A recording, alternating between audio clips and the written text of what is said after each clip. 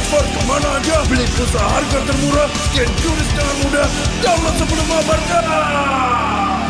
Dia tidak akan segan untuk menghadapi siapapun yang berani melawan. Dia mewarisi perjuangan karena di tubuhnya mengalir darah seorang pahlawan. Pedangnya mengukir takdir kemenangan, menghadapi segala tantangan. Penuh keberanian untuk terus berjalan menuju masa depan. Raihlah masa depan, nabung mulai dari hobi. Koleksi terbaru UBS Gold X Mobile Legends Bang Bang, edisi spesial MPL ID Season 13.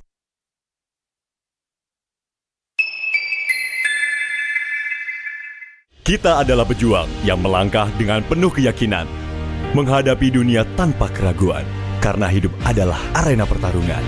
Kita adalah pejuang yang tak akan gentar oleh segala tantangan, menghadapi lawan tanpa ketakutan, karena kita terlahir untuk meraih kemenangan.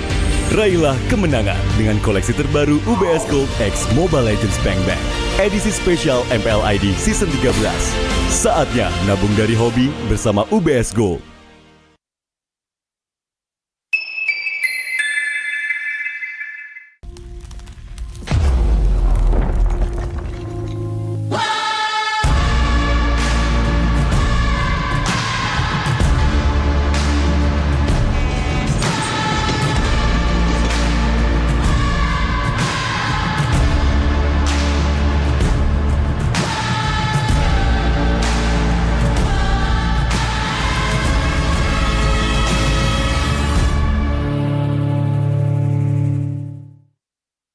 Mudah di dunia games. Pilih game, masukkan game ID. Pilih Diamond, masukkan kode promo, dan pilih metode pembayaran. Masukkan kode OTP. Selamat, kamu dapat tambahan kuota. Upgrade gameplaymu sekarang. Game smash andalanku bikin mainku semakin hebat. Tukar DG rings, diamond dan voucher game kau dapat. Main MOBA apa aja win streak di tanganmu. Cuma game smash makin no debat. Beli paketnya dan aktifkan boosternya sekarang. Tuh, kalau misalnya musuhnya di situ, jadi kamu langsung berbagi kayak Oke. Nah, jadi kamu harus pakai skill 2-nya, terus pakai komik. Coba kamu sekarang main. Iya! Akhirnya aku naik.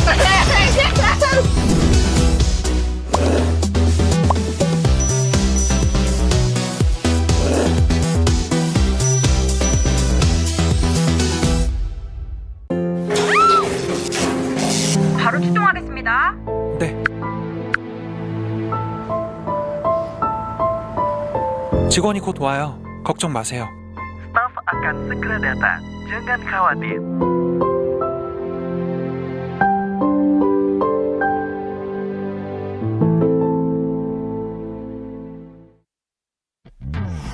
Character select.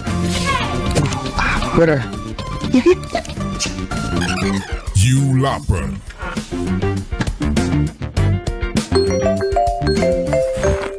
Stop! Pakai klik Indomaret, belanja 1 jam santai dan gratis ongkir loh. Wah, belanja online kayak belanja di toko Indomaret.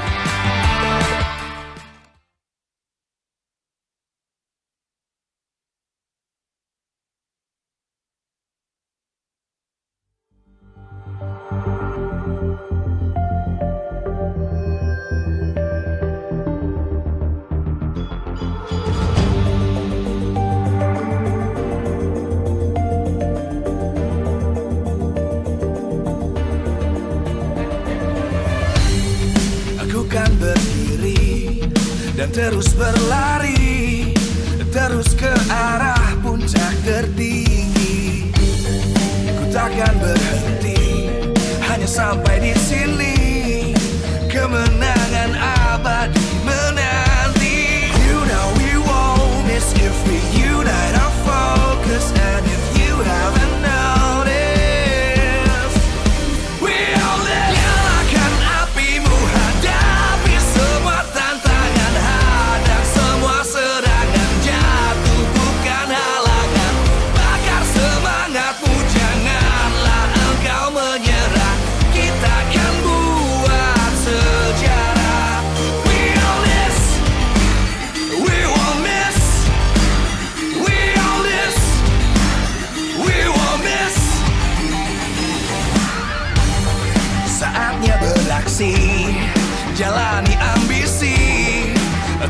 menyawakan hari ini. You know we won't miss if we unite our focus. And if you haven't noticed, we'll live. Nyalakan apimu, hadapi semua tantangan, hadang semua serangan, jatuh bukan halangan.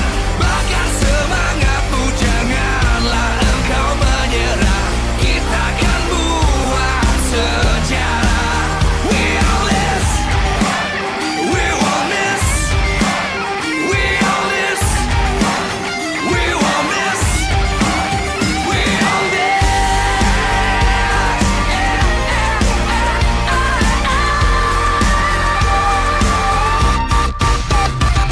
Nyalakan apimu, hadapi semua tantangan, hadang semua serangan, jatuh bukan halangan. Bakar semangatmu, janganlah engkau menyerah. Kita akan buat sejarah. We all this.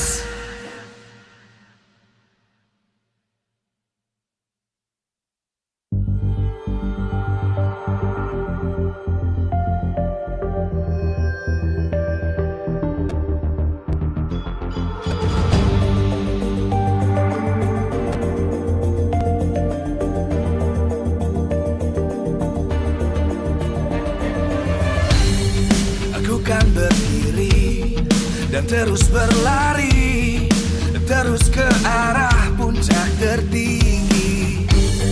Ku takkan berhenti, hanya sampai di sini.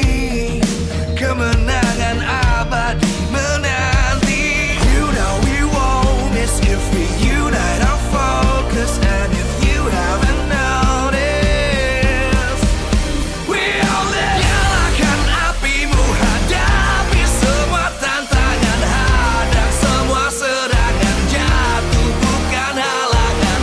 Bakar semangatmu, janganlah engkau menyerah. Kita akan buat sejarah. We all this, we won't miss. We all this, we won't miss. Saatnya beraksi, jalani ambisi. Aku kan menyawakan hari ini. You know we won't miss if we unite our focus. And if you haven't noticed, we all live. Nyalakan apimu, hadapi semua tantangan, hadang semua serangan, jatuh bukan halangan. Bakar semangatmu, janganlah engkau menyerah. Kita akan buat sejarah. We all this, we won't miss. We all this, we won't miss. We all this.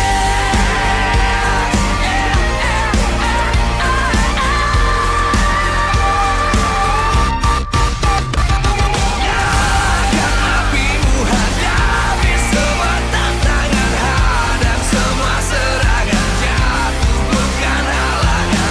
Bakar semangatmu, janganlah engkau menyerah. Kita akan buat sejarah. We all this.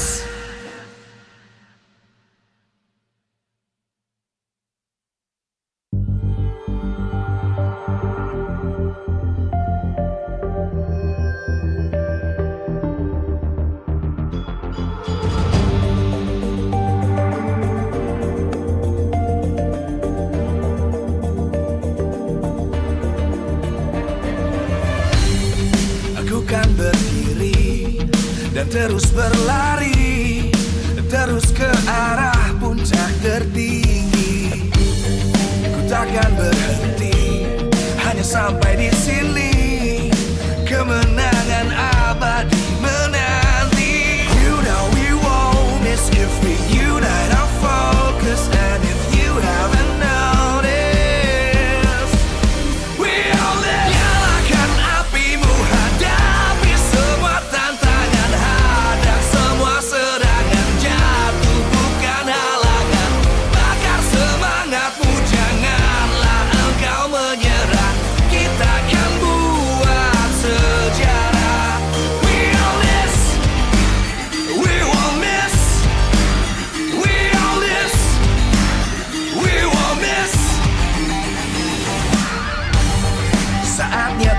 aksi, jalani ambisi.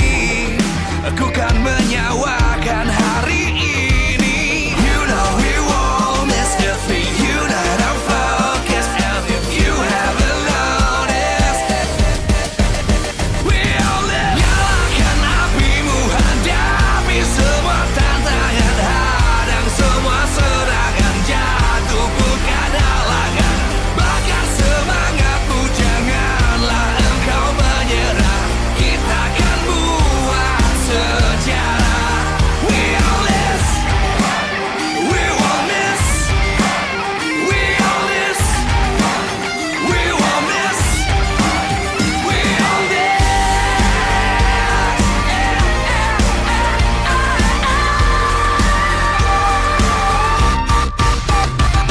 Nyalakan apimu, hadapi semua tantangan, hadang semua serangan, jatuh bukan halangan.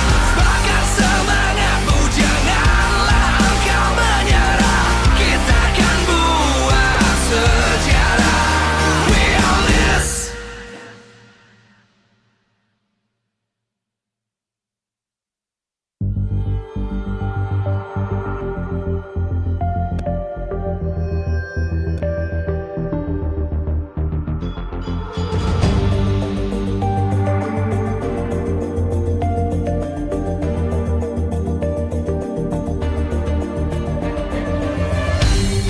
Aku kan berdiri dan terus berlari, terus ke arah puncak tertinggi. Ku takkan berhenti, hanya sampai di sini. Kemenangan abadi menanti. You know we won't miss if we unite our focus. And if you haven't noticed, we all live. Nyalakan apimu, hadapi semua tantangan, hadang semua serangan, jatuh bukan halangan. Bakar semangatmu, janganlah engkau menyerah. Kita akan buat sejarah. We all this, we won't miss. We all this, we won't miss.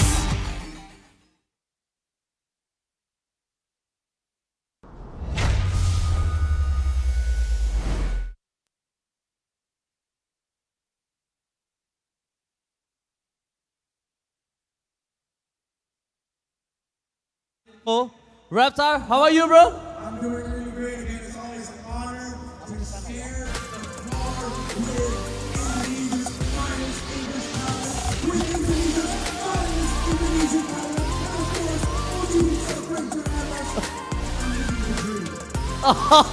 Oh, man. Ngerti. Jadi, senang berada di MPL Indonesia bersama dengan the best English caster from Indonesia, Mirko, the best analis, KB, dan tentunya bersama saya. Wow, tapi kali ini kita akan berbeda. Kita akan membahas di mana Grand Final ini mempertemukan dua tim yang memang punya sejarah, di mana MPL Indonesia kali ini mempertemukan dua legenda tim yang sedang siap-siap merebut MSC. Epic banget sih ya, dari comeback EVOS Glory di lower brackets, bahkan kemarin melawan Geek Fam itu bisa dibilang sedikit heroic run yang mereka udah mengalami di regular season bahkan sampai playoffs.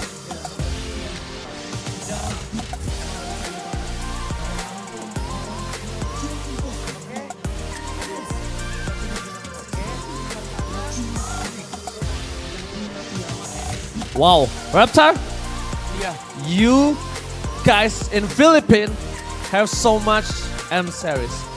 Yeah, we do. I think 1, 2, One? 3, Oh, 4. Yeah, 4. But only we, the first in the M1. Okay, all right. Yeah, undeniable. You are the first world champion. So of course, in the Philippines, we'd like to thank Indonesia for setting the standard. But we want to say, in the Philippines, we built on it over and over and over again. Ya, memang pada faktanya kita yang membuat standar yang begitu tinggi, set yang begitu tinggi dari M1, tapi setelah itu di-build juga oleh teman-teman yang ada di Filipina. Tapi sedikit melihat bagaimana tim performance Fnatic Onyx dan EVOS Glory. Yang dimana kalau kita melihat perbedaannya, Fnatic Onyx cukup terbilang mulus. Mereka start di minggu yang pertama dari hashtag 4. Dan pada akhirnya di minggu yang ke-9 mereka ada di urutan yang tentunya cukup safe, urutan kedua. Sementara berbeda dengan EVOS Glory, yang dimana mereka mengalami sedikit peningkatan semenjak mereka membawa Holy to Glory. Ini dia yang mungkin cukup berbeda setelah adanya week yang kelima sampai dengan di akhir musim di week yang ke-9. That little bump you see, Reptar, that's when they swap their lineup. Oh, the entire roster, right? Yep, the entire lineup. I think at the start of the week, all the way to week number 4 of the regular season, they were still utilizing the lineup with Van, the lineup with Warlord as well, and with the holy lineup of EVOS, they were able to claim that glory in their name. Yeah, and I fully understand now why, like in Indonesia, you're really painting EVOS Glory as the people's champion. It's a heroic journey from the bottom now here to the grand finals, and they're up against the Sky Kings. So it's really good to see that the Tigers are the underdogs. Wow. Mirko, gue minta tolong lo tanyain ke Reptar. Gimana ngelihat dua Rising Star yang sama sekali nggak pernah menyetukan kakinya di MPL, Lutfi dan juga Annabelle, tapi mereka sekarang berada di Grand Final, goes to MSC.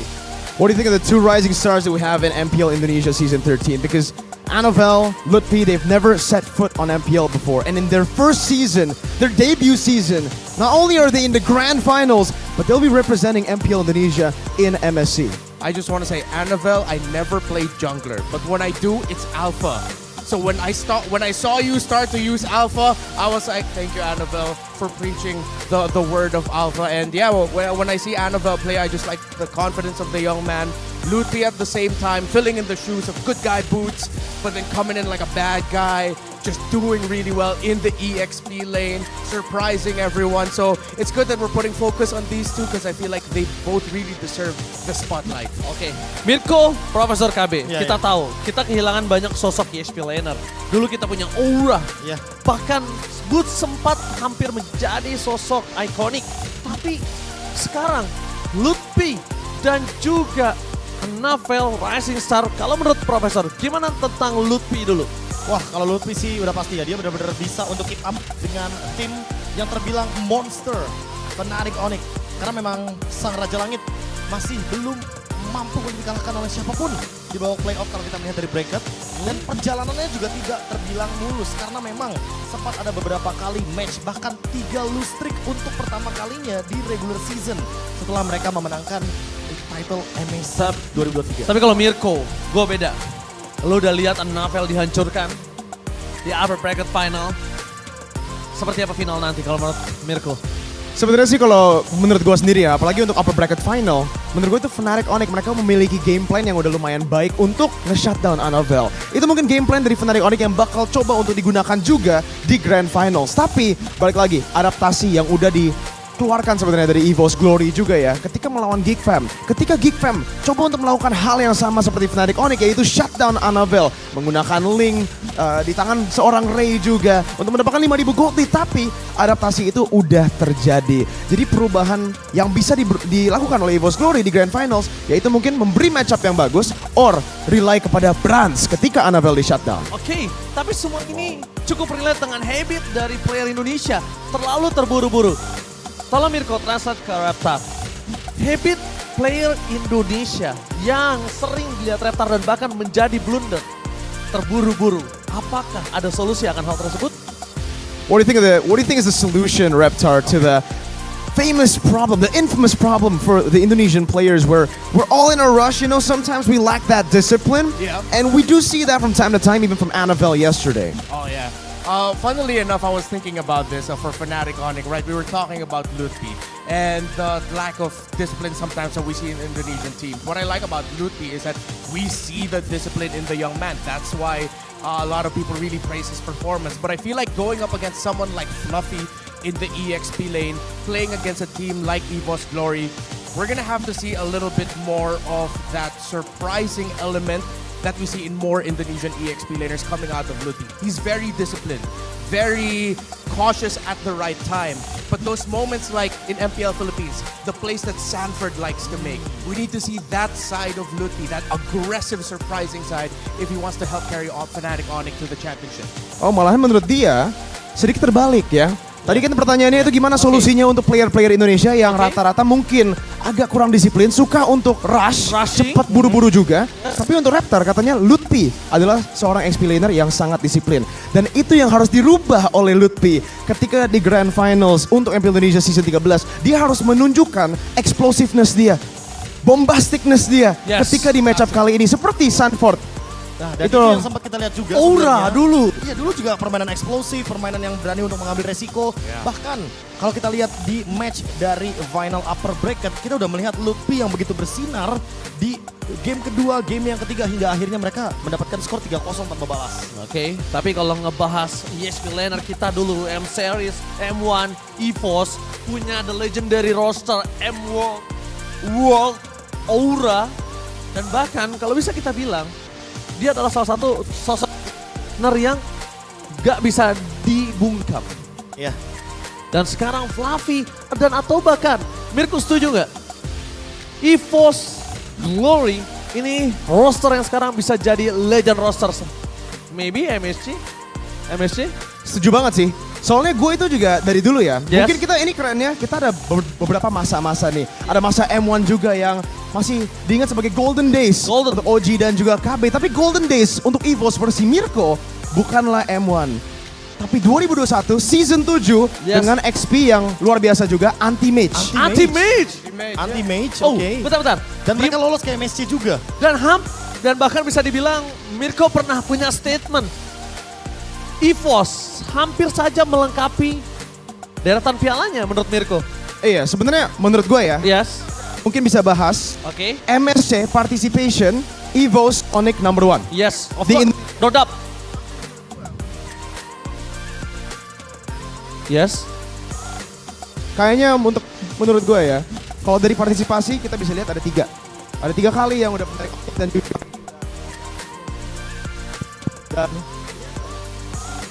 Yes. Tapi ya, sebenarnya untuk EVOS sendiri, kali ini untuk EVOS, harusnya mereka juga udah ada trofi sebenarnya. Apalagi 2021, Dan itu makanya kayaknya udah 100%. Sorry Raptor, but that 2021 trophy for MSC, that should have been EVOS's. But we had 2 ninjas, kita ada 2 ninja ternyata. Ada 2 ninja, tapi bentar. Kalau ngomongin 2 ninja, mungkin itu udah jalannya. Kalau nggak ada 2 ninja, Piala Mobile Legends Peng untuk EVOS tamat. Ya, sebenarnya lebih menamatkan terlebih dahulu. Piala M Series mereka udah punya, Piala MSC juga udah punya. Namun sayangnya lagi-lagi mereka harus build ulang hingga akhirnya mereka punya kesempatan yang sama seperti di season yang ke-11 kemarin. Cuma ini beda versi nih. Ini kayaknya mereka bener-bener roster yang lebih solid untuk yang sekarang dibandingkan dengan season 11. Oke. Mirko bilang goldennya dia season 7. Kita tanya Profesor KB. Sekarang menurut KB bisa jadi EVOS Legends become legend gak kayak dulu? Ini bahkan ini bahkan kalau bisa dari impossible jadi EVOS able. Bisa semuanya. EVOS able. It's like how we say endable, pushable, lordable. It's EVOS-able. Yeah. EVOS How about you? All right. Because EVOS always built a miracle. Well, that's true. I mean, last night, the performance up against Geek Fam, that game number 4 and even in game number 5, that was miraculous. Like one of the most miraculous and most beautiful moments we've ever seen in Mobile Legends Bang Bang Esports. And if you say they are EVOSable, that they can pull off miracles, is it a good thing or a bad thing that we say they have to pull off a miracle against Fnatic on? Wah, ini berat nih pertanyaannya nih. Oke. Apakah memang keajaibannya atau miracle-nya tuh bisa tercipta ketika berhadapan sama Fnatic Onyx? Profesor silakan. Sebagai sosok dan the best talent Indonesia untuk season ini, apa yang ada di pikiran Profesor? Bisa. Wow. Memang bisa. Yes. Tapi lagi-lagi, kayaknya Fnatic Onyx gak bakal kasih mercy atau kasih sesuatu yang ngebuat EVOS Glory ngedapetin miracle tersebut. Oke, how about you Mirko? The English best talent for today? Gue setuju juga sih sebenarnya. Apalagi untuk EVOS Glory ya kali ini ya. Lawan Fnatic Onyx itu pasti bakal susah banget. Dan menurut gue mungkin satu advice yang gue mau berikan kepada EVOS Legends atau EVOS Glory sebenarnya. Itu kalau dulunya EVOS Legends becomes a legend. Itu kata-kata yang sangat famous lah dari KB.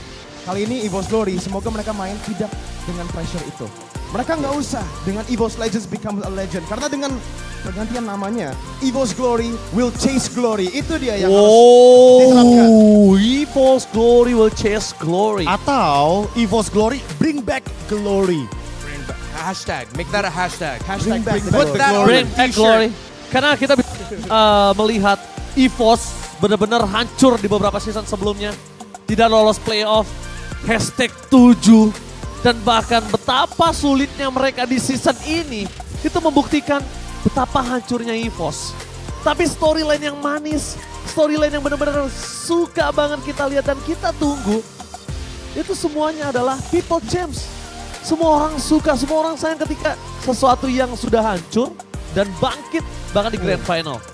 Itu udah storyline-nya udah memang keren banget. Udah bagus banget untuk season ini.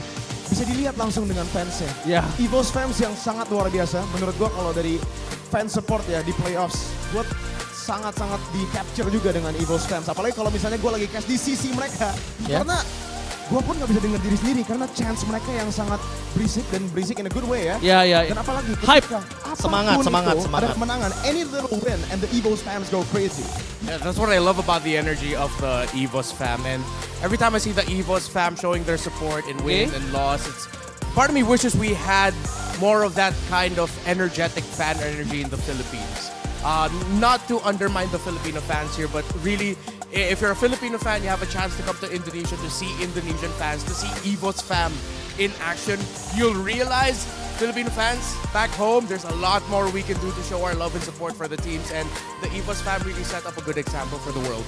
Oke, kita selesai bahas tentang sejarah EVOS, tapi let's talk about MSC. MSC. Ini different MSC. MSC yang berbeda. Hampir all region di seluruh dunia udah akan ikut MSC kali ini. Ya. Profesor KB, Profesor udah ngikutin MSC bahkan dari 2017. This guy, the original. I do not sleep. I do not sleep. IDNS. For everyone, so MLBB, MSC, this one udah. You could say Kabe started MSC. Ya. Started MSC happened because of you. Oh. Oke, let's see the Anything, poster. Anything I guess. Gimana menurut Profesor KB? Oke, tapi ya bahkan bisa dibilang juga sebenarnya kedua tim ini tuh kalau bertemu kayak ada nama khusus juga dari aku sendiri. Kayak contohnya apa? Derby International. Karena memang mereka yang paling sering hadir.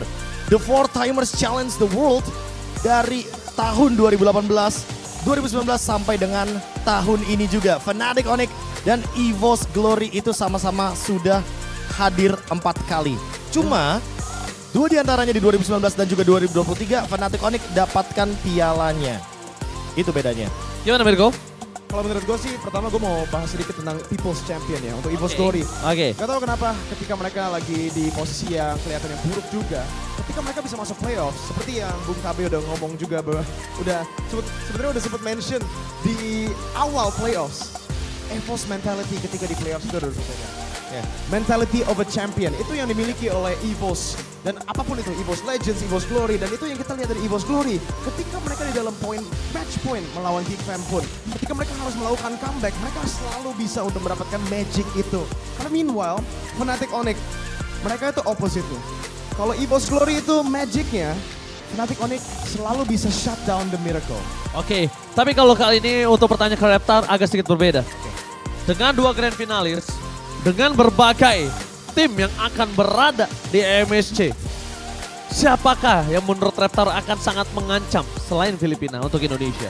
So, except the Philippines, what other region you think will be a threat? Or what other team in particular? I feel like we have to show our love for the Malaysian region. The MPL Malaysia, Selangor Red Giants have been incredible, undefeated in series in MPL Malaysia season 13. 13, correct? 13. Season 13 in MPL Malaysia, undefeated there. So I feel like it's finally time for Malaysia, and this is a good time for them to finally win an international championship, a region that, just like in Indonesia, just like in Philippines, so much passion, love for Mobile Legends Bang Bang esports. You saw every time you go into MPL Malaysia, a lot of people around the world are saying this is looking to be one of the most entertaining regions. So they deserve a championship. Wow! Dan bahkan bisa kita bilang ini memang tidak bisa dipungkiri. Indonesia, Filipina itu adalah 2 region yang benar-benar comparisonnya sangat ketat. Dan bahkan mereka punya versus yang sangat profesor. Itu dia. Kita melihat Raptor sendiri memiliki arah MY, tapi bahkan aku sendiri punya pandangan Indonesia, Filipina tetap akan menjadi dua region yang akan ada di Grand Final. Ya mungkin kalau kita ngomongin soal Indonesia dan Filipina, kemungkinan besar itu adalah dua region yang paling ditakutkan. Mengerikan. Dan paling hype di MSC nanti. Tentu mungkin kalau kita ngomongin soal Indonesia dan Filipina itu kayak superstarnya. Tapi kalau kita lihat sedikit dari kuda hitamnya, tadi pas Raptor bilang Malaysia, aku sendiri malah ke Kambodia. Dimana ketika Kambodia itu lebih banyak lagi spesifik hero yang keluar. Kayak misalkan MP The King, jungler yang munculin Bane. Yang padahal di regular season gak pernah dimunculkan sama sekali. Mungkin mirip-mirip sama Kyrie. Ternyata tiba-tiba di babak playoff dia mengeluarkan Julian. Tapi nampaknya kalau bisa kita bilang ke Mirko, kita melihat sebenarnya Falcon AP brand menjadi favorite di PH. Dan out of nowhere, tiba-tiba Echo. Dan bahkan bisa kita bilang, itu kayak yang bisa terjadi di MPL Indonesia. Posisinya sama. Dan bahkan, Mirko pernah membuat statement, kalau Echo kemarin bukan ketemu Falcon AP brand dan bahkan RSG PH, mungkin ini akan menjadi different cases. Iya, sebenarnya menurut gue itu dimana kayak bisa dibilang styles makes matchups. Ketika ada style yang berbeda, itu bisa merubah match-up-nya. Seperti yang kita lihat, kalau kita lihat dari track record aja ya, Geek Fam lawan Fnatic Onyx 3-2. Sangat-sangat close. Meanwhile, EVOS melawan Fnatic Onyx di Upper Bracket Finals 3-0. Tapi realitanya ketika Geek Fam dan EVOS Glory bertemu di Lower Bracket Finals, EVOS Glory yang berhasil untuk menang despite rekor dia yang lebih jelek melawan Fnatic Onyx. Jadi dari style itu, tentunya itu bakal menjadi sangat penting sih. Dan EVOS Glory, mereka udah beradaptasi lumayan baik. Oke, tapi sekarang kita bakal lihat prediksi Raptor. Which one who can the champion in MPL Indonesia Season 13? Say it. Say it. Say it. Say it. Say it, Raptor. Say the team and say the score. All right. Say it. The score 2? Score 2! Yeah. The moment you said that, a bunch of fans right here started looking at me. No problem. They're staring at me now and I am scared. And now I feel worse. EVOS fam, a few of them messaged me saying, hey, you predicted Geek Fam and Fnatic to go to MSC, right? And they proved me wrong. Yeah? That's so, why do you do this to me? Yes, because in Indonesia, we have G-Curse, Me-Curse, and G-Blast, and Mir-Blast. Okay. So? Alright. Can I not say the team? Yeah, team and score. Team and score. Team and score. When you don't say it, you cannot be a guest analyst. Oh, okay. Wow. Score? It's as easy as that. 4-0. Whoa! Whoa! For what? 4-0? Raptor? For who? I don't know. I don't know. Wow. Let's see. I don't know. Let's see. Oke, kalau gitu, Mirko, wrap it with English. To the international viewers watching back at home, Ranger Mas KB, Mirko, and Raptor will join you on the desk and catch the Grand Finals live at MPL Indonesia Season 13. We own this! Oke.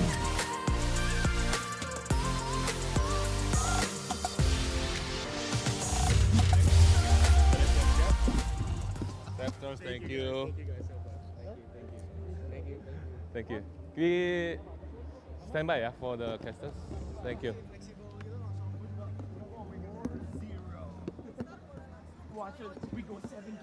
Oji di sini dulu. Yang lain ke mejanya. Thank you guys.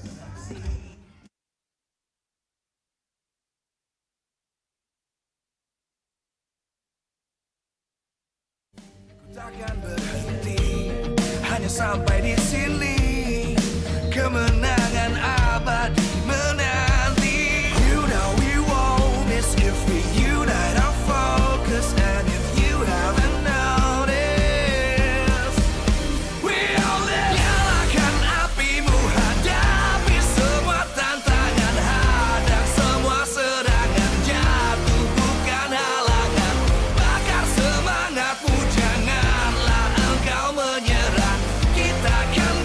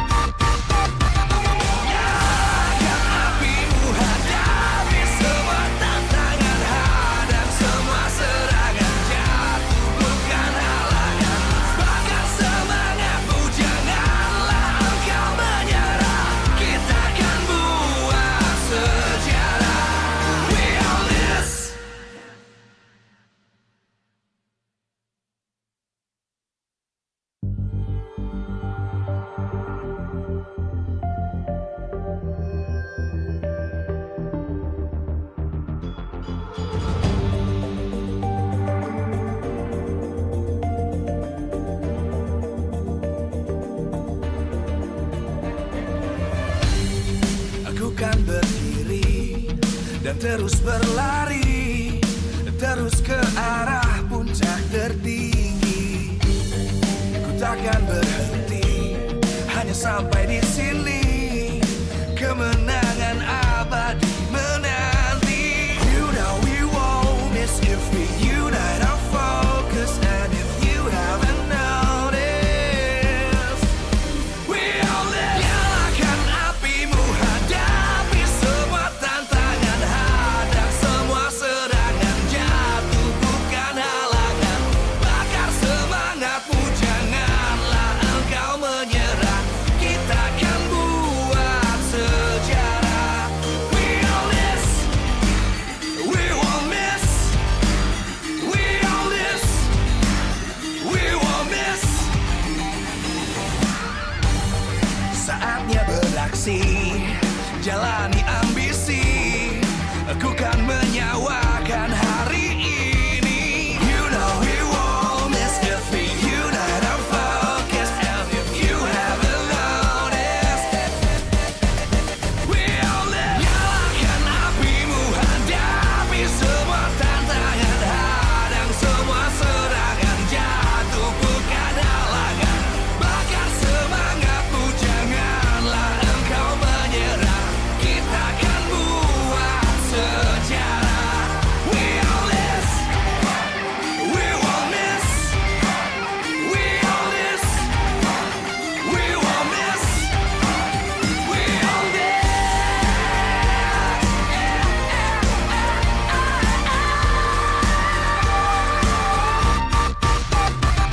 Nyalakan apimu, hadapi semua tantangan, hadang semua serangan, jatuh bukan halangan.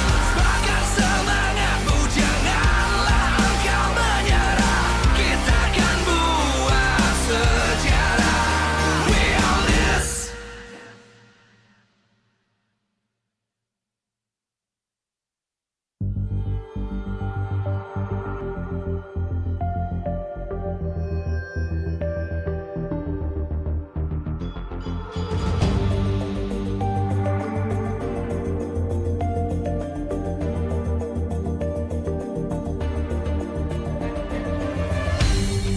Aku kan berdiri dan terus berlari, terus ke arah puncak tertinggi.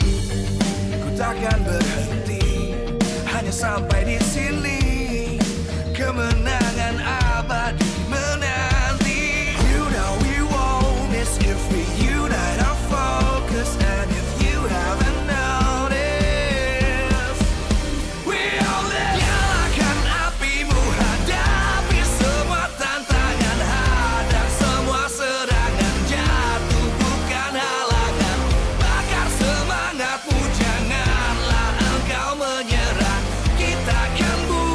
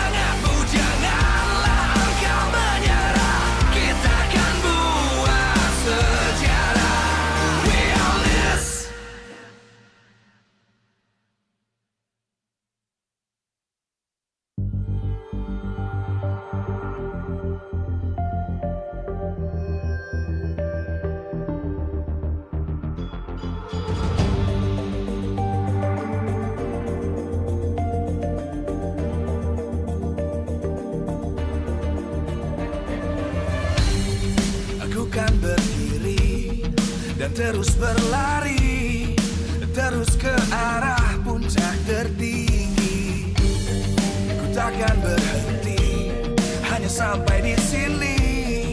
Kemenangan abadi menanti. You know we won't miss if we unite our focus. And if you haven't noticed, we'll nyalakan apimu, hadapi semua tantangan, hadap semua serangan, jatuh bukan halangan, bakar semangatmu, janganlah engkau menyerah, kita akan buat sejarah.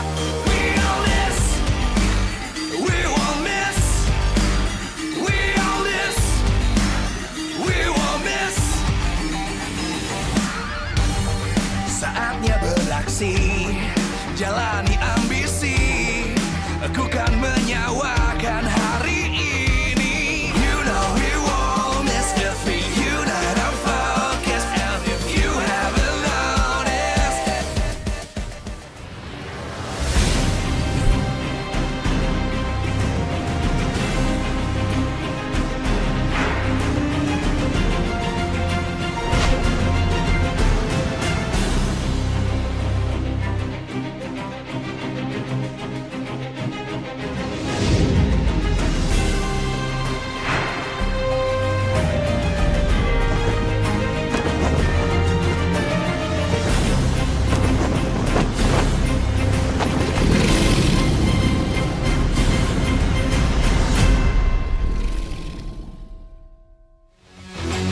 Disiarkan langsung dari Jakarta International Velodrome, MPL Season 13 Playoffs, powered by Moontalk.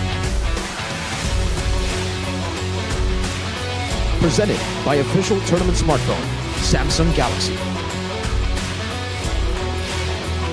Official e-wallet, GoPay. Official destination for gaming and esports, Kedia.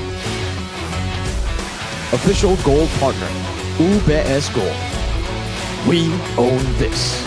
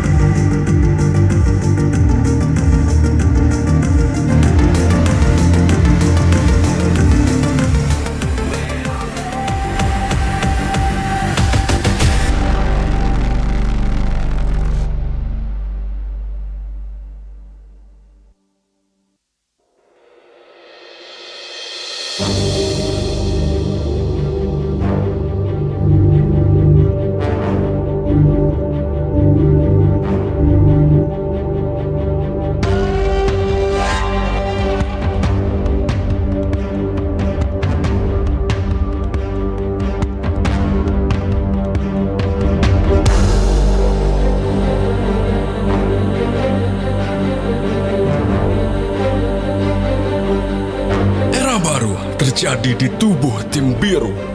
Kini, tujuan para Rising Heroes hanya satu, yaitu kemenangan yang telah lama mereka buru.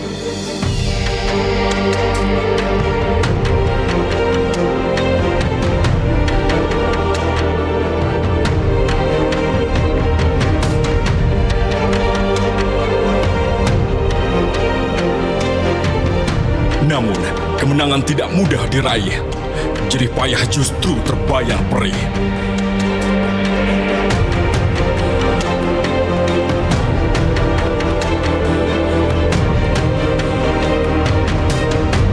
Dari predikat 7, mereka makin jatuh di dasar klasmen.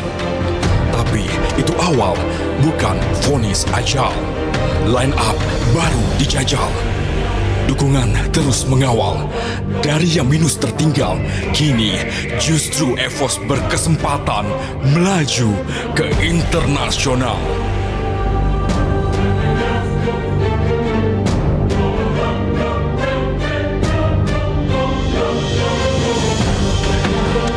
Namun, mereka adalah pejuang, penantang. Setiap halangan mereka terjang. Karena mereka tidak mau cerita yang terus berulang. Mereka mau sejarah yang terus berkembang.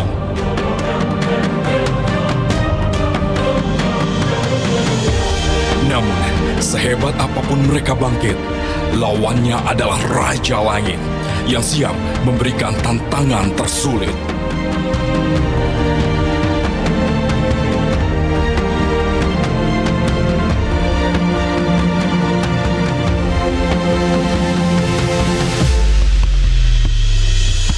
Tiga kali juara dan gelora untuk menang terus membara.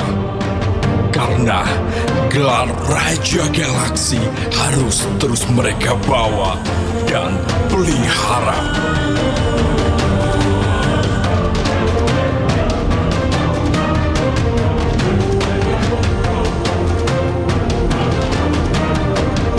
Mendapat tiket MSC 2024 bukan tanda pertarungan usai. Justru pertarungan baru dimulai. Karena ada tahta yang harus mereka capai. Karena ada kata juara yang harus mereka gapai.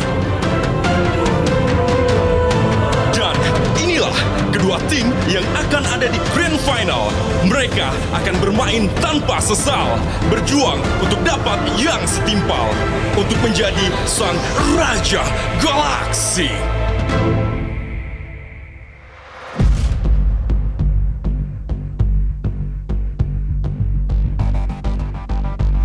7 tim telah gugur dan mimpian mereka untuk menjatuhkan Raja Langit harus terkubur. Kini tersisa sang PayPal Champion, EVOS Glory, yang siap menantang sang Raja, siap menjadi pemenang untuk merebut tahta.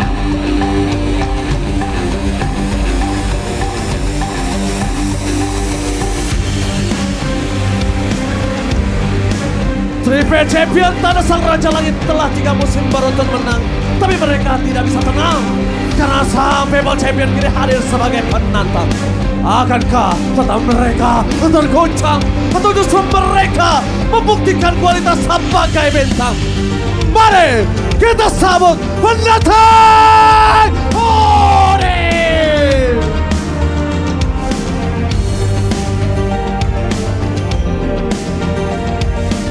Jika sang Raja Langit mantap jalannya mulus, maka sang PayPal Champion membuat kali ini. Namun mereka tidak berjuang sendirian. Dukungan para fans diemban, kepercayaan menjadi dorongan dan keajaiban membawa mereka ke puncak kejayaan, ke panggung Grand Final. Inilah mereka, EVOS Glory!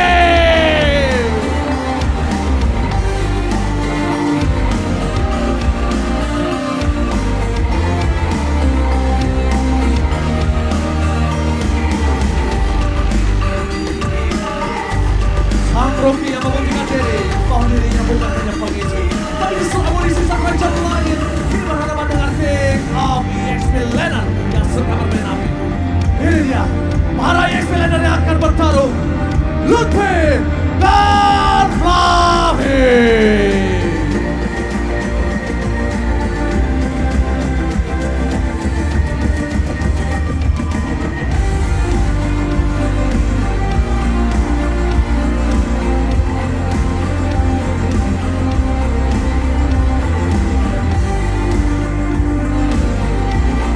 Musim beruntun menjadi chaklos terbaik dan menjadi kunci sang Raja Langit yang tak pernah jatuh. Namun Namun kini lawannya adalah sang Rising Heroes yang membuat penatik Onyx kini bisa tersentuh. Mari kita simak pertarungan sang para jungler, Kyrie dan MPL.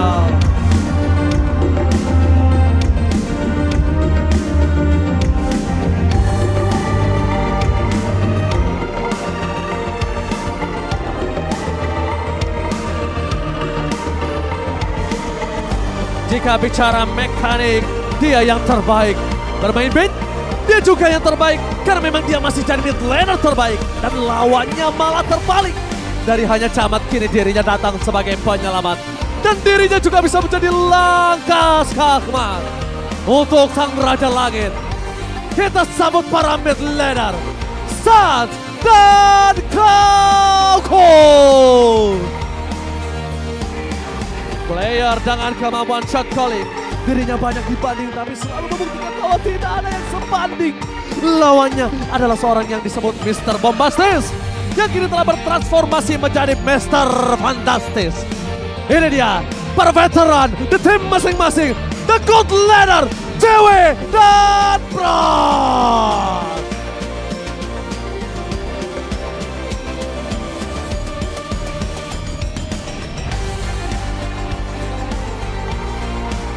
Menjadi kawan di kancah nasional dan menjadi lawan di panggung Grand Final. Ini dia sang juara bertahan MLBB MSC 2023. Melawan sang pembuat momentum, pengundang decak kagum. Dan mari kita sambut romer kelas dunia, K-Boy Hendrik. Dan ini dia para perancang kemenangan. Mau seberapa jauh meta berkembang, dirinya selalu bisa membuat sang Raja Langit menang. Dan lawannya, sang pendatang yang racikan keajaiban yang mengantarkan EVOS Glory ke Grand Final. Mari kita sambut para headscout, konsep dan strategi.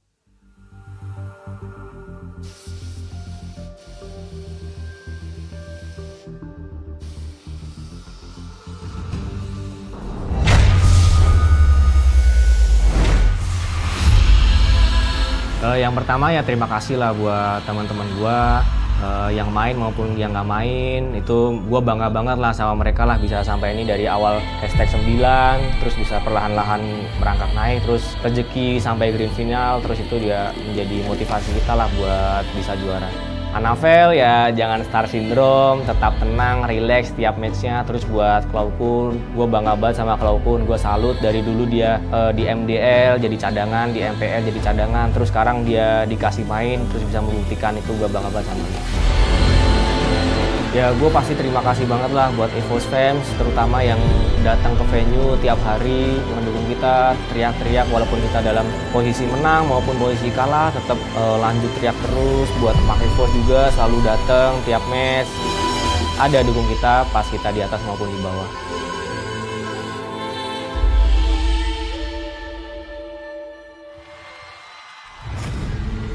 Persaingan di season 13 ini sangat-sangat keras, yang dimana sangat berbeda lah dari season-season kemarin. Dari season-season sebelumnya, banyak tim yang terlambat improve, terlambat beradaptasi. Cuman untuk season 13, wah keren banget lah. Terus kayak itu kita benar-benar sadar sih, banyak hal lah yang bikin kita kayak termotivasi lagi, lebih konsisten. Kayak wah ini kita belum juara loh, emang udah puas gitu. Jadi gua juga gak mau kalah lah pastinya.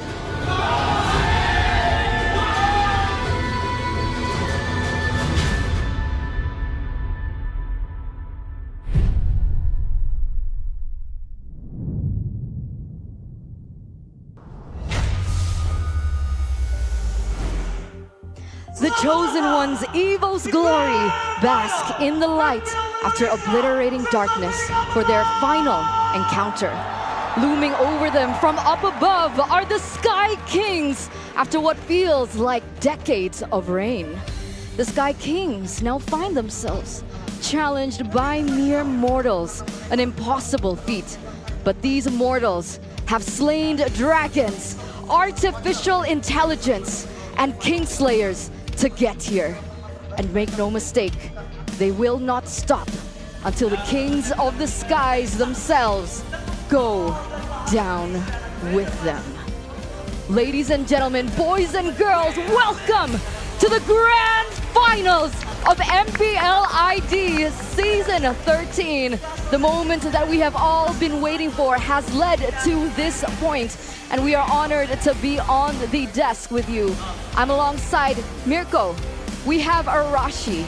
We have our best talent all the way from the Philippines, Mr. Reptar, as well as the pioneer of Onyx success, the architect. Please welcome Coach Aldo.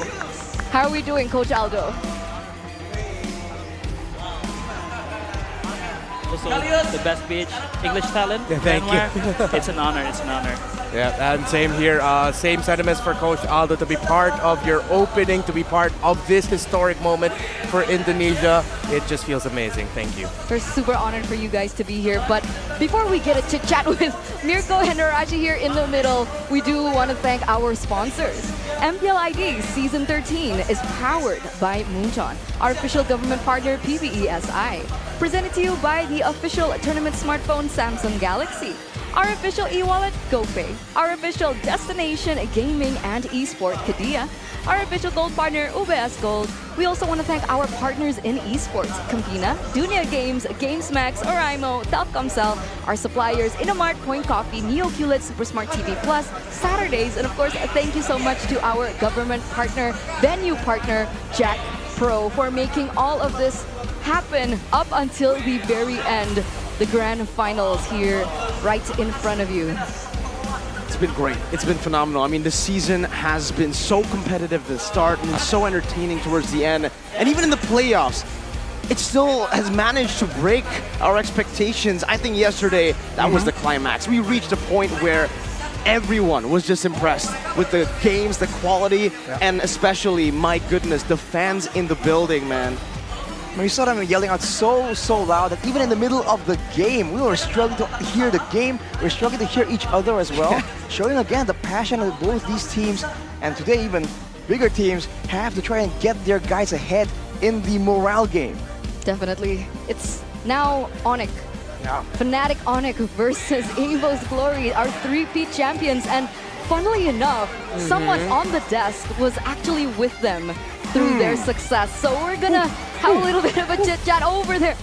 Coach, Yes. what do you think has led to Fnatic Onyx success up until this point? It's for sure, it's consistency. Number one, they are so disciplined, they're so systematic, and that's why they're on their way to quadruple for this season. Quadruple. We do want to welcome Kamanpora. Thank you so much for coming to the event. Thank you so much for supporting this event as well. I'm pretty glad that they get to witness MPL ID Season 13 with all the fans, you know, just the atmosphere, especially coming into the grand finals. And ladies and gentlemen, there was a lot of interesting things happening in the playoffs, and I think it was especially apparent yesterday. You were actually there on desk. Blue and red side win rate in each region, and you had a little bit of a sneak peek into what was going on in our region. Yeah, it's a similar theme as MPL Philippines, wherein there's just a couple of power picks that a lot of teams, when they're going up against it, when you're up on the blue side, you really want to chase after, and that affects the stories of a lot of drafts. Really enough, like looking at the graphic, it seems like MPL Cambodia is an outlier. We might delve into that once we get into MC, but here in MPL PH versus MPL ID, seeing the blue side, red side, it seems like even though red side will always have that power of flexibility, that question of which pick will go into which lane, which role, and then that surprise last pick, it seems like it's diminished. Teams are more ready now to adjust to whatever teams on the red side will draft. So that's actually funny, because up until this point, I think last season it was always red side victory Yeah. for Onyx. What do you think about this, coach? I think because in this meta, if you're red side, you're forced to ban one hero, and that's Harith. And that closes so many things that you want to ban. Like if you want to respect ban the enemy, you automatically need to choose blue side. And then the power pick in blue side that has such a lot of more potential. I think that's really a fair point, especially with the teams who have found like very specific, very unique picks. Like for instance, we saw for Geek Fam, the Masha come out of nowhere. Not a lot of teams really play this hero, and that's a problem when you have to ban the Harith. Like you said, Coach Aldo, you have to add several more heroes, and that is where some picks are forced to be let go, and they can find a great advantage there.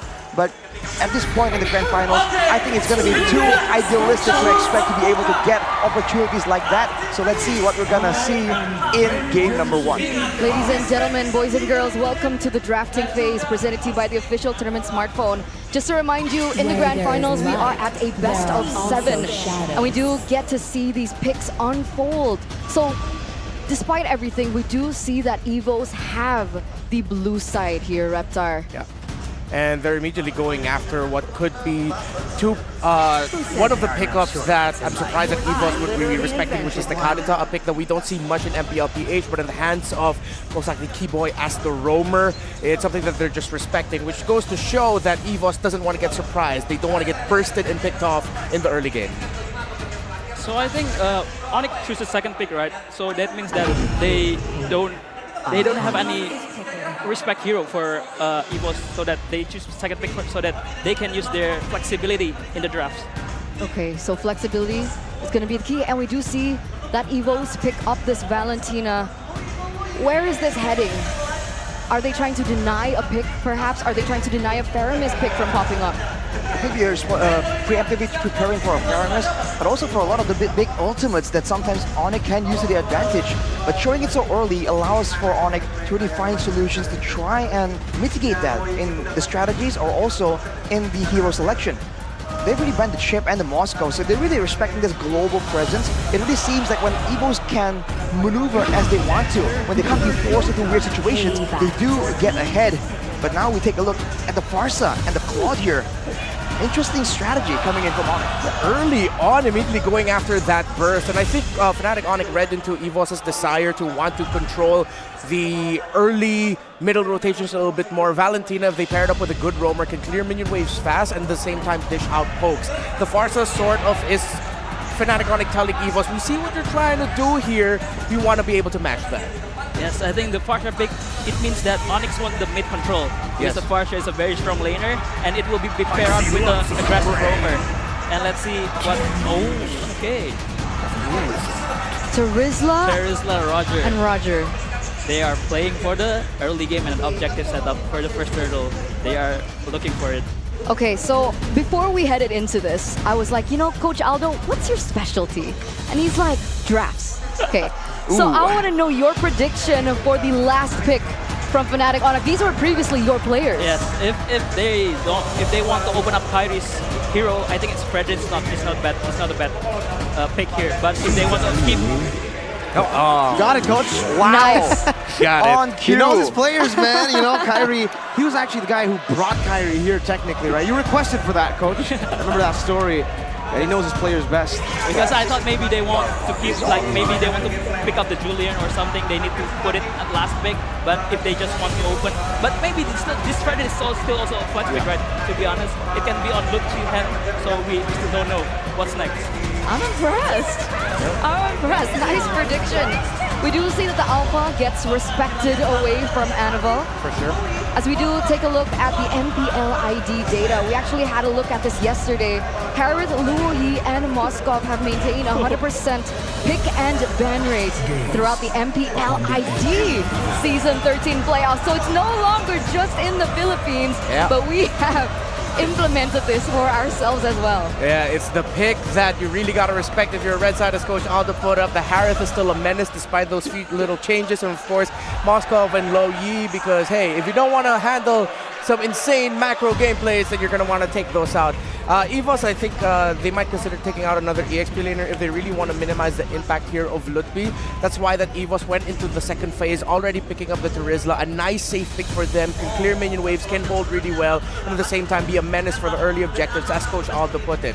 So if they just want to continue building that advantage for Fluffy, which they love to do, an EXP ban might be warranted, and they go for an Arlott. But if I'm not mistaken, for Fnatic Onyx, Arlott is more of a Kid Boy pick. Yes, and also it's also a combo for Fred and Arlott. It's very annoying in the early game, especially when they hit when the Fred hit level 4 and then it combos in Arlott, the Arlott become a kill machine. And I think I'm liking a Paquito pick for Lutfi here because he can control the lane, he can also deal damage, and yeah, it's a good pick for Lutfi. And interestingly enough, that is one of his highest picked heroes. And if we take a look at the stats, he has a 87.5% win rate. So will we see it pop up? And there you go, wow. Coach Aldo. Let's go, Coach. Woo! Let's go. On a streak here. Don't worry, we got 7 games of this, right? We're gonna have a lot of predictions from Aldo. Probably we're gonna get a lot of those correct predictions too. And for EVOS, I think for me personally, right, I love the Valentina as a first pick for EVOS Glory because they've always been able to capitalize on the flexibility of the Valentina when they give it to Clockun, not only in the game, but in the way that they drafted. Usually on the Valentina, you want to go for a front-to-back composition. You have so much peel, so much cover, but that doesn't shut down the possibility of you to go for dive. So right as they saw 2 scaling picks, technically, for the side of Fnatic Onyx, the Quad and the Farsa, and very vulnerable picks that they need to dive, they can go straight in! With the Roger, the Terizla, and now they double down. This is the pick that won them the game yesterday, and it was also with the Valentina, the Lancelot combo. That's just a very menacing presence in the jungle here coming from EVOS, combined with all the AoE, the Minion Fury, the penalty zone for Fluffy, and from Dreams as well. For Fnatic Onyx, mobility has to be key here, or they have to try and find some ways to really match the crowd control, because otherwise they'll be forced to back away, and we all know that EVOS, when they're moving forward, they like to barrel straight through their opponents and get advantages that way. Yeah. They're gonna need someone to catch the Lancelot, I think. I think on my mind, there's only 2 heroes for Kibo here. It's either Edith or Cho. Yeah. Because other roamer gets affected by Valentina ult, right? Yeah, so I think it's either... Oh, it's Ruby. That too. Can work. Yeah, it's not the hard catch, but if the Ruby and Fredrin time things together, they might be able to catch out the Lancelot. But it's easier said than done. Yes. But yeah, Kibo is very well known for his Ruby, and especially against the Lancelot, he knows very well how to counter the Lancelot. He knows how to time the ult and the second skill. I think it's gonna be a fun match to watch. This is actually a very interesting pick. I understand the notion of it, but I don't think we've seen Ruby for Keyboy very often, especially in the regular season. So even up until this point, we do see the picks, the strategies coming in from Fnatic Onyx, and we are here for it. The People's Champion Challenge. What is supposed to be the 3-peats. They want to seize the throne, they want to challenge the throne, and they want to win this for the people. Game number 1 between Fnatic Onyx and EVOS Glory in the grand finals. Let's get into the land of dawn. The people that you can hear right now, the chant's already beginning, and it'll only get louder. We're only in game number 1, and the fans are already going crazy. Fun fact, Annabelle, last time on the Lance, amazing golden. It was also up against a Fredrin, that was great. We're seeing now that the invasions is just no longer that value of a situation, of a strategy to be employed. So even with the Fredrin, this means that Annabelle will have relatively a good time, unless Sanzir goes on first blood. Wow, that's super early. I mean, Coach Aldo mentioned aggression in the early game, and that's exactly what we're seeing. Under 1 minute, already some kills over. And that is Gila Sans on the Farsa, but it might be turned around. Go for it. 1 shot, and he equalizes the scoreboard. The Valentina. Out of nowhere, both mid laners is going at it. A CW. Annabelle with the assassination attempt. Does he get the last puncture down? A bit too risky. He doesn't know where Keyboy is. Keyboy just trying to march forward. Kyrie walking up with the red tree as well. Doesn't seem like he was able... Well, he was actually able to take it, but it's just the gold. Now looking at the emblems here, Annabelle and Kyrie both prioritizing the clear speed, trying to make sure that they do have that advantage coming through, especially when they want to get that level lead to try and contest for the neutral objectives a bit better.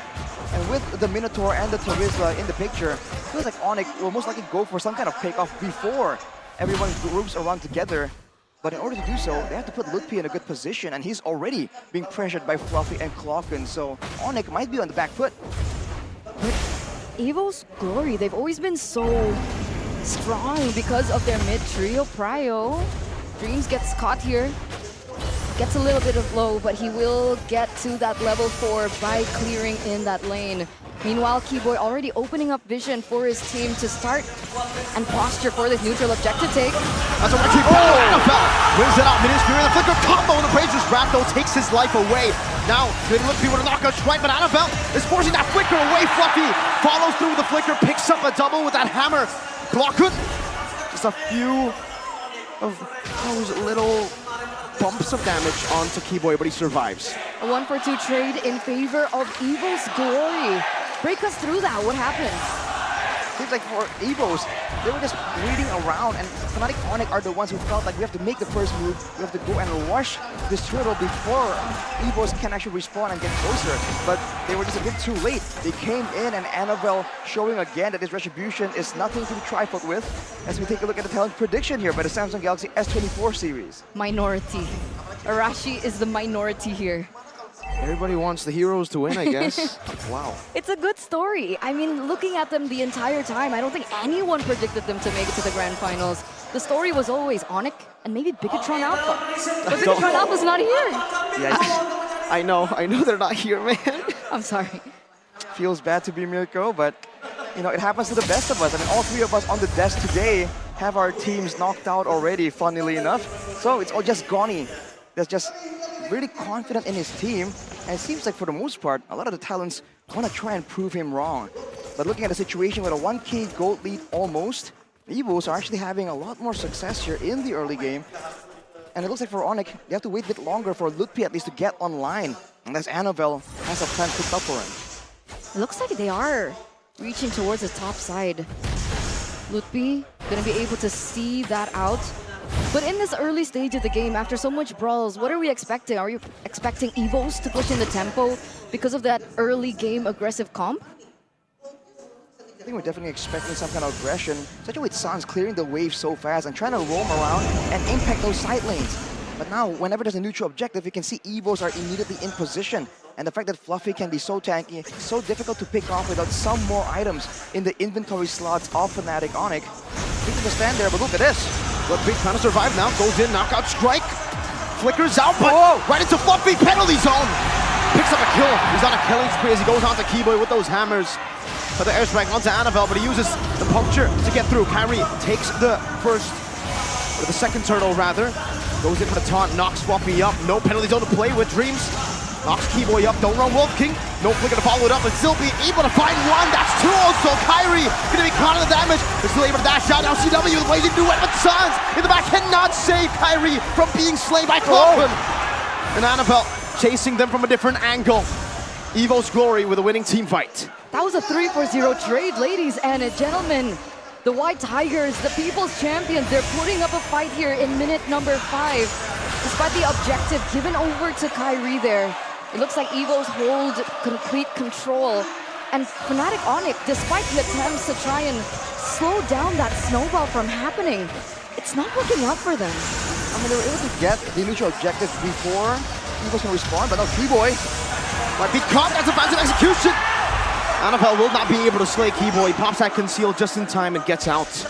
That's what I was saying. There are moments of success here for Fnatic Onyx, and they were still able to get the neutral objective. The problem is afterwards, EVOS immediately hunt them down and try and get a big team fight. And because they have multiple ways to really start that off, they are happy to just blow 1 or 2 ultimates to try and catch at least 1 or 2 members and then try and follow up that way. And even if they don't really immediately get the payoff from that play, Annabelle can still go and do what assassins do best and seal the deal. As Kyrie gets surrounded by 3. And Annabelle wins the red tree.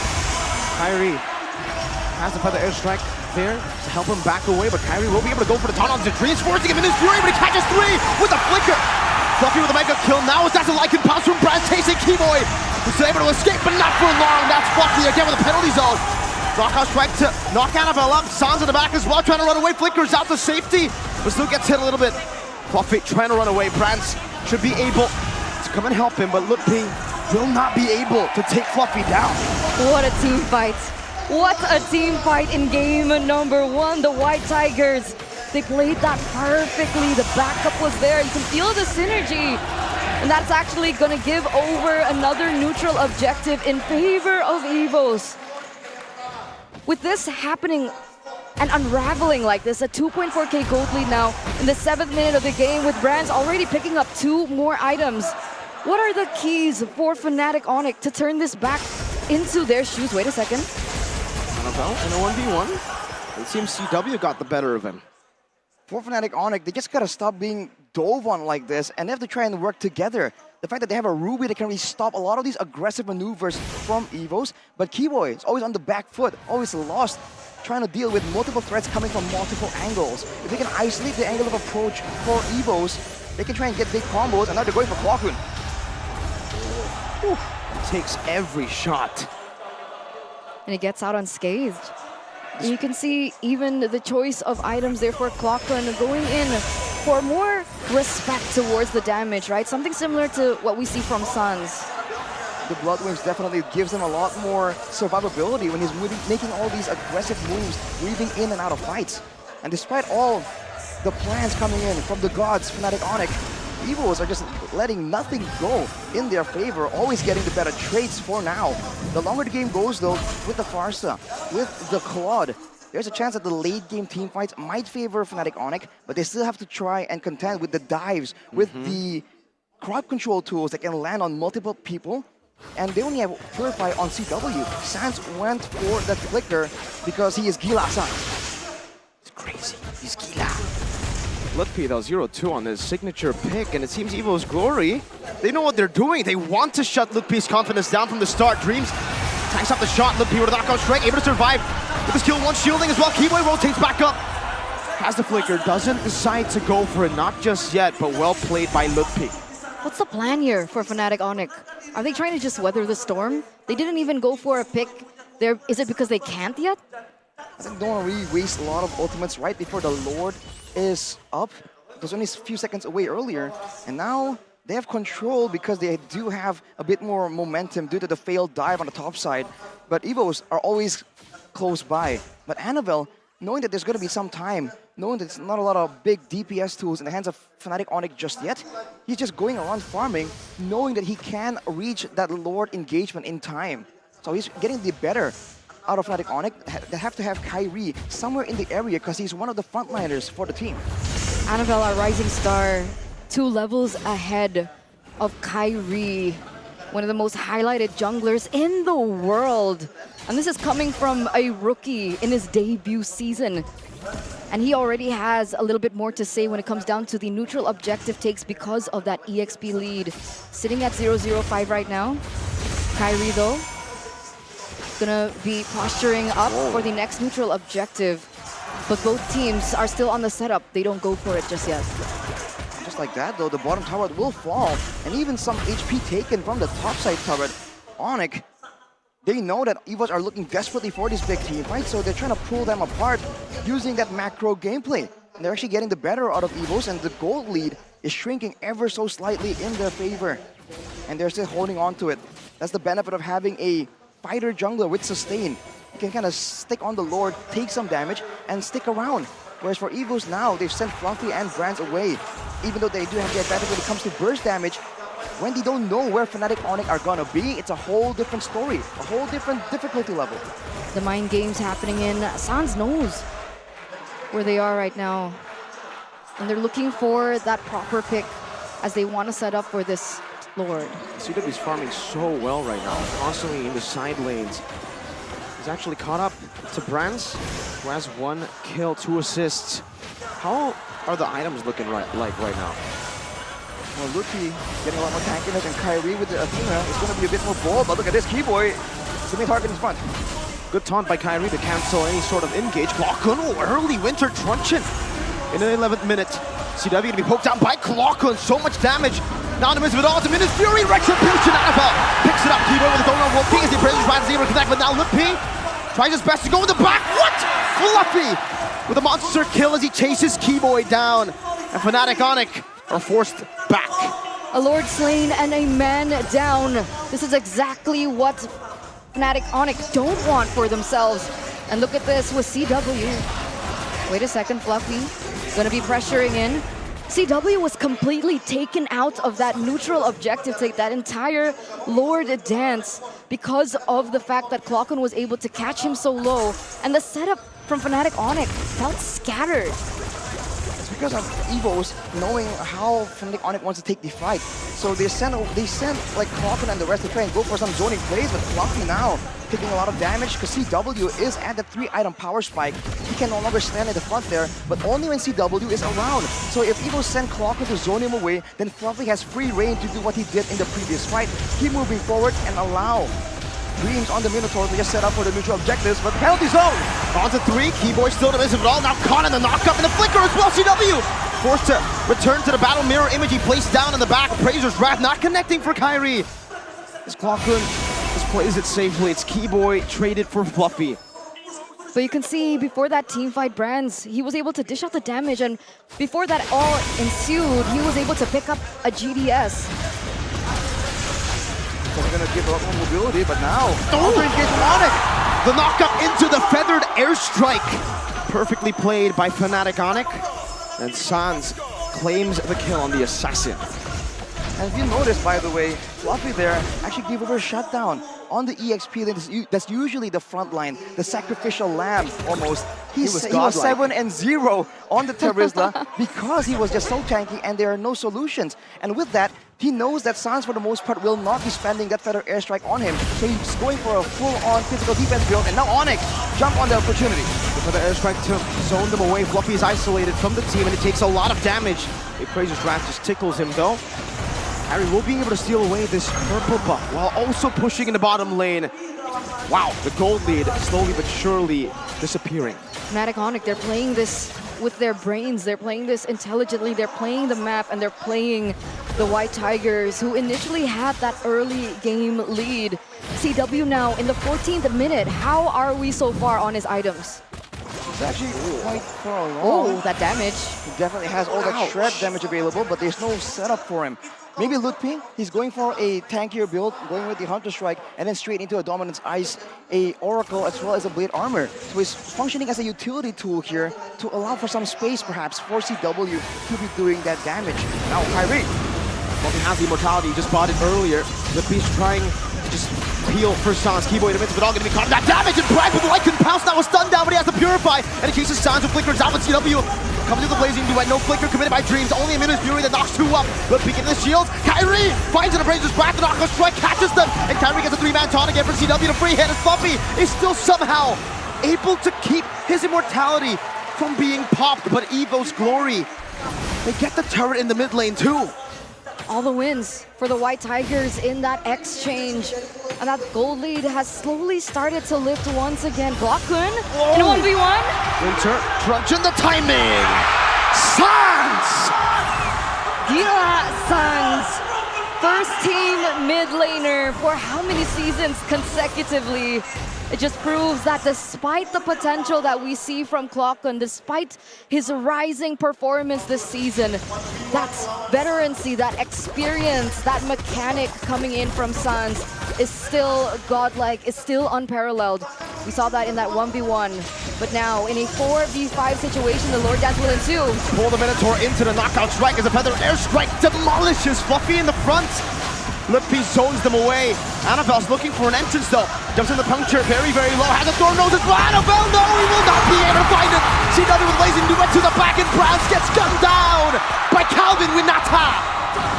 That's a double kill for CW. 3-4-0.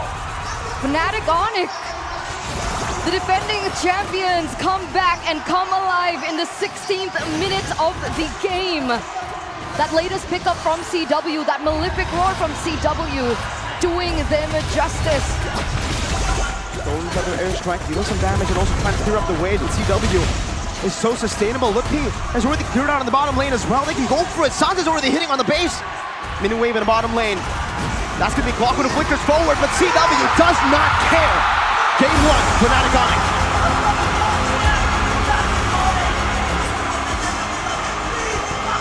And here it is, ladies and gentlemen, the defending champions, the kings of the galaxy, the kings of the sky lead this best of 7 series. Reptar, Yeah. I saw you were clenching in your seat, bro.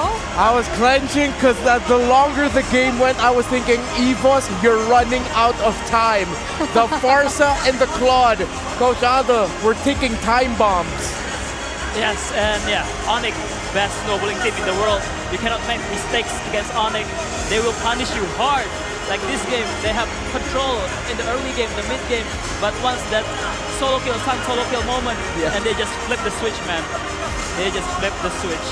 What was it, right? Was it the power spike that eventually hit for Fnatic Onyx? Was that the moment that we were waiting for? Because in the early stage of the game, you could even argue that despite, you know, the early first blood, Onyx kept it very slow, the tempo, right? They didn't want to engage into too many things. We saw that in the top side of the game.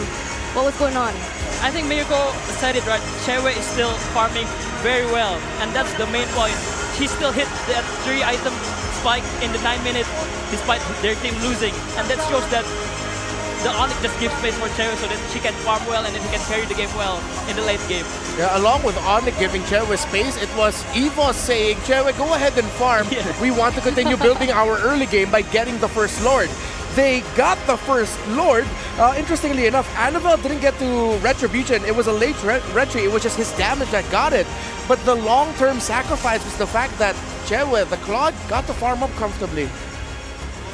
I mean, it's a great play by Onyx there too, because they know that Ludwig is going to be taking a lot of attention away from EVOS. They're spending so much time trying to dive him, trying to shut him down, that CW is left relatively untouched. And in one of those big fights, man, I believe we saw the damage dealt in teamfight, the new asset, which is very cool. But he did 16,000 damage alone when everyone else was doing 2,000, 3,000. So he was definitely outputting an insane amount of damage that cannot be ignored. Even though for EVOS, they've tried to prepare for it by allowing Fluffy to just build for a full defensive, physical defense build with the Anti-Cuirass, with the Blade Armor, and with the Dominance Ice as well. But against a late game Claude, it doesn't matter, man. Eventually, you will fall. So if we had to say and pinpoint a mistake that EVOS did in that first game, could you maybe give us a list? I'm going to have to go back to what Coach Aldo mentioned, that solo kill first by Sans in mid. Even though you got the Winter Truncheon in time, it was just you delaying your own doom. With him falling there, that allowed Onyx to push forward, get a little bit more advantage in that Lord. And then for me, it would have to go back to the fact that I understand why EVOS wanted to trade the tower at the bot and Chewe being able to push for the first Lord. But after that, you're going to have to find a kill for the Claude. They couldn't. I think right now, for me, I can see both sides, right? For EVOS Glory, I think the main mistake is they weren't able to utilize that fast pace of their dive composition. But the thing is, they were stopped by Fnatic Onyx. It's very different to GeekFam yesterday, because on the Lancelot, on the Valentina yesterday, up against GeekFam, how they were able to take the game over GeekFam is the fact that they kept on making GeekFam think. They kept on making GeekFam overthink. But that's up against, unfortunately, a lesser team. Fnatic Onyx are not that.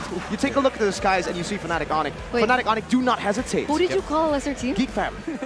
Compared to Fnatic Onyx, you can see the instant, and I think Aldo will back me up on this, the instant decision to go for the turtle. Yesterday, what did Ray do? What did Beloyski do? They went to the top lane, they tried to deny the farm, and it ended up with them making a mistake.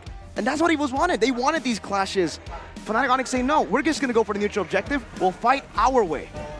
I mean, there's also the fact that if you look at the composition, right, there's a Minotaur, there's a Terizla, so it's a big teamfight composition, and Annabelle is diving in the backline, and he was doing well and having a lot of burst damage in the early game, but EVOS can't really go for quote-unquote pickoffs because they have big teamfight ultimates, so they're going to be forced to play around the neutral objective, and we saw that Onyx were able to just pull them apart by playing that macro game, so that's one more problem that EVOS will definitely have to try and solve. And the main point that I can take from that first game is like, they tried to punish Luffy, the Pakiro, not the Claude, not Chewe's Claude. I think and they failed to do so, right?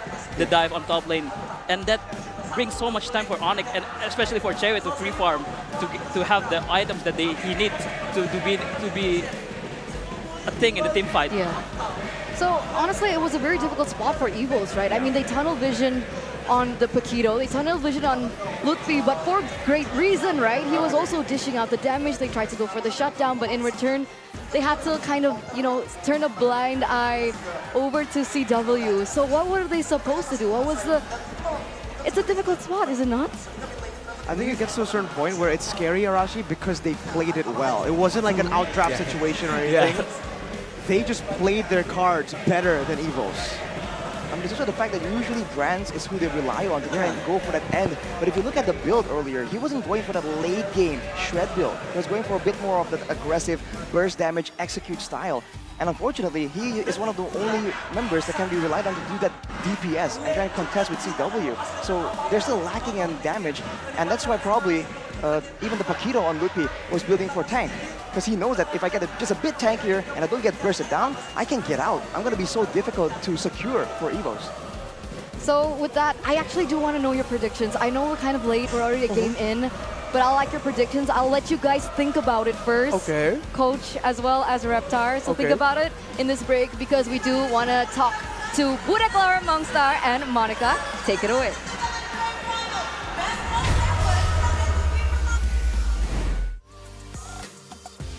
Saja ini baru game yang pertama karena seperti yang disampaikan oleh Bude Clara, ini best of 7 series.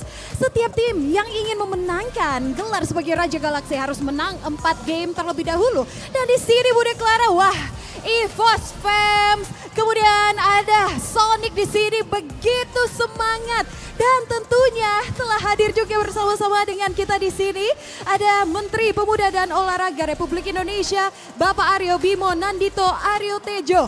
Selamat datang Pak Dito, Pak Menteri. Bahagia sekali tentunya bisa hadir di sini, mendukung acara ini dan turut menyaksikan pula. Selamat datang Bapak, dan tentunya kami ucapkan selamat datang kepada Bapak Cahyono Prasetyanto, Deputi Hubungan Internasional PBSI. Selamat datang Bapak. Bahagianya kita bisa bertemu juga dan berjumpa secara langsung. Namun selanjutnya juga ada Bapak Iwan Takwin, selaku Direktur Utama PT Jakarta Propertindo.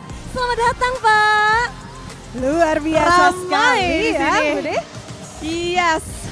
Semuanya sudah berkumpul di sini dan bisa merasakan dari keramaian dan juga tentu saja ada Bapak Adi Adnyana selaku Direktur Bisnis dan Operasional dari PT Jakarta Propertindo. Wow, para VIP sudah hadir di sini merasakan bahwa super fans untuk babak grand final ini begitu meriah dan begitu memukau pula. Betul sekali, dan tentunya kalau di sini kita sudah lihat super fans begitu semangat, sepertinya tak lengkap rasanya kalau kita tidak mendengarkan mungkin apa yang menjadi kesan atau mungkin ada pesan-pesan dari pemerintah yang kali ini diwakili oleh Menpora. So sama-sama kita sambut Bapak Aryo Bimo Nandito Aryo Tejo, Menteri Pemuda dan Olahraga Republik Indonesia.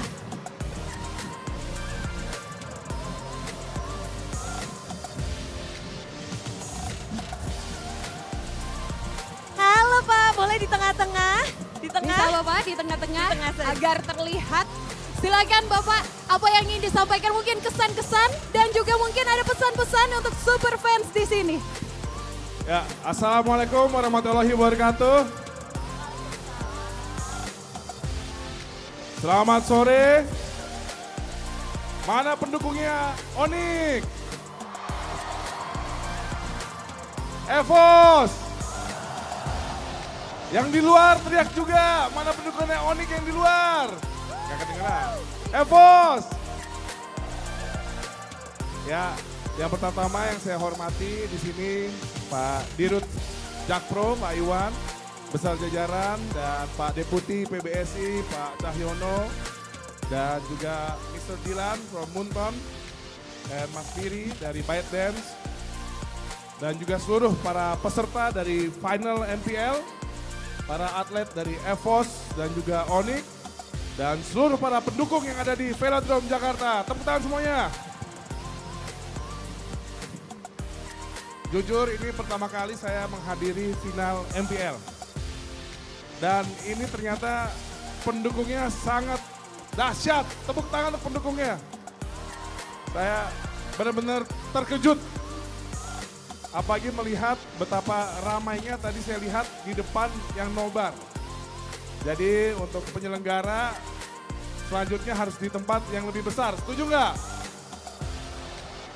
Saya tantang selanjutnya final di Indonesia Arena. Itu keren.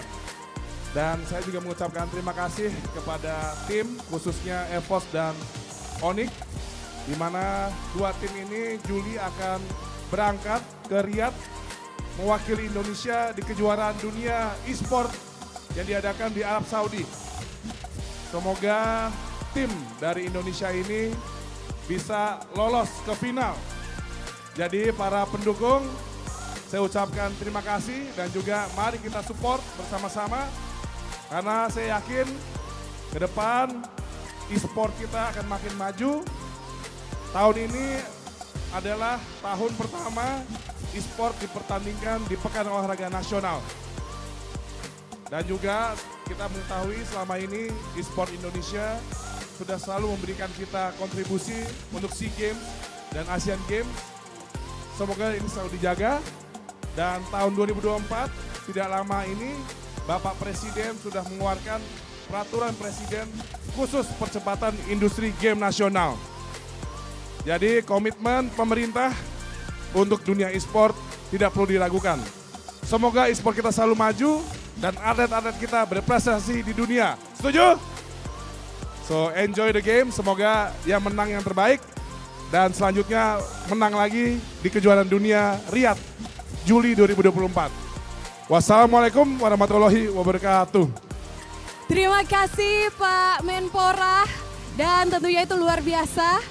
Kesan-kesan dari seorang Menteri Pemuda Olahraga dan juga Olahraga Republik Indonesia ya Bu Deklara, melihat antusiasme dari super fans di sini. Betul, tapi kita harus menunjukkan semangat kita dari Grand Final ini. Mari kita satukan suara, Sonic!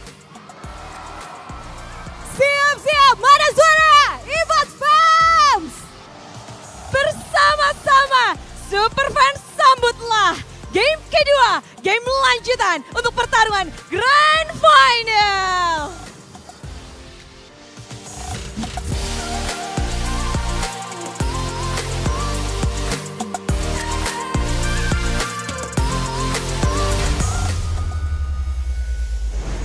Welcome back, ladies and gentlemen, from that break with Bude Clara Mongstar and Monica. But did you guys see how packed it is outside of the venue? I saw and I heard.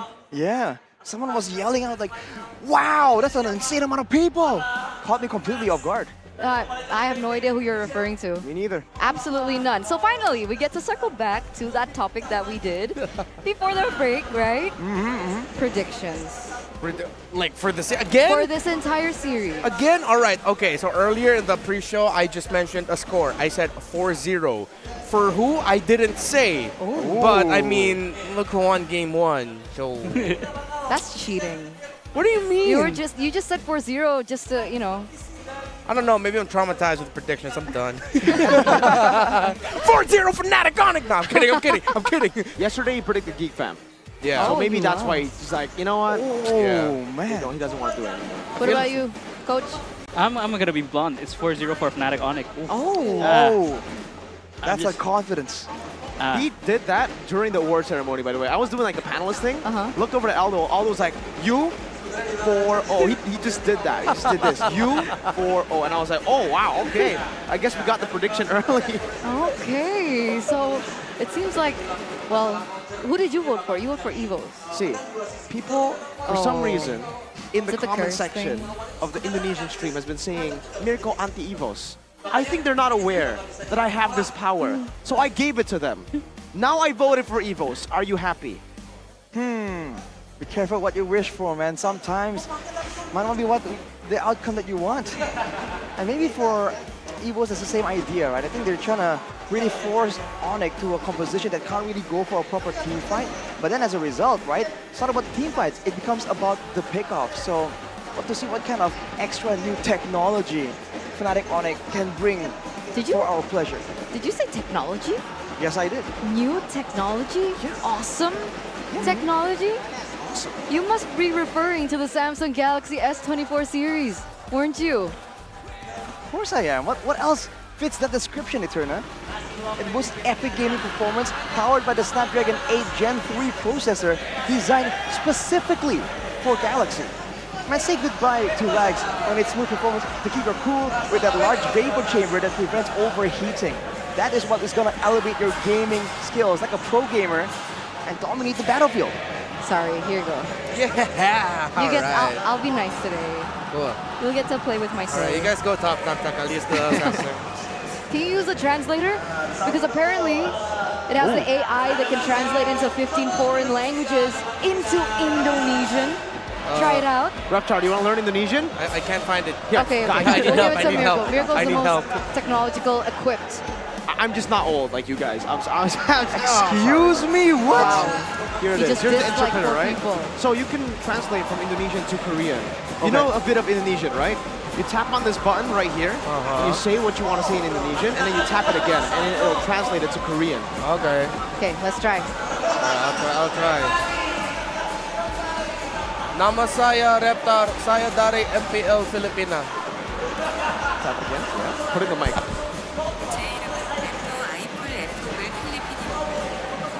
Very nice. I mean, we hear it. Okay. We can hear it, all right? The crowd's making it really hard for us to hear. Exactly. There is some sound, but compared to the I'm arena... sorry, guys. It's the EVOS fans. They're the Sonics outside of the building making noise. We have the EVOS fans in the building making noise. You know what? If you guys are still at home right now, you guys need to make it to the venue. Come over to Jakarta International Velodrome so you guys can witness this electric atmosphere in person. Reptar has. I have. It's life-changing, honestly. Like, Life-changing? no, legit. I remember when we were doing the Filipino broadcast of M4 back home in the Philippines.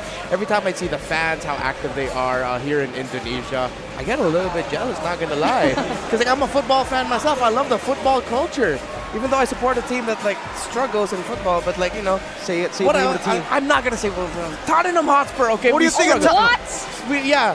What do you think of? Okay, I can't do that. Yeah, exactly. No, you can't do By the way, I'm sorry. I just want to tell you, Sorry. right, Eterna, because while you were shaking your head in disgust, Aldo was doing the same thing and I was doing the same thing. That kind of hurt, coach.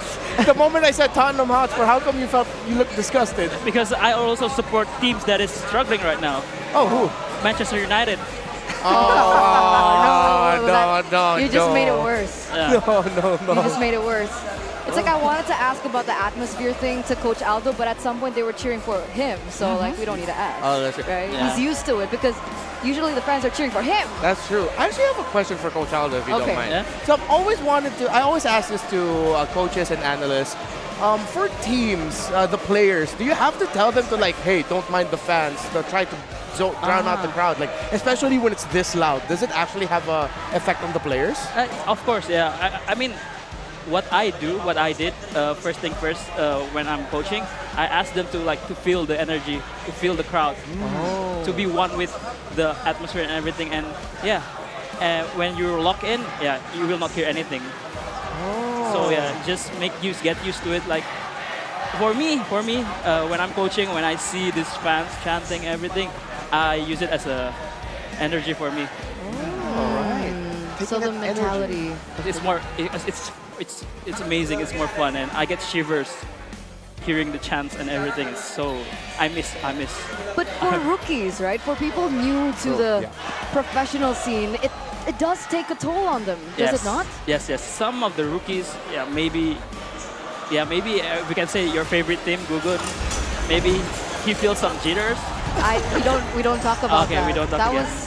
was a low blow. Get countered, Eterna. I was gonna say something, but I don't think I can do it to Coach Aldo. I like him too much. Y'all talking about Liquid, right? No, I'm talking about Alter Ego. That What? Okay. Let's stop this, ladies and gentlemen. Game number 2, drafts.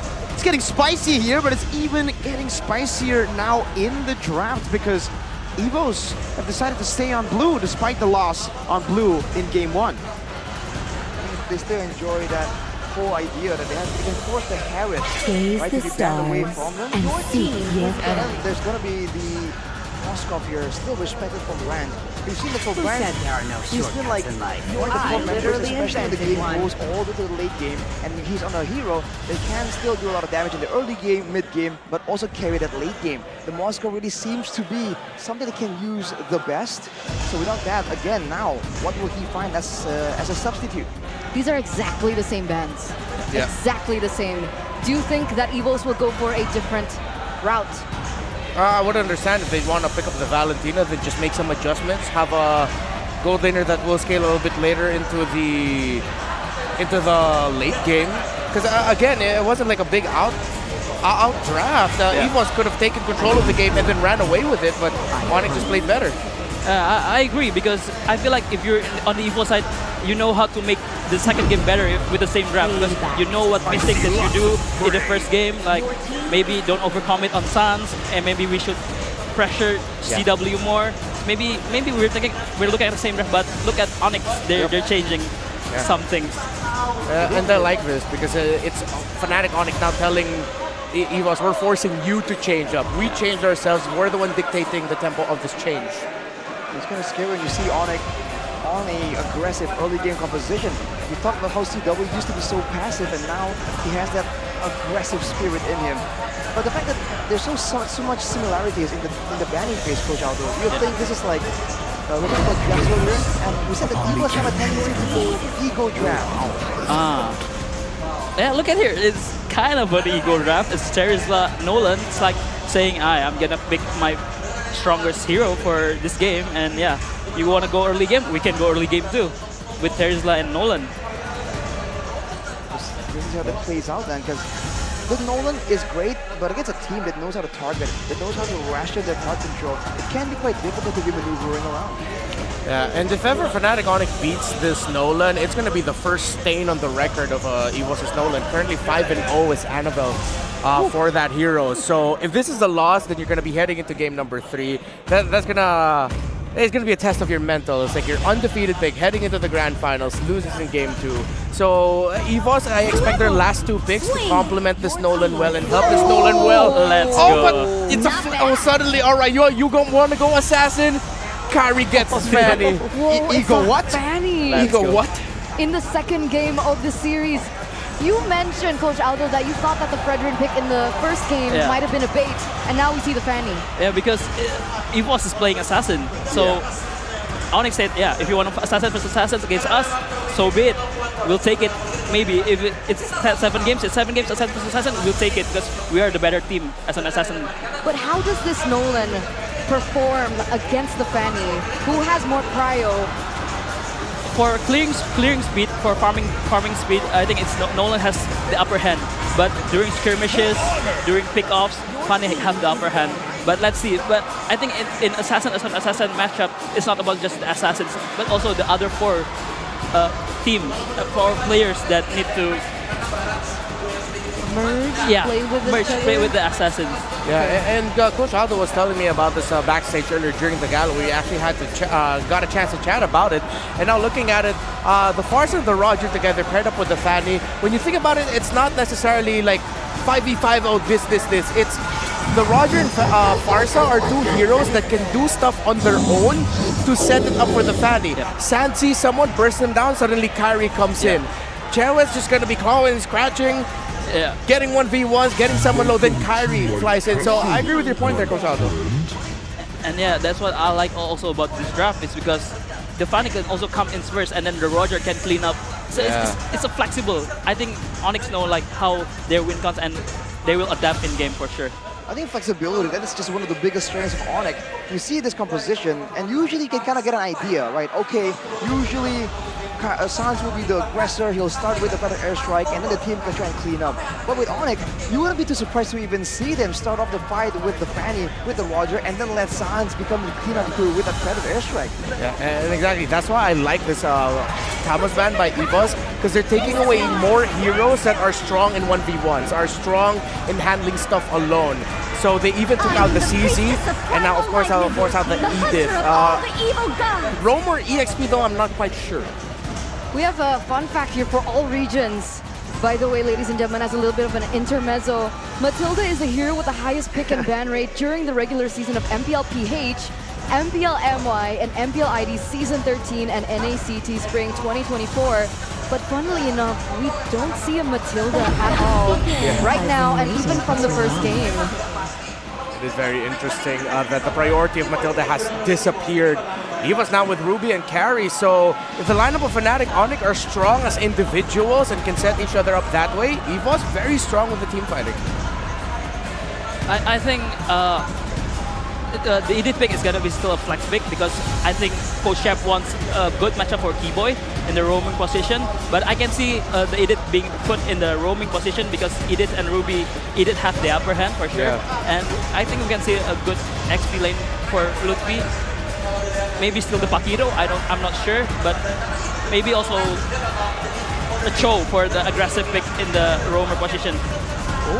Cho in the XP. So Edith, Lutfi, Cho, Keyboard? Yeah, something like, or even a Barrett, yeah, for sure. Combined. Yeah. All right. We're talking a lot about having good balance in the composition here on the English desk. How if you have one hero that can be a great crowd control tool, the other needs to be a solid front line that can take some damage. So how do you feel about the situation here? Terizla Ruby combo compared to the Barad's Edith? I think whoever can CC the jungler, the assassins, wins this game for sure. Like whoever have the Barat and the Edith and also the Ruben and Terizla who is more sharp will win the objective fight, and it will lead to the snowball for the Nolan or the Fanny in this game. Yeah, and it also looks like a tough decision for Clockern. Which ultimate are you going to get for the Valentina? There's some strong ultimates on the side of Onyx that will really round out the team fighting of EVOS Glory. EVOS Glory now lead. Not lead. Trail. They're trailing the series, ladies and gentlemen. If they want to continue forward, if they want a fighting chance, they need to be able to get this win in the second game of the series. Welcome back to the land of Dawn for game number 2 for EVOS Glory and Fnatic Onyx. Welcome to Mobile I just have to Legends. say that Edith Flex was just beautiful, right? Because it was Flex, it technically gave the opportunity to go for a great pick for either the roam, either double down like the Cho. We saw the Cho in the XP yesterday. By Luke, also up against the Nolan. You want to try to lock him down, like Aldo said. But Emblems, let's get a quick glance. Well, it's all the lethal ignitions for the side of Fnatic Onyx. They have a lot of burst damage, and that extra bit sometimes will be enough to seal the deal. Keyboy, though, with the Quantum Charge, wants to try and have some more maneuverability and, of course, sustainability when he's just moving around, going for these small skirmishes. The big concern I have right here, especially for Onyx, is the fact that they do have the Edith, but they can give that Primal Wrath into the hands of Clockun on the Valentina. And that way, they'll get one more massive tool of DPS. And usually, when you're fighting against DPS, against a team with a Terizla, it's going to be difficult to try and contest the burst. Now with a Terizla and a carry, in theory, on paper, EVOS shouldn't really lose out when it comes to a front-to-front clash. There's a lot of confidence, I believe, seeping out from Sans, going in for the Purify against Fluffy's power pick. Oh, that's a lot of damage already placed from Kyrie in the early game. Wait a minute. Fracture Annabelle! First blood! Waiting for the energy to be used up and then punishing. Whew. Out of nowhere, Annabelle reading out the maneuvers, reading out the movements. Just like that, small win. And in an assassin matchup, that could be deadly. Oh, mid lane though. Earth Shatter, and then onward just used to gap close a little bit. Dreams though, still holding on to that flicker. Wow. It's a little similar to game number 1, right? That counter-aggression play coming through, and EVOS were able to get the better out of that exchange. But the question is, what about the setup? Fluffy at level 4 already can utilize his penalty zone to get a little bit of a grasp on this neutral objective, but we'll see. Lots able to find a death is welcome on one. That's a penalty zone. Sans flickers into it, but Annabelle gets slain by Sans, who's still able to dish out some damage. Keyboy is the one who picks up the turtle. Clockman stole the Primal Wrath away, but look at Fluffy who's isolated. Keyboy flickers forward. Earth Shatter to take him down, immobilized as well. Onto Dreams, and Keyboy wants to continue this chase, but gets shooed away by Clockun. That was essentially a 2-4-0 trade made in by Fnatic Onyx as they were able to pick up the objective and that kill over. And that was the curious thing, right? With the fact that Fluffy was able to utilize it, but there was no follow-up with the penalty zone that he popped up in that final moment to cancel the Feather Airstrike. Arashi, what happened there? I think it's just unfortunate for EVOS. In theory, right, the Terizla should be a direct counter to the Parsa, but now Keyboy getting jumped on. The Fracture as well used up. Keyboy still trying to walk away. And Clockhood finds one last basic attack to finally take Keyboy down. As I was saying though, there's burst damage available for sure, and usually when a Terizla gets onto you, there's not much you can do, but now Terizla... Nom into the cables, a penalty zone defensively used up, but then Lippy stomps on his head as he's unconscious. Arashi, I'm sorry, my guy. I keep throwing it over to you, but every time you begin, you get interrupted, so please continue. No, we will only accept the sorry from Fnatic Onic. That's true. They don't owe me an apology, man. Every single time I start a train of thought, it can never finish. But then again, this is the grand finals, and both these teams, again, when they do see an opportunity, they always want to play for this high-tempo style. I think EVOS have their eyes on Sans, though. Will Keyboy sniff this out? All right. Gonna be a slow situation for now, yet again. Always seems to revolve around the mutual objectives. Especially with the Assassins though, I expected a lot more ganks, a lot more burst attempts on the side laners. Especially now that Brands is on the carry. He has the tenacity and the firmness, so he's a lot tankier than CW, who went for the Master Assassin. He wants to make sure that he has dominance in this lane that will allow all these high maneuver tools from Fnatic Onic to be funneled somewhere else. Perhaps to Lutpi, for him to be then the main frontline. They can just go for these D-bonus welcomes, and if he lands on Annabelle, it's a done deal like we saw in the previous fight. Out of the Primal Bennett Fracture as well. Keyboy not able to pop in the Primal Wrap. Carry has rejoined the team fight. As Fluffy gets one kill. Annabelle still on the turtle, able to secure it. Backs away instantly. Meanwhile, Fluffy still trying to zone Sans. Annabelle looking for an angle. Jetson is welcome, going to be used up only towards the back. But Lippy, what happened to his HP bar? The Dino getting melted. Kyrie looking for a trade back, goes on to Annabelle. Woo, but it's forced back. That's Lupi taken down, and the fact is, that's a trade back in. Oh. Fluffy continues this. Kyrie's got to be careful. Spaces out very, very well. And in the bottom lane, it seems Dreams has been shooed away. Feather airstrike flicker, Sans! But Dreams gets out too with his own flicker. Look at Keyboy walking around, canceling that recall. Now trying to sandwich them. Conceal. Cancel their recalls. But it was all just a bait. Keyboy has delayed them, and he might just delay it again. Primal Wrath thrown away. Keyboy still trying to find this angle. Fluffy in the back goes into the penalty zone. Locks Keyboy down with the Nerf Shatter. Used up the Primal Wrath and the Flicker out. Fnatic Onic have outplayed EVO's Glory in this bottom lane. That's another missile to pull Fluffy back. One more shot to do it, and Keyboy is still melting Clockhood 4 members who are now forced to run away. And now the airstrike cancelled it. Kai assassinates Brand. CW with a Lycan Pounce takes Clockhood.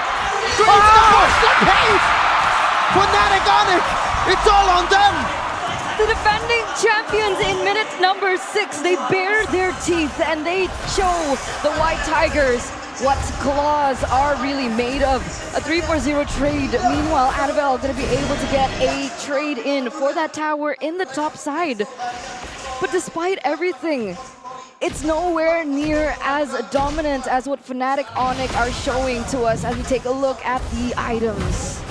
CW going with the Windtalker, gonna go for more basic attacks for later on, but Brands, he recognizes the need for extra physical defense already with the Steel Liquid, but it doesn't matter if the fights kind of play out like this. Now with Onic controlling, he goes for Keyboy. Only Earth Shatter connects onto 2, Fluffy goes in for the penalty zone. That's a retreat from Annabelle! A retreat and a run. Dream's gonna be melted down. Fluffy's next on the chopping block as Fnatic Onic pop that, conceal it, go and chase. CW has a Lycan form. Kyrie goes in for the cutthroat, and it's Sans who executes them. Fluffy and Dreams traded for the turtle. Fnatic Onic want to get more. The purple buff is what they set their sights on. Keyboy predicts the dash of Annabelle, and CW goes in for the Lycan Pounce. My goodness! Dominance, brilliance, intelligence, whatever the source given. Not really sure which one you would like to use here, but what? Dreams? Okay, they don't find the kill. But that was a 3-4-0 trade again for Fnatic Onic. And it's just such a shame for Annabelle, because up until this point, he's always been able to farm so much quicker. He was a level ahead at some point. Now Kyrie's caught up, but he had more of a say in these neutral objectives, but it really doesn't matter. He gets the objectives, but look at how Fnatic Onyx traded back. He was still hanging on to the gold advantage earlier, right before the whole sequence of events, even with the neutral objective. But just like that, Keyboy, man, earlier, the threat to stop the recalls on the bottom side, to buy time for Kyrie to come in and clean up. And even there, the prediction to think that Annabelle was going to try and make a play to secure his buff. This man is an absolute menace, and this just locks down Annabelle. Now, whenever he's trying to make a play, he's going to always be worrying about, where's Keyboy? What's Keyboy doing? And that few seconds of hesitation can be deadly in a game of this magnitude. The mind games and now the damage that Sans has built for himself. That burst damage that comes out before they even go in for these team fights, they have been detrimental now. He's holding 3 items, if I'm not mistaken. Yes, too. Now they're looking for the purple buff again. Another airstrike onto the back of Flicker as well. Clock could leave additional. He's forced to pop the Primal Wrath just to survive. Great play by Clocken, but in the end, that's still a defensive play. Despite all the aggressive tools EVOS has, Fnatic Onyx are making sure that everything needs to be popped defensively. Floppy with the Athenas, though, will be able to walk up earlier. In the previous game, he ignored the magical defense, not really caring about Sans' damage. Now it's a different story with Keyboy on the Edith. The Primal Wrath basic attacks will be something that he has to contend with if he wants to be the main frontline, to buy some time for Brands to be able to just shred someone down. Yeah, you can't underestimate Gila Sans. There's Gila in front of his name for a reason, right? And even Clocken is now feeling that pressure. The fact that he now has to find yet another ultimate, find and close that gap, that's a big risk because of that trigger with the IMU. And if that happens, that actually can be a loophole utilized by Fnatic Onyx to go in for that pickup before they go in for this neutral objective take. And by the way, Annabelle had a level lead above of Kyrie. Now it's completely swapped. Kyrie level 14, Annabelle level 13. Oh, the missiles catches on Fluffy. That's his welcome straight into the Phantom Airstrike, and the Earth Shadow. Fluffy cannot walk. He cannot do anything. A Purify from CW is now going to be Kyrie, who jumps in with a cutthroat onto Annabelle, who's still able to dash away, but Kyrie continues his onslaught of damage onto Clocken, who's forced to use the Primal Wrath to escape. 1-for-1 XP for XP. Did I see Kyrie cut through the Lord in the middle of that fight? It seemed like he moves in the direction of the Lord for ever so slightly in that fight instead of going for the big kills. Brands though! Another airstrike. This time Sans doesn't have the flicker, so Brands can just walk out of it. Just 8 more seconds before that happened. But yes, in that fight, Ludwig here taking a page out of Geek Fam's book. We thought the Cho was what he was going to use in this fight against Annabelle on the Nolan, but no, he went with the Barats, and he was able to get a big pick-off there. And being the main engage tool, he's a lot more impactful here compared to Fluffy, who in theory can do a lot of work with the penalty zone, showing again the potential of this Barats in the EXP lane. Yeah, you think that the Barat is more of a passive hero, right? You just want to tank up the damage, you just want to soak in the damage.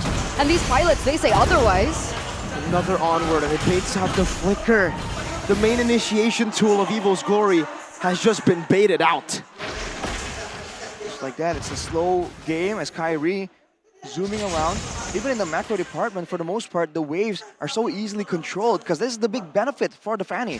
There's a lot more mobility, whereas Annabelle, his benefit is the faster damage output, the faster burst damage that can be followed up on crowd control. But right now, he has to wait for Dreams to try and do something, and Dreams can't really find a way to get to the squishier members that can be one-shot. Dreams will be looking for someone like Keyboy, someone like Lutpi.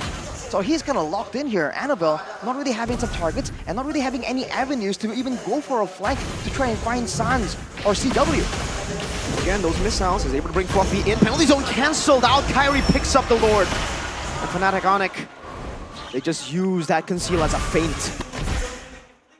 And right now, Sans has picked up the Winter Truncheon as well. Even more safety, even more security for him. As we said, like earlier, there's going to be more damage output coming in from EVOS, but with Keyboy on the on the Edith, it might just even out. If he goes for the Winter, I don't think there's any chance for EVOS to really stand there and tank damage waiting for it to actually expire. Looking at the rest of the items though, Kyrie with the BOD, with the Malefic Roar, he even went with the Dread on armor just in case, right? For the potential 1v1 scenario. But with that kind of mobility, with how he's been playing it, if he doesn't feel like he can win the 1v1, he just walks away. No problem at all.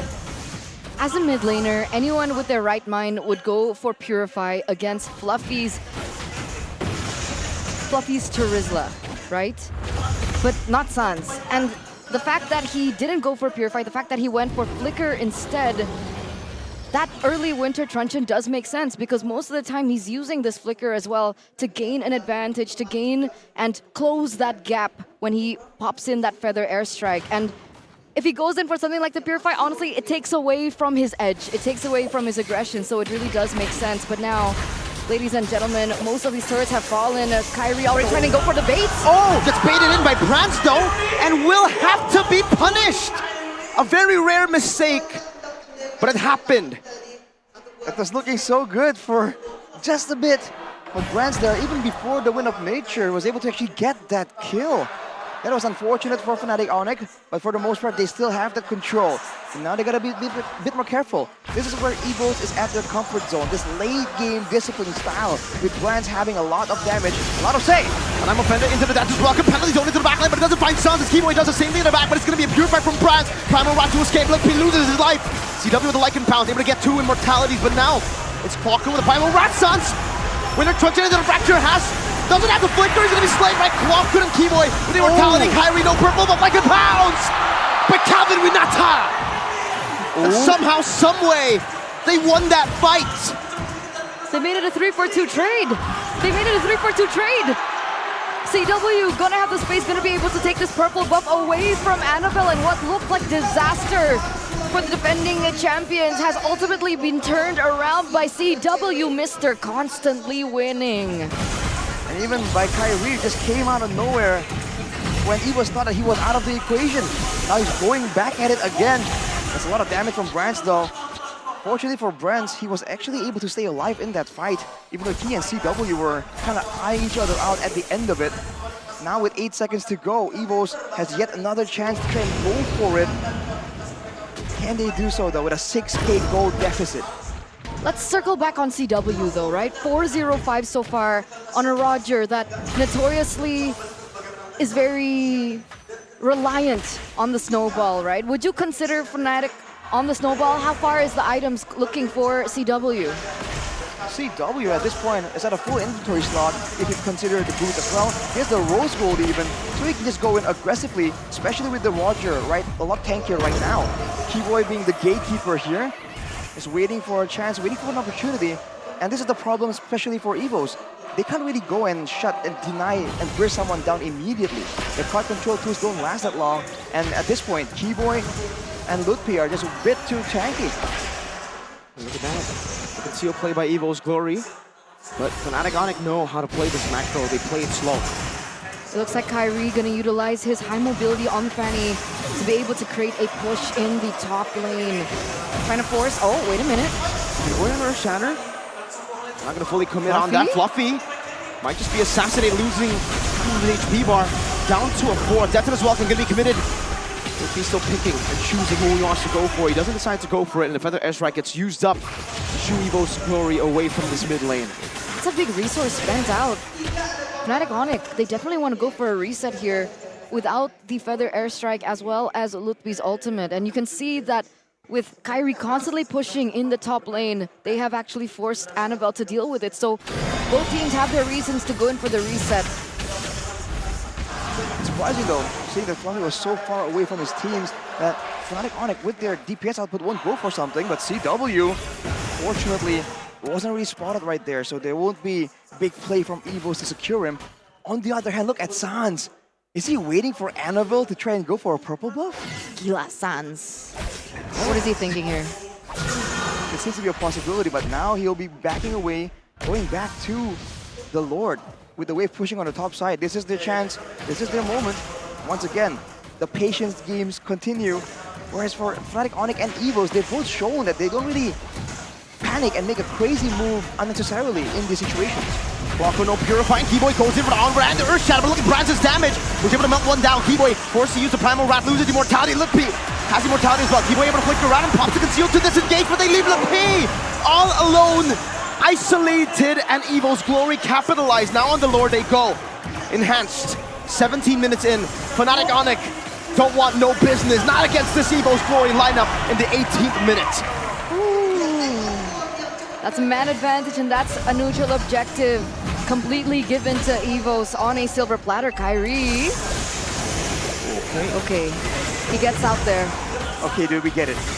We get it. You're good on assassins, man. I mean, we don't talk about what happened in the top lane. What happened in the top lane? Nothing. Happened. Well, for EVOS right now, though, they are certainly trying to make something happen. Look at the bottom side. Kyrie is going for a push. CW adjusting his build to try and get a bit more DPS, a bit more clear. Against a full item carry, they seem to be struggling. But by the way, I believe Kyrie once again cut-through the Lord in that fight, though. That's a massive, valuable chunk of damage for Fnatic Onic. With the Lord coming in, they do have tools to clear, but they have to be careful, especially Sans, for a play from EVOS to try and shut him down. Yeah. And no purple buff now. But remember, Sans just picked up the Holy Crystal, so that damage is flowing. Now with the Lord up top. Oh! It's a good item offended, pulling Lippy back, but he has a flicker to escape. Keyboy now holding it down. Kyrie goes up the cutthroat, does some damage. CW forced back, and Rose Gold Meter gets popped in as Kyrie goes over the blade once again onto Brands, who's still able to survive. Now Sans doing some damage back. Oh, what happened to Glockman? He got demolished. Kai in the back with the cables once again. CW goes with the re-engage. He wants to go for the triple kill, and he gets it. Calvin Winata again and again and again. Constantly winning. Winata, CW, what in the world? Time and time again, he is breaking boundaries.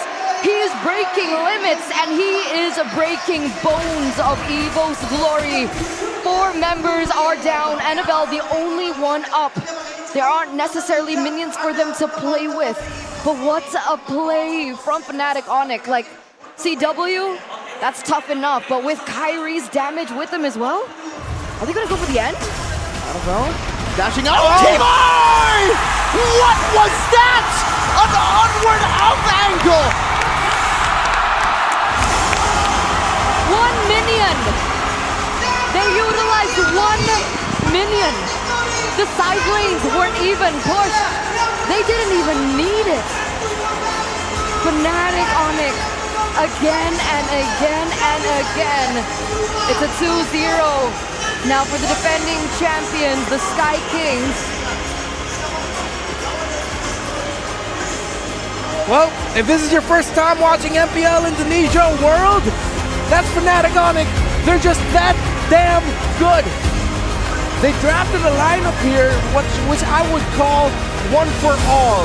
They have heroes that can stand on their own for the better of the team. Against EVOS is all for one, all for Brands. And Fnatic Onic just flexed all over EVOS. The longer this fight goes, the more EVOS feels that Fnatic Onic just fights better than them. They are locked in, man. Fnatic Onic is locked in. Holy, those mechanical plays are amazing. Like, each individual mechanical plays are amazing. They're so good at Mobile Legends. I like that. They're just so good at Mobile Legends. Coach out to 2024. Put that on merch at this point, right? Onic probably want to print that out because that's true. They were just better. Even Coach Aldo's speechless. These were your kids. How did you make them like this? What did you do? What did you create? What did you feed them? You created a monster. Yes. Oh my god, I'm speechless. Those mechanical plays leave me speechless. But overall for the game, I think both of teams have a very good understanding of how to win the games. Yeah. Both of teams needs to burst down the frontliners, the Baras, the Terizla, the Ruby, or the Edit. They need to pick up one of those heroes to win the fight. As we can see from the first turtle, even from the first turtle, I think it's Ludwig Barat eating Nolan, right? Yeah. And then they try to snowball there, and then even every objective fights, he will always try to find the Terizla, the frontliner of EVOS, and so do EVOS Glory. they also try to find the Edith and also the Barat. They try to burst the frontliner first to win the game. Unfortunately, this wasn't allowed, right, by Onyx. Whenever there is some kind of aggressive maneuver, we only saw a single moment there where Onyx really lost control and were forced to retreat all the way. And even then, we saw that EVOS were able to capitalize almost immediately, understanding that this is a great opportunity. They go for the Lord and they go for the fight. But then they forget, right, in the playoffs right now, when teams are with their backs in their base, that's where they're the most dangerous. And for Onyx, with the Fanny, they can just go in and out, especially in the hands of Kyrie. We saw him burn the Wind of Nature and immediately just go to town and chase everyone down. And then he's talking about chase CW on the Roger. How fitting, right? Just chasing everyone down, hunting them, and just sealing the deal. And it almost seems like, for Kyrie at least, right, it was just him dying out of formality. He's like, please don't ban the Fanny next year. Look at me, I'm not perfect. Look, I can dive and make mistakes, you know? Don't ban it away. And then he decides to defend like that again with no purple buff. And then Calvin went out of... Dude, CW has been snubbed out of all the categories so many times. This guy is so underrated. And I can't believe he's still underrated. I can't believe we have to say this for 4 or 5 seasons in a row. Don't sleep on CW, man. It's not like that. There's a lot of highlights there for Kyrie. There's equally a lot of highlights there for CW. And that's why he's the MVP of the game. Finally, he gets the recognition he deserves, right? Ladies and gentlemen, the player of the game presented to you by the official tournament smartphone Samsung Galaxy S24 Series 707 KDA. You know, like, again, I keep saying this. I've said this over and over throughout this regular season. A lot of people have said that he is the weakest link for many seasons in a row, right? 8, 9, 10. And this season, exactly, right? But here in season 13, he's developed so much. He's no longer the weak side goal laner. If you want to give him a hero like the Roger who needs to carry from the early game, he can do it. He can snowball, he can carry on those fights. He's... How? Yeah, he's Mr. Underrated. He's very, so good. I mean, during my time in Onyx, I thought CW is very good. But seeing him now and evolve like this, oh my god, he's always been evolving every season. And in this season, season 13, he shows a different side of him. The Brody pick, the Roger pick, the early game marksman that he needs to fight early without even having to finish 3 items. And he can do it. He's an amazing player. What was it? Was it like a mental thing that you kind of needed polish? Or what was going on with CW? How did he develop so quickly? I think he have that mentality of like always trying to learn, always trying to want to improve, and that's the main quality of being a very good pro player. For sure. I mean, if you're improving again and again, eventually you end up being a monster like this. And I think the same thing can be said about Onyx throughout the seasons. Even though they've been winning and they've been dominant, you see that they are still finding ways to improve, to be creative, to try and find a whole different mindset in trying to attain that victory. Yeah. Looking back into game number 1, that felt like a good lesson of how to trade in Mobile Legends Bang Bang all throughout the map. Trading for the objectives, the turtles, the lords, and the towers. This was just game number 2 was a lesson on how to trade in team fighting, how well you can maximize your abilities at the right time. CW was the MVP because he knew, all right, we have a Fanny here that can burst either before or after. So it's all on me as this Roger to be able to maximize my Lycan pounds, my wolf form, and my human form to poke, and then eventually slash in. There's that moment here in the end sequence where Kyrie, again, Brans, with all his finesse, with all his nerves of steel, he can't help but use that Wind of Nature. And once they're on the back foot, we said it already, Onyx can start the fight with anyone, with Sans, with G-Boy, with Lutpi, and when EVOS is on the back foot, it's just a different story, man. That play was disgusting. It was 1 minion, by the way. But what is that? That's an off angle onward, man. That's like... I have a name for that. In the Philippines, Jean Faldas came up with a call called Sidestep Numenon Blast. That was a sidestep onward. That was a sidestep. Or crossover onward. Oh my goodness. I saw an Onyx fan randomly just walk up to us and absolutely no idea who that was. Point out 4-0. Who was that? The audacity. It looked like his name starts with a G. It ends with Oni. Oh my god, no way. Lonnie? Yeah, because the G silent? Yeah. Yeah? Jeez. I don't judge. Yeah. 20 minutes. I mean, Goni has always been a silent G. especially with about Onyx. No, he has never boasted about his team's performance. No, he has no. never said that Onyx is the best. that's He the has biggest never lie. claimed that they are already looking past the playoffs and already looking at a 4-0. Lies. Never quote unquote. Lies. But again, 20 minutes, ladies and gentlemen, in game number 2 of this grand finals. And honestly, like, we were talking about CW so much during the highlights, before the highlights. At this point, let's double down on that, right? Because I remember M4, we were talking about season 8, 9, 10, him being the weakest link, and M4, I think that was where he was exposed the most. Yes. I remember talking to Aldo as well, and I think everybody kind of agreed, right? CW was underperforming at M4. He was not doing well. He was borderline doing bad. Yet he stayed. Yet with all the doubts, even, there were rumors Sans was going to go to gold, they were going to get a new mid laner, stuff like that. He continuously just performs, and what is it with this kid, man? When you're on the ground, the only way is up, man. Ooh. That's true. And I think like that. I think he has that mentality, that kind of mentality. I mean, during this series, he still have 0 deaths, right? Yep. 0 deaths, and 707. I think maybe with the addition of Coach Adi too, right? Because he coached Skylar, you know how good Skylar is in RRQ, and then he coached CW now, and maybe he gets some of that knowledge, that skills, That's actually really cool, right? Because Skylar, if you remember the timing of when, Skylar got good. Season 7, he was bashed for being bad. That was his lowest point. Season 8 and then 9, Achil joined back. 8. And then he became a monster. This guy maybe makes gold lanes monsters. I don't know. Coincidence? I think not. Like a gold laner factory here. Just pumping them out as good as they come. 800, 700, almost 700 gold per minute there on the Roger, right? He wasn't supposed to be hardcore farming, but it made it seem like that was the case. And again, the mobility, right? We saw that EVOS likes playing around with it. You can say the same thing for Onyx. And when you give them like a fanny, right? When you can just go around and just be everywhere at once. You saw that he was out of the fight and they were going to go for a fight with a man advantage. Then Kyrie comes in and it's just the end of the story. Honestly, it's been 2 games in a row, right? 2 games in a row, they've left CW untouched.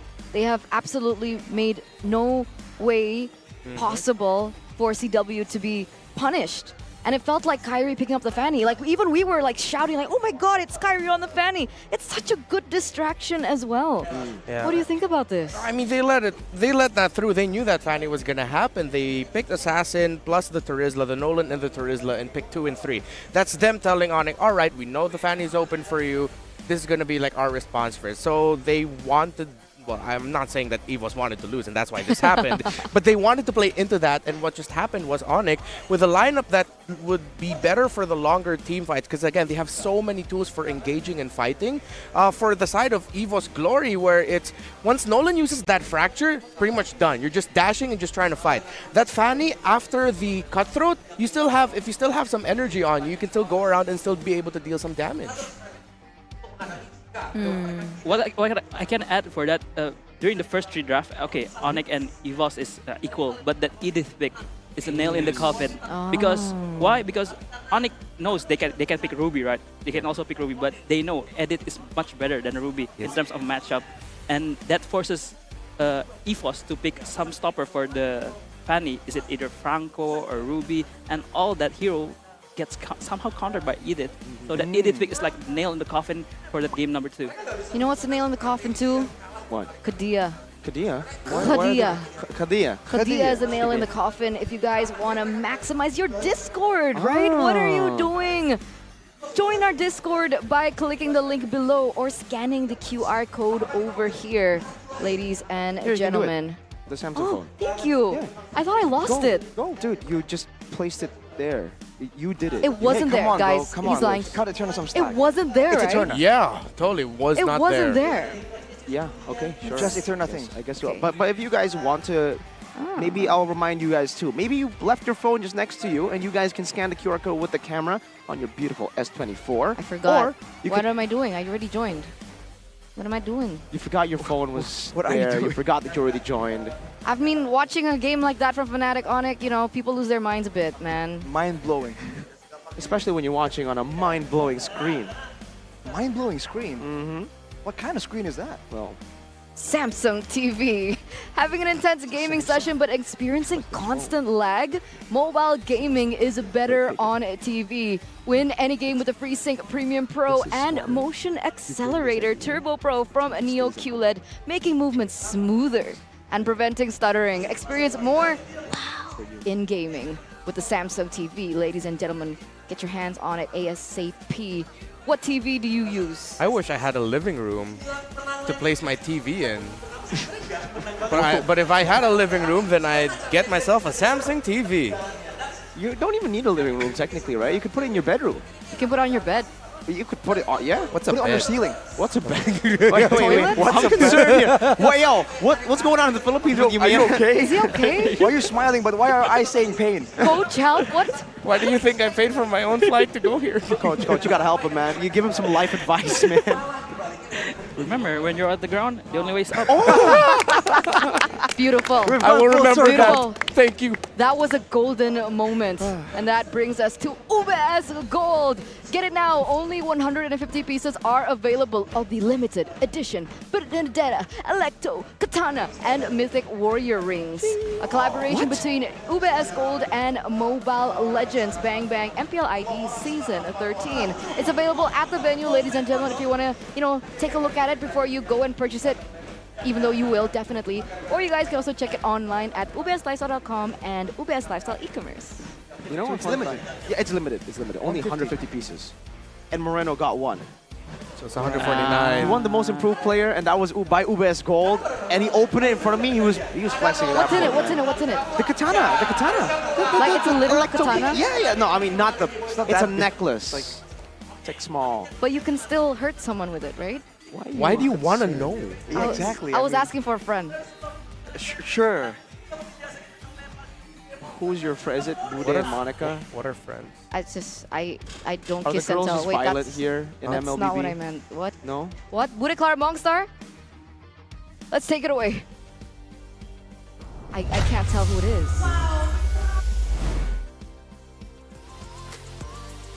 Ya, kok seperti 2 season lalu ya, di mana Onyx memulai dengan cukup kuat. Namun bedanya kali ini benar-benar EVOS nyaris menang terus. Yes, Bude, yang mana kita bakalan melihat apakah season 11 akan terulang kembali ataukah sebaliknya. Yang mana EVOS Glory akan membalaskan dendam ketika harus menjadi runner up pada season 11. Betul, tapi kalau ngelihat 2 game awal, kayaknya bisa game ketiga ini mungkin dikejar.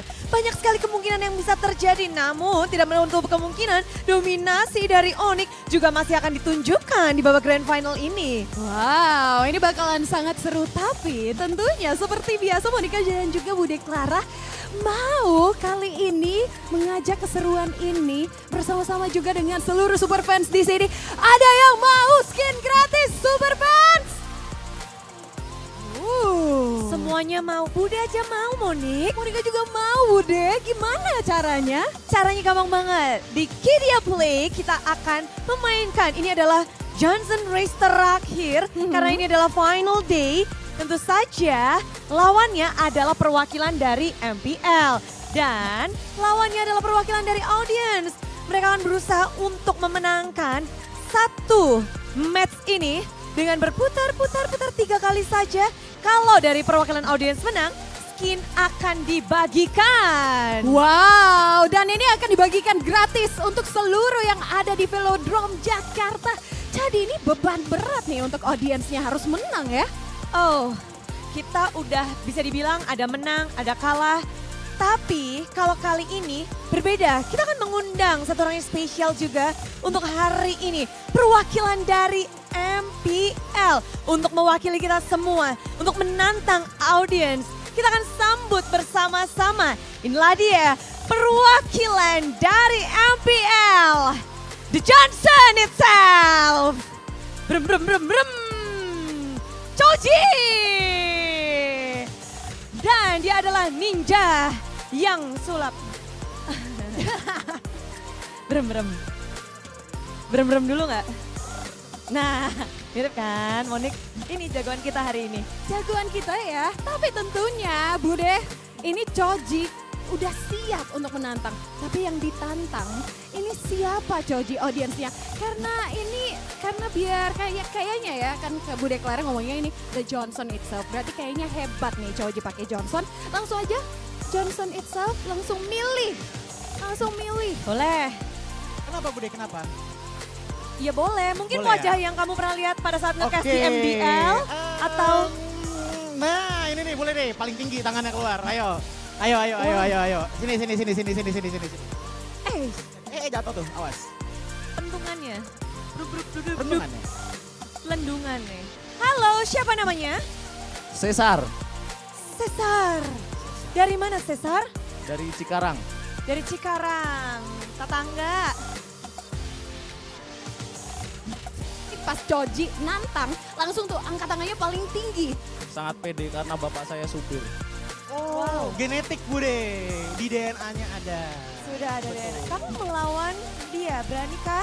Berani dong Bude, kenapa nggak berani? Kamu berani ngelawan Choji? Berani kalau nggak berantem ya. Enggak. Kita tip yang di in-game aja. Oke, kita akan kasih tahu ya. Rule untuk kalian dan ini adalah mapnya, rutenya, semuanya. Mari kita tampilkan bersama. Dimulai dari mid lane, itu adalah start point-nya, lalu menuju ke arah bawah, lalu naik ke arah, lalu ke base kalian belok, dan berputar. Pokoknya total 3 lap. Jadi 3 lap pertama langsung menang ya. Dan tentunya ini beban berat untuk audiens, ada Cesar ya. Karena kalau Cesar menang 3 lap langsung nih skin gratis untuk seluruh yang ada di Velodrome Jakarta. Benar. Choji mewakili MPL. Semangat Choji. Coba ada yang mau nyemangatin Choji nggak? Semangatin Choji dong. Tapi kalau kalian semangatin Choji nggak dapat skin, ulang berarti. Mau yang semangatin Cesar siapa nih? Oke, kita akan menyemangati bersama dan countdown untuk dimulainya race terakhir dari Johnson Race. Kita hitung mundur dari 5, 4, 3, 2, 1, start! Udah langsung ngegas aja bang. Langsung nih. Gas dong. Loh, recall dari Choji apa tuh? Recall aja, nggak apa-apa. Kita main nyantai aja. Yang penting apa? Yang penting have fun. Muter dulu sekali turtle-nya kan. Set. Iya, itu dia. Nggak apa-apa, kita relax aja. Nabrak nggak apa-apa, karena kalau nabrak adalah laki-laki. Kita harus menabrak perempuan. Loh, itu masalahnya nabrak turret tadi, nabrak turret. Geng, kalau Choji biasanya bikin kecil tapi penting. KTP-nya dari Johnson apa? KTP-nya dari Johnson simpel, kalau misalkan dari base langsung ulti, putar dulu base-nya 5 detik, ntar abis itu bakal kelihatan di ring. Oh gitu ya? Oke. Itu kalau buat main beneran ya? Kalau buat sekarang? Betul, kalau buat sekarang fokus. Fokus aja. Oh, dua-duanya udah satu lap nih. Ayo. Sama-sama 1 lap ya. 2 lap lagi. Ada apa bang? Grogi. Tuh, grogi loh audiensnya sama Choji. Putar lagi. Kamu pro player bukan? Bukan. Terus kamu apa? Biar makin menarik. Set. Saya lagi grogi. Saya grogi. Loh, ini Choji ada apa nih? Muter-muterin base. Nungguin dia dulu. Oke, lanjut lagi. Oh Edian, Kayaknya biar gak Choji- kelihatan di map ya? Oh iya itu tuh ya. Bener sih gak kelihatan ya. Tapi kan ini adu cepat Choji. Kamu tuh gak... Kita ada naruh dinding di situ tadi ya. Jangan bertengkar, fokus ini demi skin untuk semua pengunjung MPL. Semangat! Dan sama-sama Bude, ini dua-duanya udah lengkap 2 lap. Jadi ini final lap terakhir yang akan menentukan siapakah yang akan menang. Siapa nih? Ayo dong tepuk tangan buat Cesar! Cesar, ayo demi skin gratis. Dan akhirnya Cesar mendapatkan kemenangan ketiga lapnya. Finish! Congratulations! Udah ini ya? Udah sampai 100 lap. Nah, Boleh. jangan, kita mau grand final masalahnya. Tapi gimana? Kamu berhasil sebagai perwakilan dari audiens. Kamu bisa membantu mereka mendapatkan kode untuk skin gratis. Haris, ada yang mau kamu sampaikan untuk mungkin MPL dan juga seluruh audiens? Saya menyampaikan salam buat EVOS fans yang selalu mendukung. Kita doakan semoga EVOS memberikan hasil terbaik dan nanti di Riyadh kita Indonesia bisa membawa pulang piala MSC. Wow. Tapi enjoy the skin. Enjoy, cuman agak getar dikit. Oh, silakan semuanya bisa redeem. Keluarkan smartphone kalian, keluarkan Samsung kalian. Langsung aja kalian redeem kodenya ini. Segera semuanya bisa. Bude yakin di sini nggak ada yang dapat. Nggak ada yang nggak kebagian ya. Jadi semua kebagian langsung aja di redeem. Tapi sembari super fans di sini nge-redeem, tadi kayaknya ada yang pas awal mulai matchnya kayaknya pede banget. Tapi ternyata Kenapa? Gimana ya, tadi sebenarnya nggak tahu ya kenapa ya. Cuman emang tadi tiba-tiba dinding muncul. Itu pertama ya. Yang kedua tadi emang sebenarnya kan kita kan di sini kan untuk membagikan informasi ya. Membagikan informasi untuk bisa membuat Johnson tidak kelihatan di map selama 5 detik pertama setelah naik mobil ya. Sudah. Cuma jadinya ya gitulah. Sudah. Anda kalah. Diterima saja. Toss aja, good game, well play. Yay, thank you. Thank you Chochi dan juga Cesar. Thank you.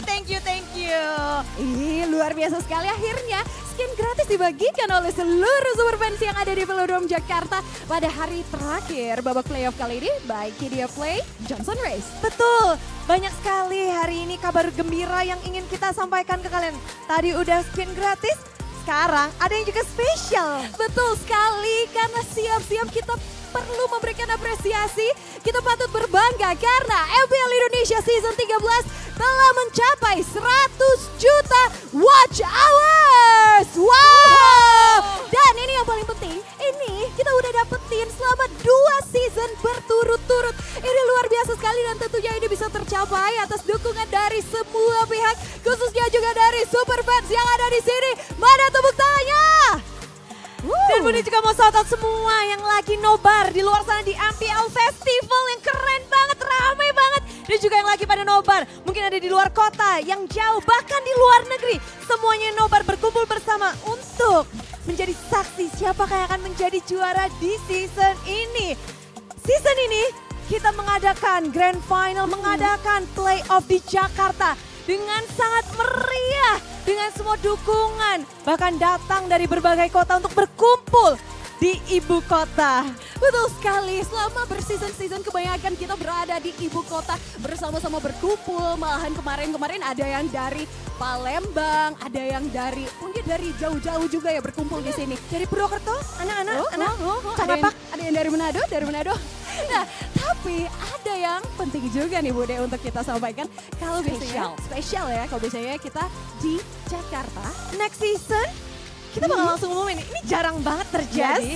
Ini spesial untuk next season. Cluenya aya naon. Season 14 playoff akan diadakan di Bandung. Wow.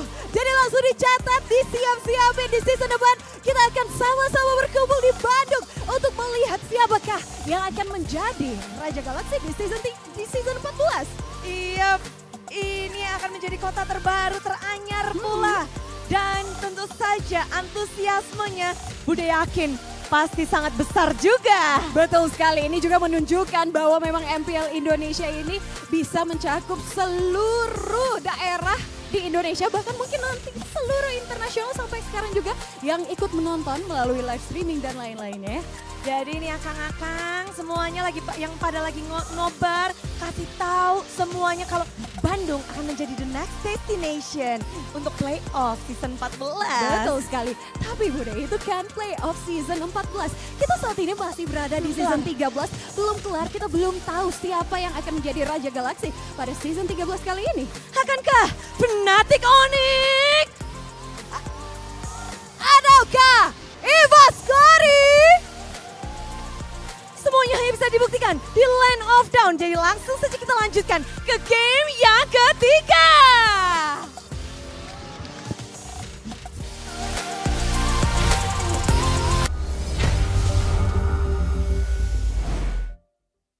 Zero, ladies and gentlemen, in the grand finals of MPL ID Season 13. Fnatic Onyx are leading and they're trying to protect their throne. And they have been doing it phenomenally against all statistics, against all data. We were talking so much about the blue side and the red side, and apparently for Fnatic Onyx, it don't matter. Yep, just doesn't apply. Game number 1, a little bit closer. They showed them, all right, this draft is going to be a little bit better. Game number 2 was like, no, we just play better than you. What's going on? I mean, if you pick second pick, it's back again. It's a versatility.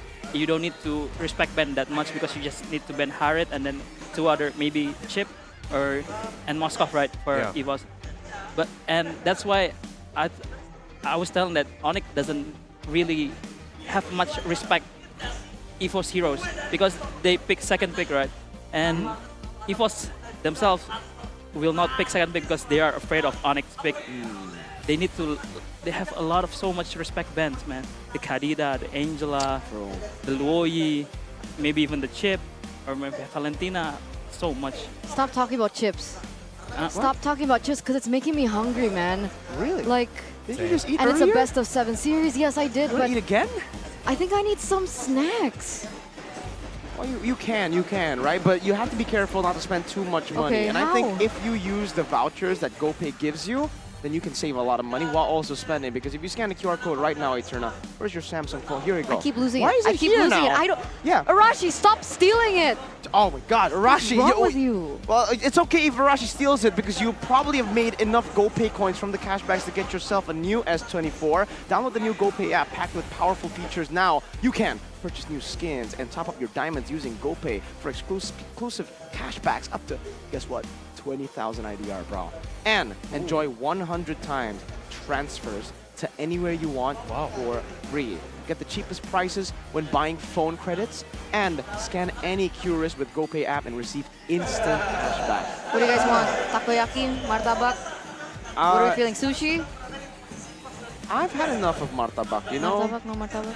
Yeah. You want martabak? Arashi has had too much martabak this season, especially. You He know. even got 2 Filipinos who love martabak. Yeah, it didn't too. help him too much in the playoffs. Hey, Oh, we're going there.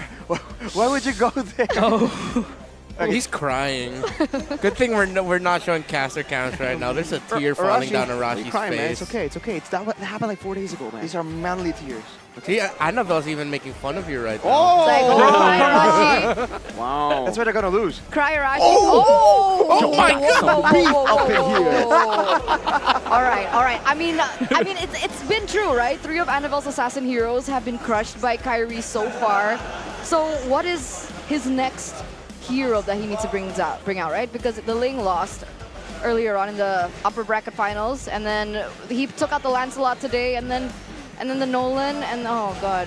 Yeah, interestingly enough, it's one of those cases where, okay, if your best assassins are getting taken out, heroes that really are forcing you to play high mechanics, play around that, you're just gonna have to go back to, if you're comfortable with the Freds, the Bakshas, sorry, this is the Filipino in me, the Freds, the Bakshas, the Barretts in the jungle, put that in there, and then just start building something from there instead of asking your young jungler to go toe-to-toe in assassin gameplay up against Kyrie. Start with the basics first, start with the safe picks, and then rebuild his confidence up. I like this Lancelot in game number 1, very confident. But again, you will not be happy using an assassin against Fnatic Onyx. You will not be happy for sure. Yep. Okay, still first pick for EVOS. I mean, like you said, right, Coach, it's too expensive to give away that blue side to Fnatic Onyx. Fnatic Onyx don't care about EVOS picks, it seems. And for EVOS, they care too much about Fnatic Onyx pick, and they go for we're getting game 3, game 1 and 2 all over again. Valentina first pick, Hayes, Farsa, Roger, they don't change. Same. I mean, for Onyx, there's no real reason to change. Just keep going at it. And it always feels like for Onyx, they have something up their sleeves. Even when their opponents do get an edge, it feels like they kind of know what to do, and it's only about a matter of time before they kind of decode that puzzle. And that's the crazy part about Fnatic Onyx. Sometimes the drafts are almost secondary compared to the actual game plan and actual execution that the coaching staff has prepared for them.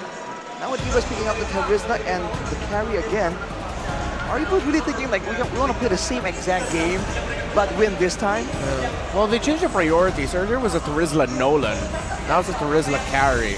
So if this is somehow EVOS telling Fnatic Onyx, hey, bring up the Assassin again, you know, it's open for carry if you want it, but Fred's open, it's going to be a little bit safer, then you don't have to go Assassin versus Assassin in the matchup, which Fnatic Onyx showed. They're still okay with. Weirdly enough, that might actually be in the long run a little bit better for EVOS because they're not going up against the Assassins of Fnatic Onyx. It's going to be Fredrin. And I think that's the benefit of the second pick. Again, they have so much flexibility. They know they can dictate what they want to play and also what the opponent needs to play. And for sure, Onyx will ban out Nolan and Alpha. Or maybe Nolan and Lancelot, but let's see. Oh, so you want to leave the Alpha open? Well, for me, I think so. I think so because maybe they have something up their sleeves. Right. I mean, the fact that they went for the Fredrin and they banned away the Nolan, we were talking about this earlier, Coach Aldo. It seems like for Onyx, you're still willing to use that Fredrin as a bit of a bait pick and put it in the EXP lane or something. That's something that a lot of teams have already stopped doing a long time back. Do you think Onyx can still pull it off? I think if the Assassin pick will benefit them, I think they will do it. But if they're looking for a good matchup for Lutfi or Keyboy in the XP lane. So yeah, let's see. Maybe for this, I think they're gonna pick another flex pick for either Keyboy or Lutfi or even either both the XP or the Roamer.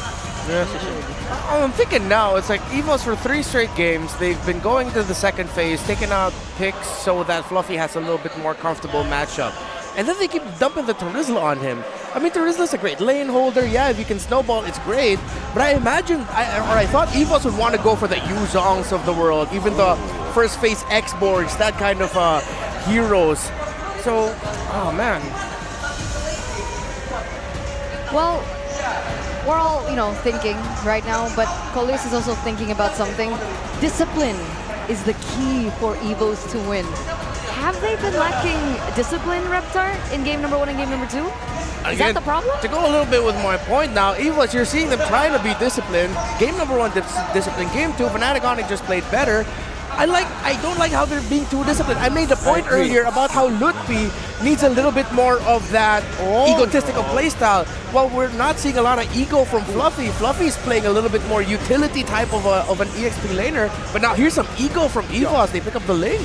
I think why Fluffy gets the Terizla pick because they want to enable NFL so that he can pick the damage jungler, maybe the Alpha or maybe the lane or the Assassins. But I think I like a Paquito pick for this. For Mr. Lutfi himself for the last pick for Onyx because it has a good matchup against Ling in the early phase to the mid game, but let's see where it's going. Let's see, 3, 2, 1. Oh, okay. It's not the Paquito. Oh man. But it's the Masha. Something new, something new. Oh no. Yikes. This is Masha EXP, right? It's not on Keyboy. Yeah. I think so. Because they already have a very strong trio mid, right? Fredrin, Arlott, Farsha. Maybe they think that they need more damage for the late game. They also have Roger for the early game to the mid game, and they need something to match up with the Link for the late game. And Masha is a very, very good pick if she can survive the early game. Oh man, especially with the carry, with the Valentina, vulnerable members around, and even the Ling. If we thought that the Ling was going to be just unmatched in a 1v1. Now with the Masha in the picture, that's absolutely not the case.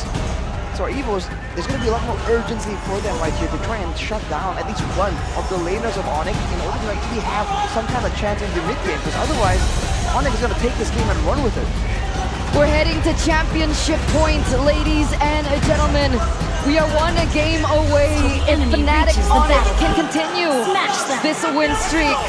Welcome to game number 3 of the grand finals between EVOS Glory and Fnatic Onyx as we jump into the land of Dawn. This was a signature pick back for Onyx, by the way. Back in the Aldo days, back in the Boots days, if you know, you know. Boots was always given the Masha, and he was always able to perform on the Masha. And now the new gen, Lutfi, will try to do the same. A very poetic situation indeed. Taking at the emblems though, Brand's with the quantum charge. It's going to be jumped on by Keyboy here. you can bet he's going to have some kind of defensive emblem setups, because otherwise, that's a bold move to be doing, especially with how CW have been performing. But if you take a look at the emblems, it's Master Assassin from Brands, no tenacity. So he's going to sacrifice some of that tankiness, some of that safety to try and get a bit more to say in the laning phase. Look at the rest of the emblems by GamesMax, CW with the throw as well, trying to match him there. Keyboy trying to be as aggressive as possible, and Ludpi talking about that late game, going for the weapon mastery. He is going to be an absolute menace the longer this game goes. And even with 1 or 2 items, we've seen Mashas just completely take over, especially when they're damaging the squishier heroes. Now with the weapon mastery, it might be even more possible, but maybe the early game is where EVOS really want to bank on this. That's what we're expecting, right? That's what we're expecting in the later stage of the game with, of course, the options of emblems that Ludpi has utilized. But Reptar made it clear for us earlier on that this is Ludpi's debut pick on the Masha. He hasn't used it so far, not in the regular season, not in the playoffs. So it's another hidden strat, but we'll see how he performs on it. Good poke. But my question is, why Master... Oh, wait a minute, Dreams gets poked as well and is forced back. Right as the turtle spawns, Kairi already invading. Arashi, most Mashas, all Mashas so far have gone Master Assassin. This is the first weapon mastery Masha.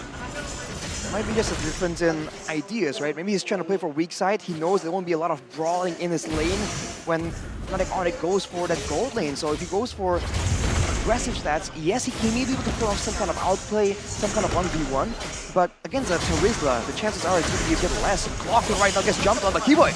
Very, very low, forced to flicker out. Better airstrike coming down, first blood by NFL. And now Appraiser spread NFL! Still able to steal it as well. Kyrie gonna miss out on that retreat battle. But he gets chained CC. That penalty zone was perfect from Fluffy. A perfect poster as well to set up this game. Ladies and gentlemen, the Ling coming up as one of Annabelle's secret hidden weapons. It was taken out by FNOC in the final upper brackets, but here he shines. 1-0-1 so far, gonna be able to pick up that neutral objective as well. The rising star from EVOS Glory. We're seeing a huge swing here in the meta where Assassins now can really try and match some of these fighters in the first turtle. For the longest time, it's always about letting go for the first few objectives and then going for the next objectives when you have some more items, when you have some more combos available. But I guess for EVOS, like we said in game number 2, with the penalty zone, with the Minion and Fury, there's always a chance for Annabelle to just come in right here. And in contrast to the previous game, he has an invulnerability window here with the Tempest of Blades. So that in combination with the Minion and Fury can almost guarantee a neutral objective take. So are we saying this is the calm before the storm? Are we expecting a better mid-game composition from FNOC?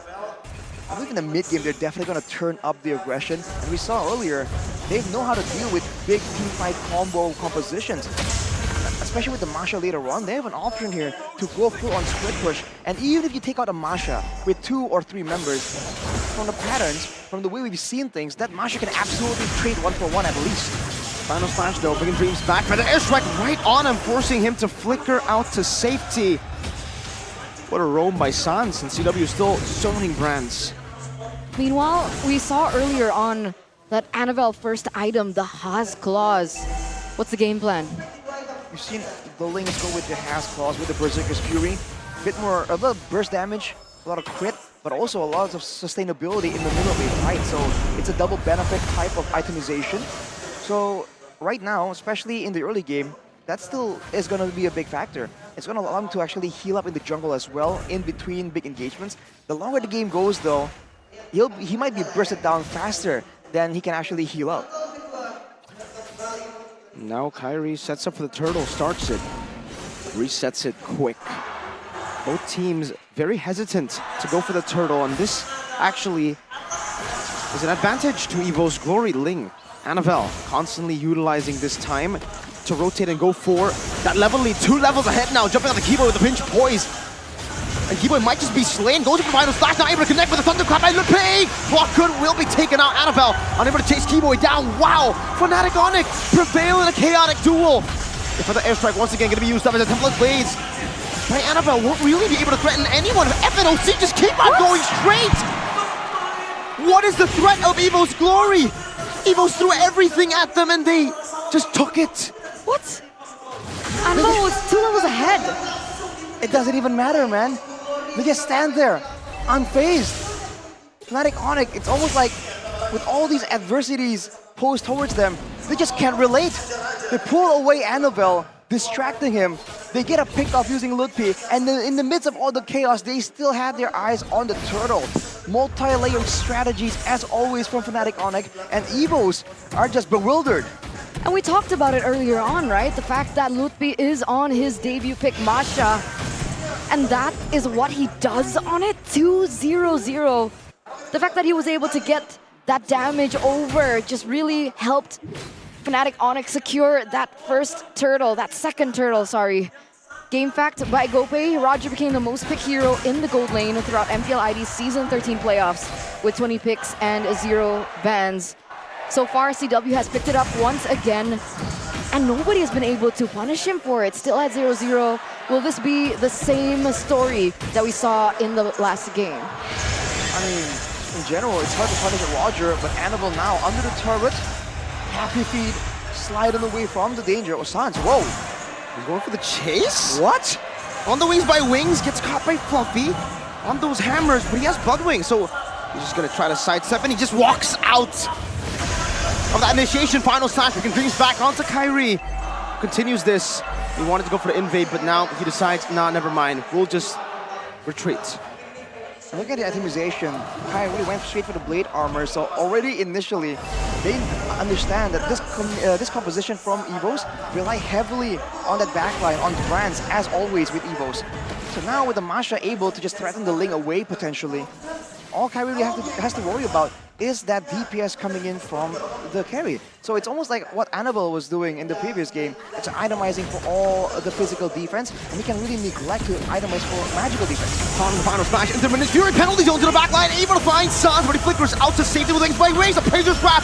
Kyrie with the Red Sheep battle now, and he finds it, able to dash out to safety, Feather Airstrike stolen away, Fluffy gets that last shot to take him down, but Keyboy continues this chase with a vengeance. Seven of the blades to the backline, CW still trying to survive, like and pounce to dodge away from the Divine Blades. My goodness, Annabelle continues this. Sans gets the Blood Wings back up, gets a stun as well, but CW is unable to tap on that Lycan pounce fast enough. Meanwhile, in the mid lane, Ludpi almost taking Brands out. So that's a neutral objective trade over Kyrie as well as Keyboy, and EVOS are able to pick a turret in the top lane. It looks like Brands is eyeing for this mid lane turret, but CW and Kyrie is there. It's a bit of a trade-off, but for Fnatic Onyx, it definitely isn't ideal, but it's better than nothing. Looking at the gold advantage, actually EVOS has the advantage ever so slightly everyone else but the EXP lane. That's where Ludpi has been an absolute menace, and if you look at how he's been playing, even with the Heptaseas, you're seeing that he's really less willing to go all in, all crazy, the same way Luke, the guy who made this Masha famous, was known to be doing, right? Earlier, just going in against Brands, there's a chance he could have traded 1-for-1, but he's happy to just burn a battle spell and threaten Brand away and just walk away as well. So it's a more calculated, a more precise approach from Ludpi here that's just less reckless. He has the BOD now, by the way, and he was able to push in that turret in the bottom lane. So he's busy, he's doing work. Annabelle gonna try and clear up and focus on the housekeeping as Kyrie looks in to steal this away. Fluffy's there though. Yep, the hammer. Oh, Kyrie takes away the orange buff, and Ludpi will be able to get away, only losing 1 HP bar. Dreams and Clockwork in the mid lane, handling that siege very, very well. That's a great combo. Send your crazy burst damage split pusher along with the jungle to make sure that you can get a chance to just threaten for a jungle kill or get his buff away. That is gonna be one way for Fnatic Onyx to really get a level advantage, but he is still Kyrie, 1 level below Annabelle. He's been able to farm really, really well. With EVOS setting up right here, you can see CW actually if you want to scout, but Ludpi! Ooh, wait. Annabelle. Keyboy? Just trying to chase him down, man, trying to stun him. Get him off that wall! But Annabelle, too slippery. Whoa, Brands! Able to find that ambush on CW, forcing him to recall. Ooh, is this a setup that EVOS Glory are looking for?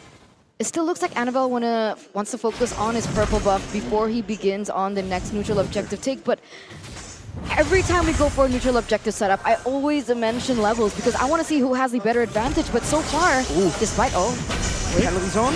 On a 2, final slash connecting on the brands. He goes for vengeance and flickers back out to safety. Feather airstrike as the minion Fury knocks up Kyrie, who gets the appraiser's grab. But Annabelle, knocked up from the wall now. It's a thunderclap. Keyboy gonna be slain by Annabelle as he gets out. Good angle to escape TW. Like in form! Lutpi with a thunderclap again finds another. Lutpi and CW comes up when Keyboy and Kyrie get shut down.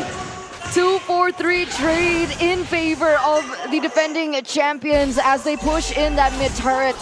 It was rightfully theirs earlier on, and they finally get to push it. They deal some damage in that top lane, but what happened? It's the insane shot calling from Fnatic Onyx. It really seemed they were lost, that they lost several members and are going to be forced to take that defeat. But instead of focusing on where the action was, they turned their eyes immediately to Brands, who's on a low range, slow escape hero, and they run him down immediately, especially with Lutpi's damage available to them, now with the Malefic Roar as well. How are they making these calls, man? The fact that the fights are so chaotic, and yet they seem to always be able to find the right call to turn everything around. They're so kept together, they're so synergized, they're so... I don't even know what the word is. They're just, they have the chemistry. They're just better. The hive mind. They're good at Mobile Legends. They're good at Mobile Legends, as Coach Aldo put it earlier on. But again, Annabelle at level 15. Kyrie is 2 levels below. You'd think that they'd have the advantage here. But again, they have tunnel vision. They haven't been able to fight CW. Isolation on Fluffy with the final stack, but Fluffy gets the penalty zone. A good one. Lutpi in the back as well. Give it a flag. Jumps in with the thunderclap and the feather airstrike connects on the clock run. And look at Lutpi! Again with the chase. The thunderclap there. Lutpi finds a double. The thunderclap. The thunderstruck. Wipe out. Fnatic Onyx continuing this onslaught, and Annabelle can only just run away. But CW wants to chase just for a bit, goes back towards the Enhanced Lord. And that trade is so worth it, right? Lutpi trading his life over for bronze is already great, but he goes in for 2 more members. Keyboy might be a bit too much than you could choose. Sans versus the Assassin. He buys the winner truncheon. The feather airstrike gets popped in, and Annabelle will be able to pinch Poise out. Fnatic Onyx take the Enhanced Lord. And they will be able to save the turret on the bottom side there. So, trading a roamer's life for the turret, I think it's still absolutely within their calculations.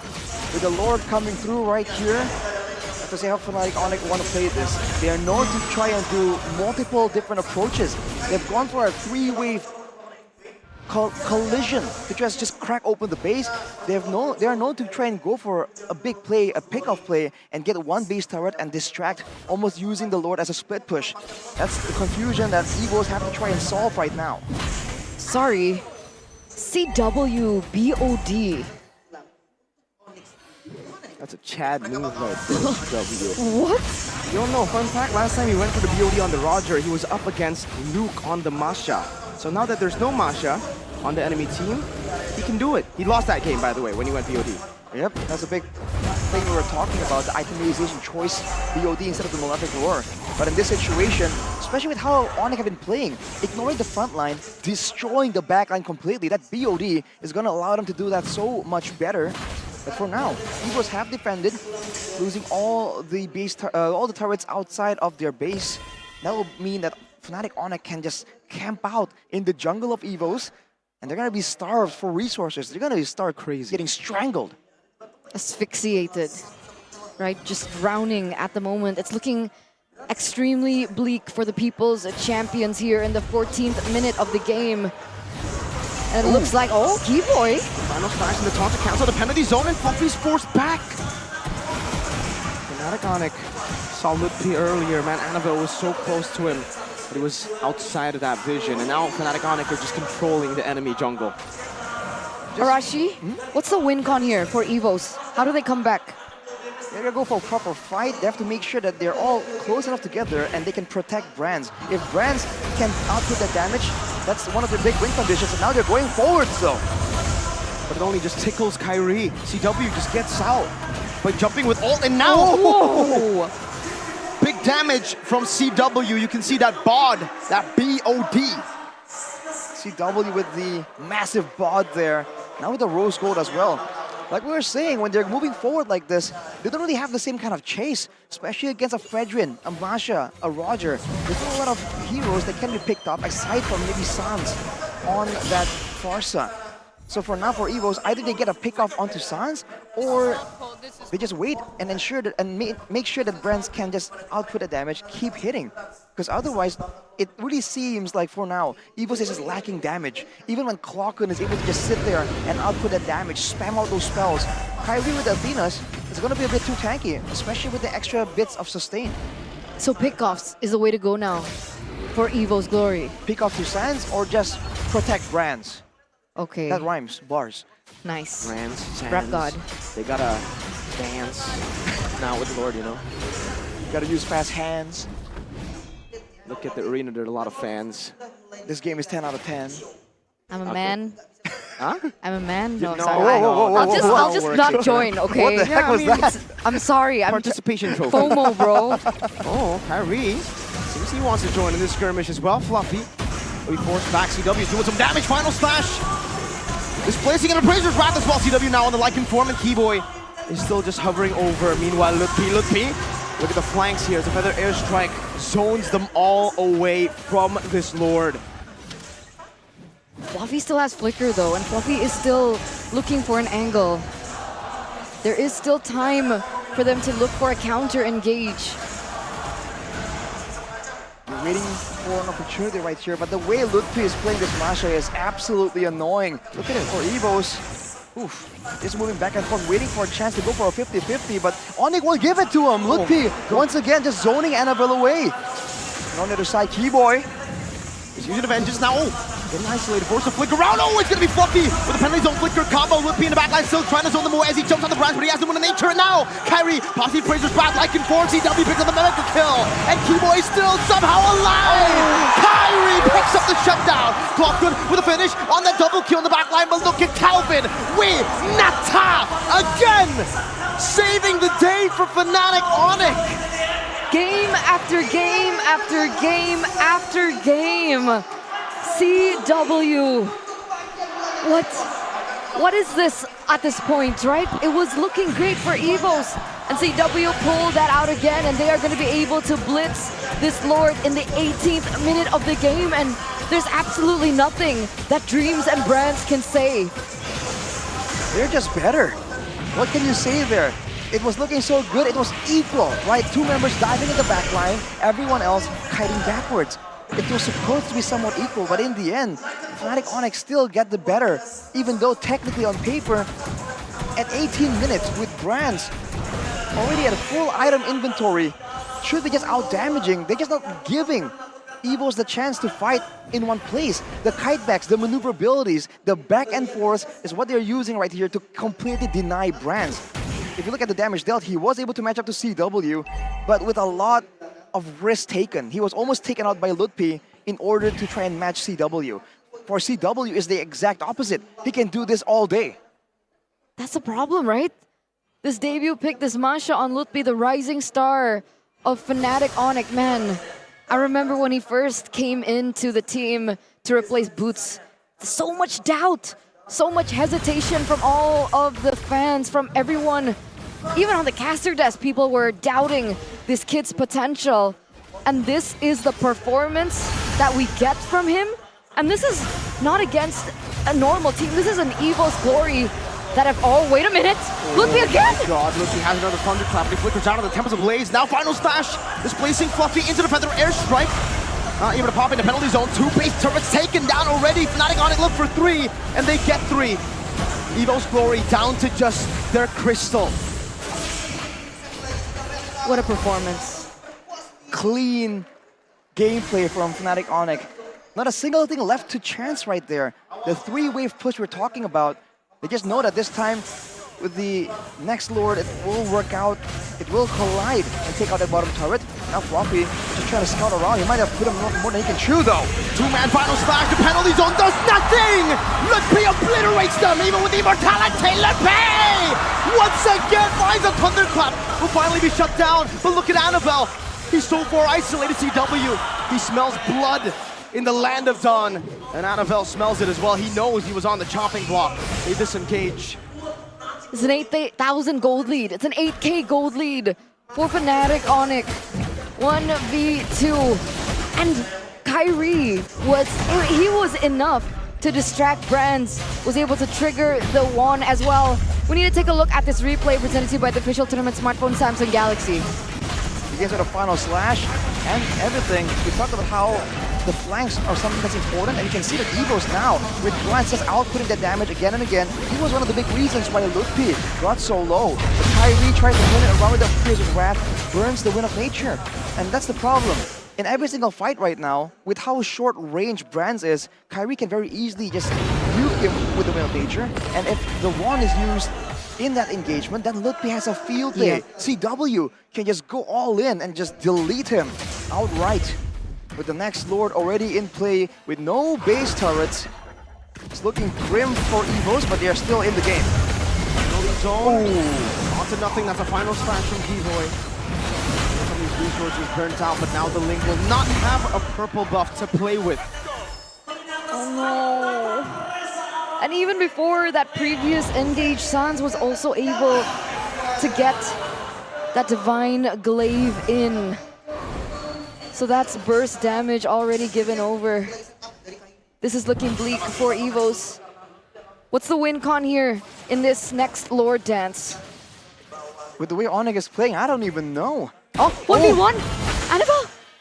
Annabelle running, but he has the flicker, doesn't have that reset just yet. He didn't leave that bar, but Fluffy has been isolated, forced to flicker out. This might be just a free Lord, and it's going to be an evolved one for Fnatic Onyx. Now without the Feather Airstrike though, there's gonna be a chance for EVOS because they rely on basic attacks for their damage. With Fluffy on half HP though, it's gonna be a risky play, and Keyboy, as always, is waiting for an opportunity to just screw everything up for EVOS. Still there, Fluffy jumps in with desperate engage with a penalty zone, but he doesn't have a flicker. The Feather Airstrike cancelled out by Minus Fury, and now Ludpi makes his move. Fluffy gonna be engaged on. CW picks up a monster kill. Ludpi in the back. Now with one more Thunderclap, Brands buys an immortality, but that's just one more time that he can do the same thing over again. Annabelle comes to the blade. Sans with a flicker forward. The winner truncheon by Clockun. The recalls by Sans, and Annabelle with one last ditch, one last effort to try to save this game. Another Feather Airstrike. And Clockun, Fnatic Onyx have wiped EVOS out. We're at championship point. Ladies and gentlemen, what a stellar performance from every individual. From the defending champions, Fnatic Onyx. Here in the grand finals, they are giving it all out. They are throwing all the cards on the table, and it has been brilliant. Reptar, help me out here. EVOS glory. They don't see Winata, but Calvin sees the W in front of him.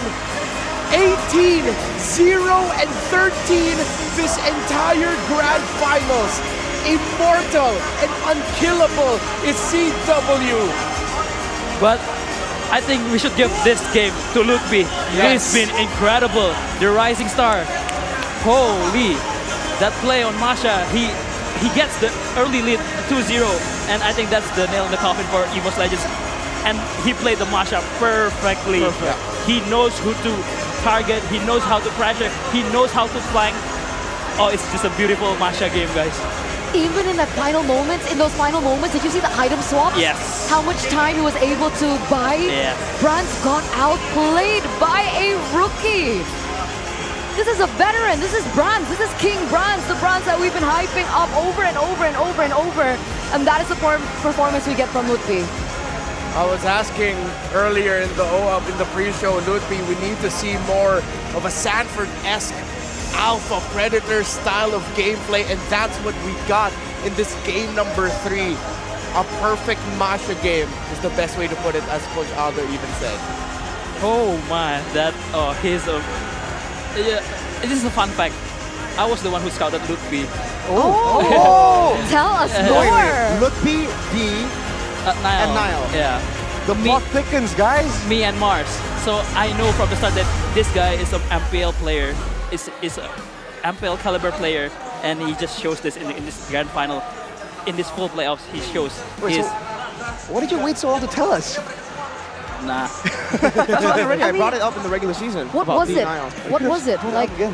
what was it about Lutfi that you're like, yeah, this is the guy? I was trialing back then with Onegrat, and when I saw him play, I was just starstruck. I'm in love with this guy. The way he plays with confidence. He knows how to play the carry type of XP laner, like the Benedetta, Paquito. He knows how to targeting like the Teresa, the Yuzong, and now he shows that he can play Masha too. Oh. Yeah, I think, a big point here for Lutfi is the fact that for the longest time, it's all about, hey, he's a rookie, he doesn't really know, he doesn't have the experience, he just goes in aggressively, and if you give him like a Paquito, like a Benedetta, he can just go all in. But there he shows more than just aggression. It's also like the mind games, the positioning to really be a problem in the formation of EVOS. He's going to be the player of the game, presented by our official tournament smartphone, Samsung Galaxy S24 series. And man, who would have thought, right, with the weapon mastery we're talking about, he was just deleting in the backline. So you mentioned about the choice of emblem, right? Can we talk about that? Yeah, I think it was just smart because, well, technically he was in a lot of these 1v1 situations as well, but most of the time he's just flanking to help the team fight, right? Unlike Luke. Luke plays alone on the side, but the itemization is what I'm most impressed about. Like the weapon mastery, now it's really cool. Usually we see Heptases into a BOD male pick and then a second BOD, and then Luke likes to go for a third BOD if he gets to that point. But this man says, no, I need more utility, I need a Rose Gold meteor HP as well, and why not? Add that Endless Battle and true damage, so even if Brands gets the one, I can still get some of the true damage in. And it's unfortunate for EVOS Glory that they were getting the kills, they were getting the trades, but they just, every time they would get 2 or 3 kills onto the side of Onyx, there would be 2 or 3 members on the side of Onyx still alive, winning the overall team fight. And usually it was CW and Lutfi, or if Lutfi is the one down, somehow Sans has survived for a very long time. Again, I love how he rushed the Bloodwing so that he can be aggressive.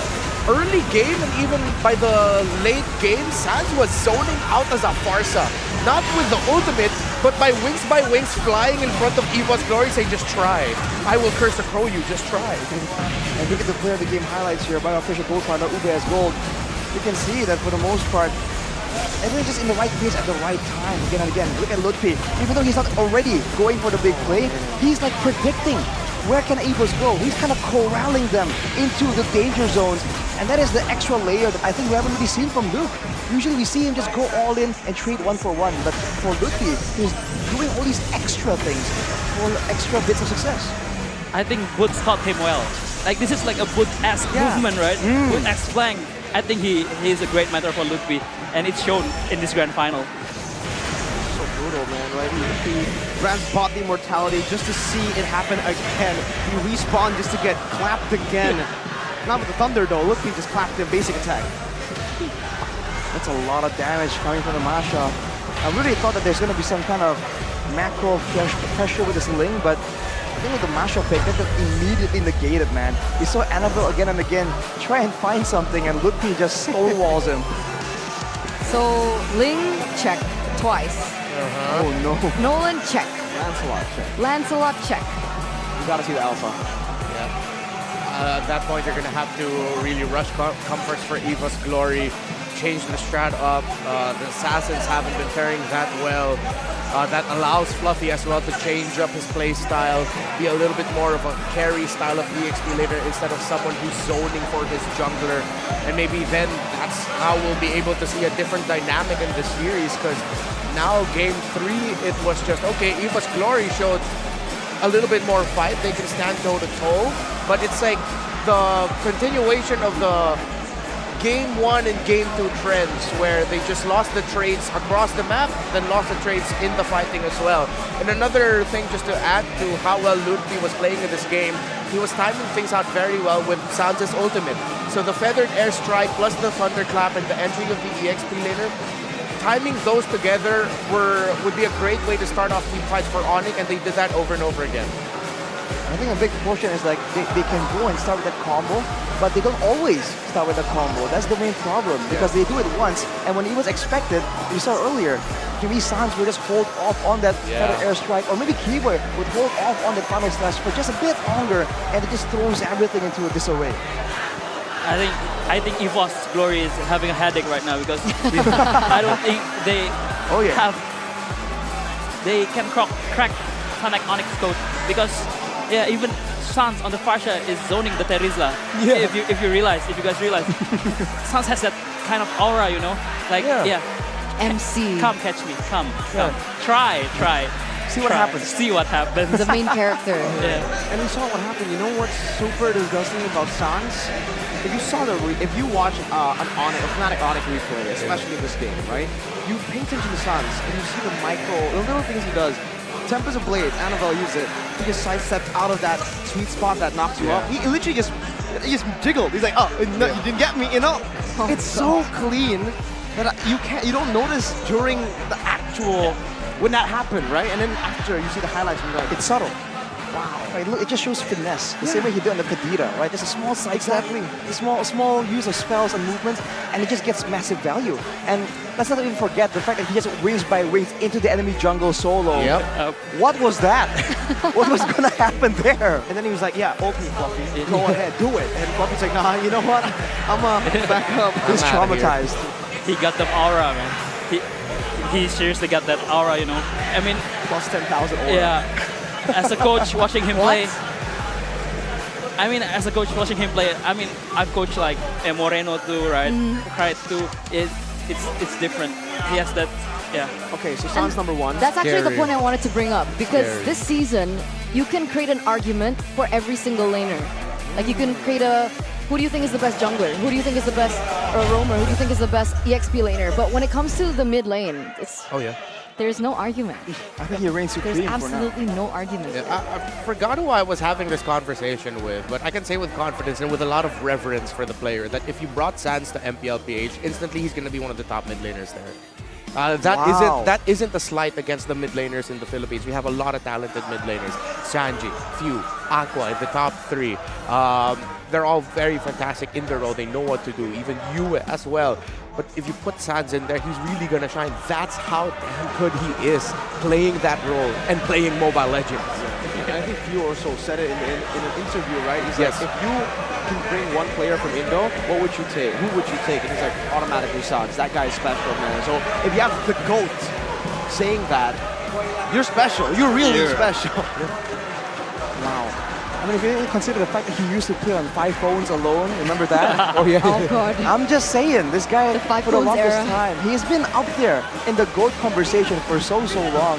And he's one of the, like you said, one of the only people who no one can really talk a lot of trash about, right? Because he's shown he can do it in the mid lane. And even before this, people forget he was in a different role. For he sure. migrated. Gila Sans. I think we're gonna need a little bit of a break after seeing that performance from Fnatic, from all 5 members, by the way. We've been highlighting Sans, but it's a mind bogger. Wow. Yeah. So we'll take to the host on the stage, Bude Clara Mongstar and Monica. Take it away.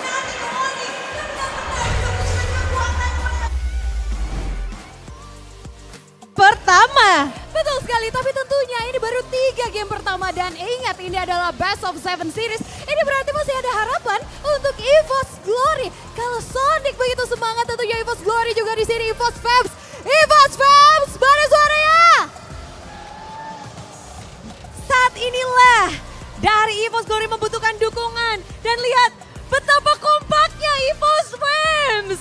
Mereka rangkulan bersama, saling memperkuat satu sama lain dan semoga energi mereka bisa sampai kepada EVOS Glory karena one team, one voice, one family. Yes, siapa yang tahu kalau nanti bisa saja EVOS Glory akan reverse sweep ataukah harus mengaku kekalahan atas FNOC Onyx. Yap, ini adalah match point. Semuanya berdebar-debar, semuanya menantikan akankah EVOS bisa merubah takdir mereka seperti di 2 season lalu, karena mereka tentu saja nggak mau mengulang hal yang sama.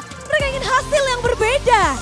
Tapi tentunya ngomongin super fans di sini selain Bude, kalau kita lihat ini semangatnya luar biasa.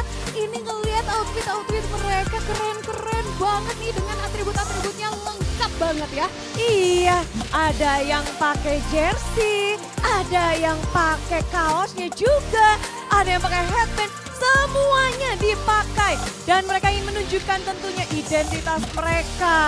Betul sekali, tapi ngomongin outfit Bude. Ini Monica tadi lagi nge-scroll nih ya. Instagram Bude. Terus ada nih, Monica tuh pengen kembaran sepatu sama Bude. Yang Sepatu? loh. Yang itu ya?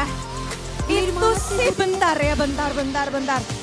Kembaran boleh, tapi Bude lupa belinya di mana dan itu namanya juga sepatu aja deh, sepatu hitam apa ya? Sepatu hitam apa? Saya tadi tuh aku search emang sepatu hitam apa nggak dapat. Makanya Tapi mau nanyain. tenang Monica. Kalau ketika Bude nggak tahu, kamu nggak tahu, mending kita minta bantuan sama Samsung Galaxy S24 series. Yes, aduh Monica sampai lupa kalau kita punya Samsung Galaxy S24 series. Jadi gampang banget kita bisa pakai fitur Circle to Search by Google, bisa langsung tahu. Jadi walaupun Bude lupa, ya jangan khawatir, nggak masalah. Kita tunjukin dulu kali ya Bude gimana caranya. Betul. Boleh dong, nanti ditolongin. Boleh, karena buat kalian yang mungkin kepengen kembaran mungkin sama tim favorit kalian, player idola kalian. Inilah dia caranya kalau kalian mau pakai fitur Circle to Search by Google. Apapun yang kepengen kalian cari tahu, itemnya kah, hal apapun itu kah, tinggal kalian tekan home button di tengah-tengah. Lalu home buttonnya ditekan dulu, alon-alon asal kelakon ora apa-apa. Nah, tinggal cari tahu tuh, kamu mau yang apa? Kalian mau cari tahu apa? Sepatu Bude. Lingkarin aja nggak sih? Dan ternyata buset, langsung keluar ya. Itu tuh sepatu Bude. Jadi yang mau kembaran sama Bude, mau kembaran Monica juga bisa tinggal pakai fitur itu. Udah happy kan Monica? Nanti kita kembaran ya. Yeay, akhirnya dengan bantuan Circle to Search by Google di Samsung Galaxy S24 series, jadi bisa kembaran deh sama Bude. Siapa lagi nih yang mau kembaran, bisa langsung cobain di search pakai Circle to Search by Google. Kadang Bude tuh penasaran sama mungkin dari jersey yang Onyx pakai, atau pas dari EVOS Glory ada sepatu-sepatu keren, dan banyak banget deh dari pro player pakai barang apapun itu, atau nggak cuma dari itu doang, bisa area, bisa apa segala macam. Kita pokoknya tanyain aja sama Samsung Galaxy S24 series. Jadi semuanya bisa ya Bude. Mau outfit, misalnya Monica mau kembaran dress juga bisa banget. Kalau mau, jadi bisa kembaran satu sebadan ya, dressnya, sepatunya, atau mungkin ada yang ingin dicari misalnya apa gitu, pokoknya bisa langsung pakai fitur Circle to Search by Google. Mungkin Monica lagi penasaran ini wajahnya siapa ya, itu juga bisa di search. Jadi apapun bisa di search pakai fitur itu Monica. Jadi gak cuma outfit Bude. Jadi bisa juga kalau misalnya kita lupa nih, misalnya kita udah foto bareng ya, terus lupa, aduh namanya siapa sih? Bisa langsung di Circle to Search biar bisa kita ingat lagi, oh iya tadi kan kita udah kenalan, namanya misalnya Bude Clara gitu. Betul, pokoknya semuanya bisa kan connect dengan Google langsung. Jadi Google tahu segalanya, tanya Mbah Google. Dan tentu saja dengan Circle to Search itu membantu kita semua biar lebih tahu, lebih dalam tentang apapun yang kita pengen tahu. Seperti kita juga pengen tahu nih, seperti apa semangatnya. Ini lagi beradu chanting di sini Monica. Semuanya lagi ramai banget para super fans yang ada di sini. Dari Onyx. Lalu ada juga dari EVOS. Semuanya pada pengen tahu, penasaran seperti apa hasil dari match hari ini Best of 7. Kalau melihat 3 game ini, sebenarnya Bude ngelihat potensi dari EVOS Glory itu sangat besar untuk mengamankan poin setelah ini. Betul sekali, karena tentunya masih ada harapan. Ini are the People's Champion yang mana memberikan kejutan untuk kita di babak playoff ini setelah di regular season harus berada di posisi bawah, bahkan skornya minus. Tapi mereka membuktikan diri. Sekarang sudah berada di babak grand final. Jadi bisa saja hari ini kita juga akan dibuat kaget oleh EVOS Glory. Tidak menutup kemungkinan karena sang Raja Hutan akan berhadapan langsung dengan Raja Langit. Kita akan melihat seperti apa The Three-Pit Champions di game selanjutnya bersama dengan The People's Champion. Akan seperti apa hasil yang diberikan? Mari kita sambut bersama-sama kelanjutan dari pertarungan Grand Final.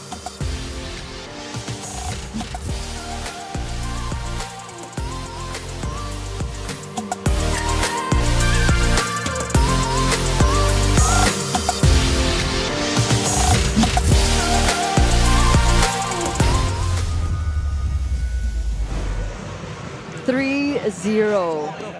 In this best of 7, we are at championship point. Only one more for Fnatic Onyx to be reigned the kings of the galaxy once again. I mean, I think on the two ends of this table, even you there in the middle, 4-0 was like a theme. Start heading into the series, and it looks like we might be on the way there because there's something Coach Aldo mentioned, a headache for EVOS Glory to handle Fnatic Onyx, because it seems like every time EVOS Glory wants to throw something as a response, there's always an even better answer from Fnatic. I mean, that's always the problem with, against Fnatic Onyx. You need to choose what you want to fight against them. There will be no like a good fight against Fnatic Onyx. It's always gonna be okay. Who you want to fight? And I think in this series it's like Lutfi and Chewe, I think, and also Suns. Kyrie and Kiba is just like try to fill in to adapt. Yeah. And you know, they definitely don't want to fight. They definitely don't want to fight without the Oraimo Free Pods Lite exclusive. We saw an Edith earlier, Edith Edition. You said it was a nail in the coffin, and I'm telling you that these Free Pod Lite exclusive, if you don't get it, that's a nail in your coffin for your gameplay. Oh, that's true. Oh, yeah? What are you doing without the Oraimo? What are you doing, man? What, I mean, like, come on, you not want to experience gaming to the next level? What are they doing? I mean, Arashi, there's a promo code too. Yeah, 10% discount if you use the code Oraimo MPL at the Orange store when you check out. So it's, you know, you have to unleash an unstoppable style, man, because for other options, that's cool and all. Your other buds, they're great, but this is the official partner of MPL, man. You want to compete with that kind of credibility? I'm just saying, right? What? What? What did you say? What are you saying? I can't hear you. I can't you hear. I'm not wearing my Oraimos. The EVOS fans are so loud. You're not wearing them? Why? I get it What? now. Why not? Is it lagging? Now I feel pressured What? to get Hello? Oraimo before I fly back to the Philippines. You have to. You have to. I have to? You have to. Like, really have to? Make sure your purchase actually goes through though, because if you're lagging and stuff, it's just awful. So you have to use that Games Max booster, bro. Get that guarantee. Yeah, you don't want to be playing your ranked games and then you start stuttering because of the lag. Like, what is that? That was so 2020. What year is this now? 2024. That was so 2023. You know, don't let your gaming session end up being disrupted by lag. To make your gaming sessions smoother, you guys can use the Games Max booster. Prices start from 25K IDR, and you can get up to 36 gigabytes of data. And I'm going to repeat that: 36 gigabytes of data, ladies and gentlemen. What you doing? Head over to the website down below there. Check it out, man. It's as simple Is that your brother? as that. Who are you talking? Who's you? Wait a minute. This guy? Who's you? Me? Yeah. You think this guy looks like me? A little. You think I look like this guy? No? No resemblance from there? Saturday sells glasses, right? Yeah, exactly. Eterna, you know, this would be the perfect segue for you to, you know, wear those glasses, you know, because your eyes are quite bad. You need those glasses. At least you can see the draft, though. I'm sorry. I'm sorry. Oh.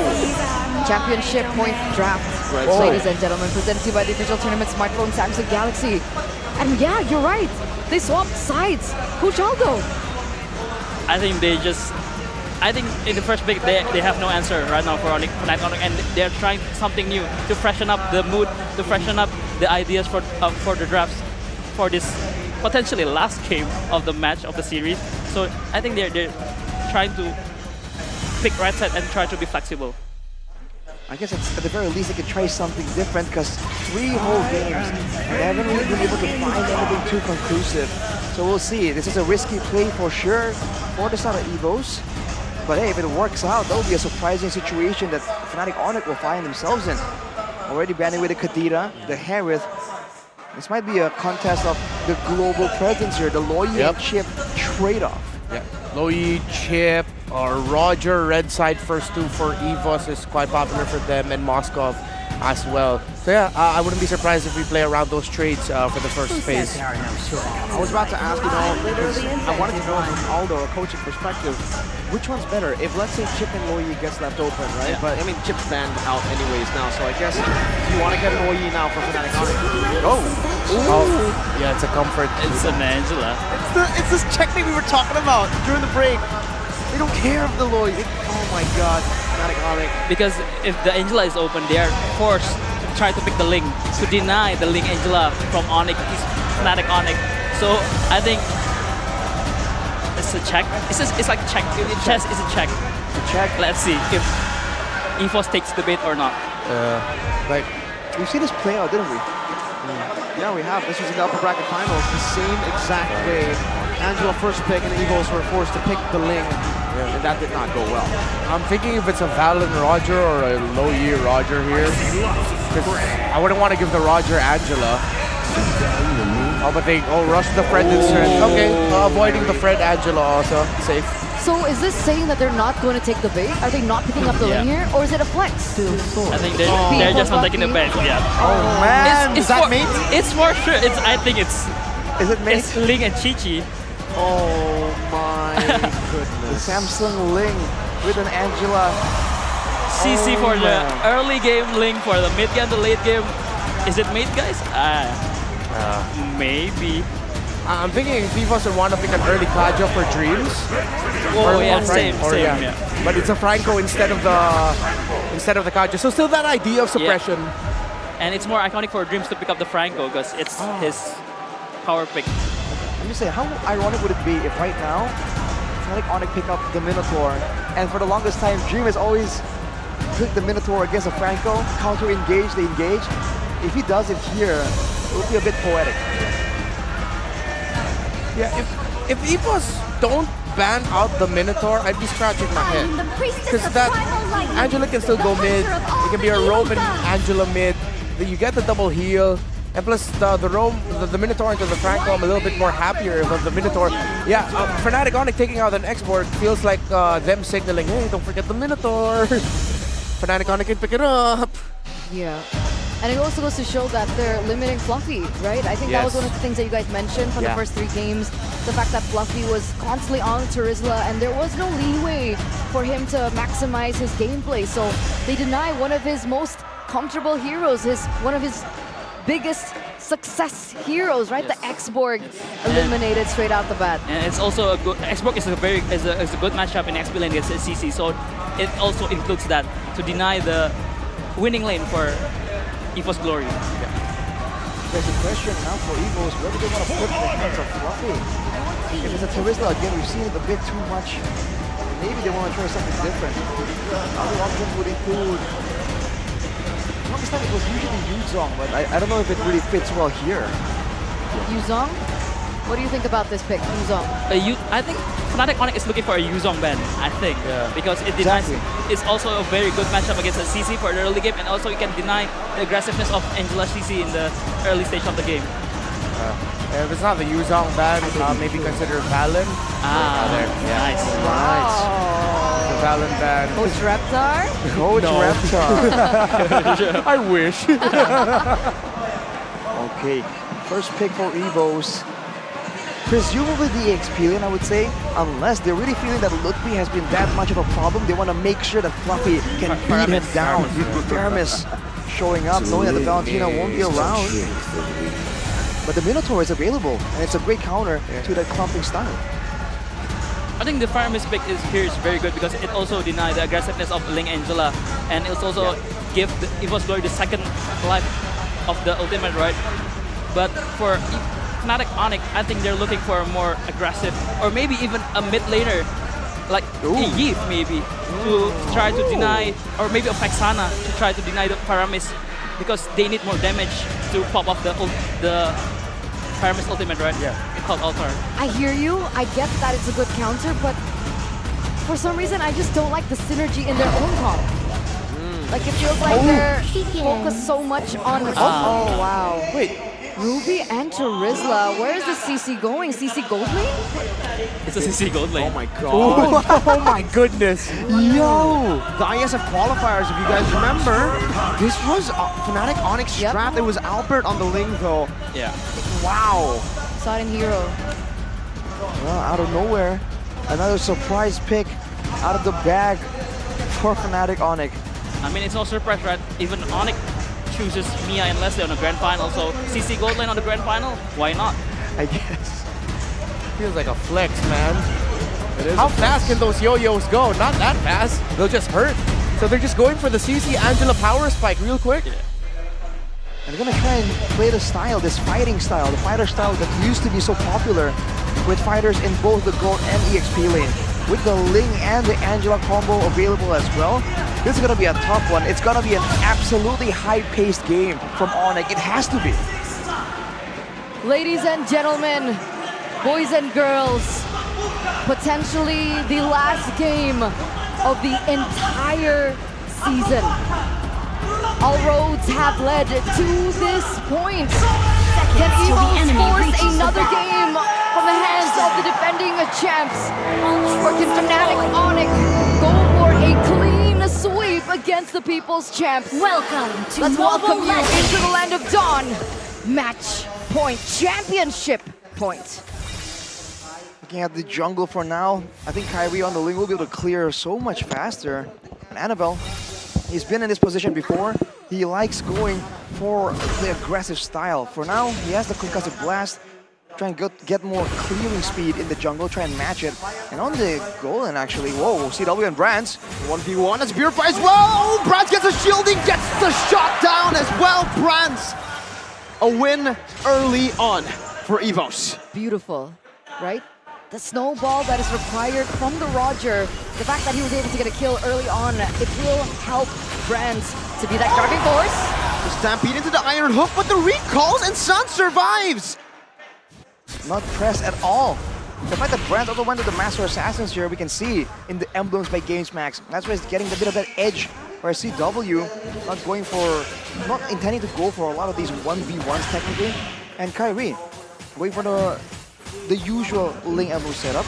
But we not doing anything too crazy. Kiwi with the firmness and tenacity though leads me to believe that he's gonna be the main front line, and Lutpi might be the one just waiting in the wings for a big, massive penalty zone. We'll see the wave clear happening from Suns. On the Angela, Keyboy is there to help clear out the lane. It looks like a little bit of a stalemate. Annabelle looking to make his mark. He does get the taunt down and knock up, but Keyboy just dashes out. See the hard hook though. Connects, and just like that, Dreams. Oh, Keyboy! What? How? There's the firmness, the tenacity, and the skills, the speed. It won't be a pickup, but that's a great swing in tempo for EVOS. They're going straight for the turtle. It doesn't seem like there's going to be an answer from Onyx. Just the turtle taken away. Lutpi not going for that penalty zone. Not just yet. Turtle and 1 kill so far, 2 minutes in for EVOS Glory. Are you not tired of asking the question how? How this, how that? Fnatic Onyx Brands though, looking to get very aggressive onto Kyrie there. Doesn't necessarily commit onto it just yet, but it does seem like the same story over and over, right? EVOS Glory always with the early objective trades. Fnatic Onyx looking for the kills, but so far they haven't found it just yet. Look at the difference in the farming for Kyrie. Whenever he does not get to actually contest for the mutual objectives, he is completely at home, just farming up a storm. Not really having the most insane of goal differences, but for now, still a great plus, but he's going to be zoned away right here.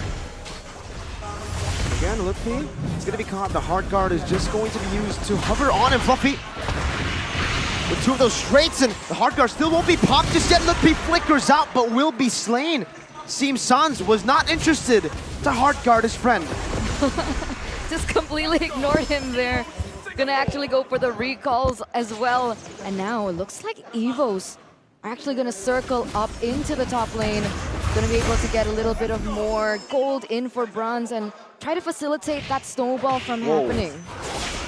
On the other side of the map though, Fluffy on that Paquito, on that winning lane, that aggression, is going to be having a lot of impact. But now Dreams goes for the purple buff. Great iron hook, but Kyrie still is able to take it. Sans now forcing Dreams to flicker forward. Anavel dashes in front. Fraser's wrapped on the Keyboy, but he will not be able to find most of that value. The Netherrealm by Clock on an iron hook as well with Bloody Hot now canceling and stopping Kyrie, but don't run Wolf King and now to Heaven Blades.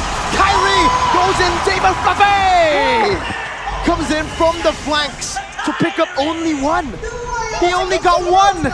Kyrie and Keyboy survived. What? How did he do that? Kyrie, he was destined to die there under the turret. He got hooked. Everything was thrown at him. CW trying to fend for himself as well at the top lane. But he gets out, denies that pickup. And meanwhile, Fluffy goes in for a solo kill onto Kyrie. Great exchanges here from EVOS, but man, Kyrie on the lane is just something else. Berserker's Fury completed for him, but right now, EVOS are the ones holding control. An unfamiliar situation we've seen in the past 3 games. Dreams with the sliding iron hook, won't be finding anyone. And for now, it's just that the threat of the engage is still that deadly. But later on, in the mid-game, that's where the lane here can be just roaming around, can be split pushing with the global Angela presence. EVOS need to recognize that they have to try and do something before it reaches that point. So neutral objective takes have been controlled by EVO's Glory. But with CW on the CC, does that mean that they can still also translate it into the late game? Or is there a window for EVOS to also find a way in the late game? Fnatic Onyx just they defend that purple buff. Okay. Well, funny enough, for the side of Fnatic Onyx, the fact that it's a Roger, right, not exactly the insane late game high damage carry, like a carry or like a Harriet maybe even. Maybe the CC can still match up to the damage dealing, but in this case, you can't really target with the CC. You can't really focus anyone down, so it has to be a full-on, either a pick-off attempt at a single target, or it has to be just random damage to everyone around you. So in that sense, brands will have a lot more safety, a lot more security, unless of course Kyrie is tasked with just ensure that he does not get to have any impact in a fight. So we saw the items earlier as well, Arashi. Between CW and Brands, what's the situation here? Well, for now, Brands will still have the advantage later on when there's a bit more tankiness to supplement the sustain that the CC has in the 1v1. Maybe then something will be different. But Fluffy wants to box. Oh, Dreams! Wow! What a hook by Dreams! Came out of nowhere, and that's the Franco in the hands of Dreams. Can't underestimate it. And with that play, EVOS pulling further in the gold advantage now. Going for a fight here with a 3k gold lead. They're going straight for the turtle as well. Look at Fluffy. Still flanking. Dreams not able to find that iron hook. Lutpi. Blocker was able to dodge everything from Lutpi. Keyboy walking in the front, gets caught. That's a 3-man Jonathan. The penalty zone now. Curtain call as well with Purify. Gets him out. Keyboy still in the midst of it all, and they are all clumped up. Appraiser's wrath. Annabelle finds it, but look at the damage coming from GW and Lutpi. But Fluffy continues to show how this Paquito is a big threat. Sans forced to flicker out. EVO's Glory 3-1. Wow. They're going to be able to get a lot more space on the neutral objective. Fluffy still on the way to put that pressure on top of CW. That's a lot of damage, my guy. CW has got to start respecting that. And as well, that buff does get taken away in the hands of a snowballing Brands, already 2-0-2. Too much control, too much safety. The Netherrealm was forced out from Clockun, but in the end, there's still enough damage traded back from EVOS to really get ahead in that fight.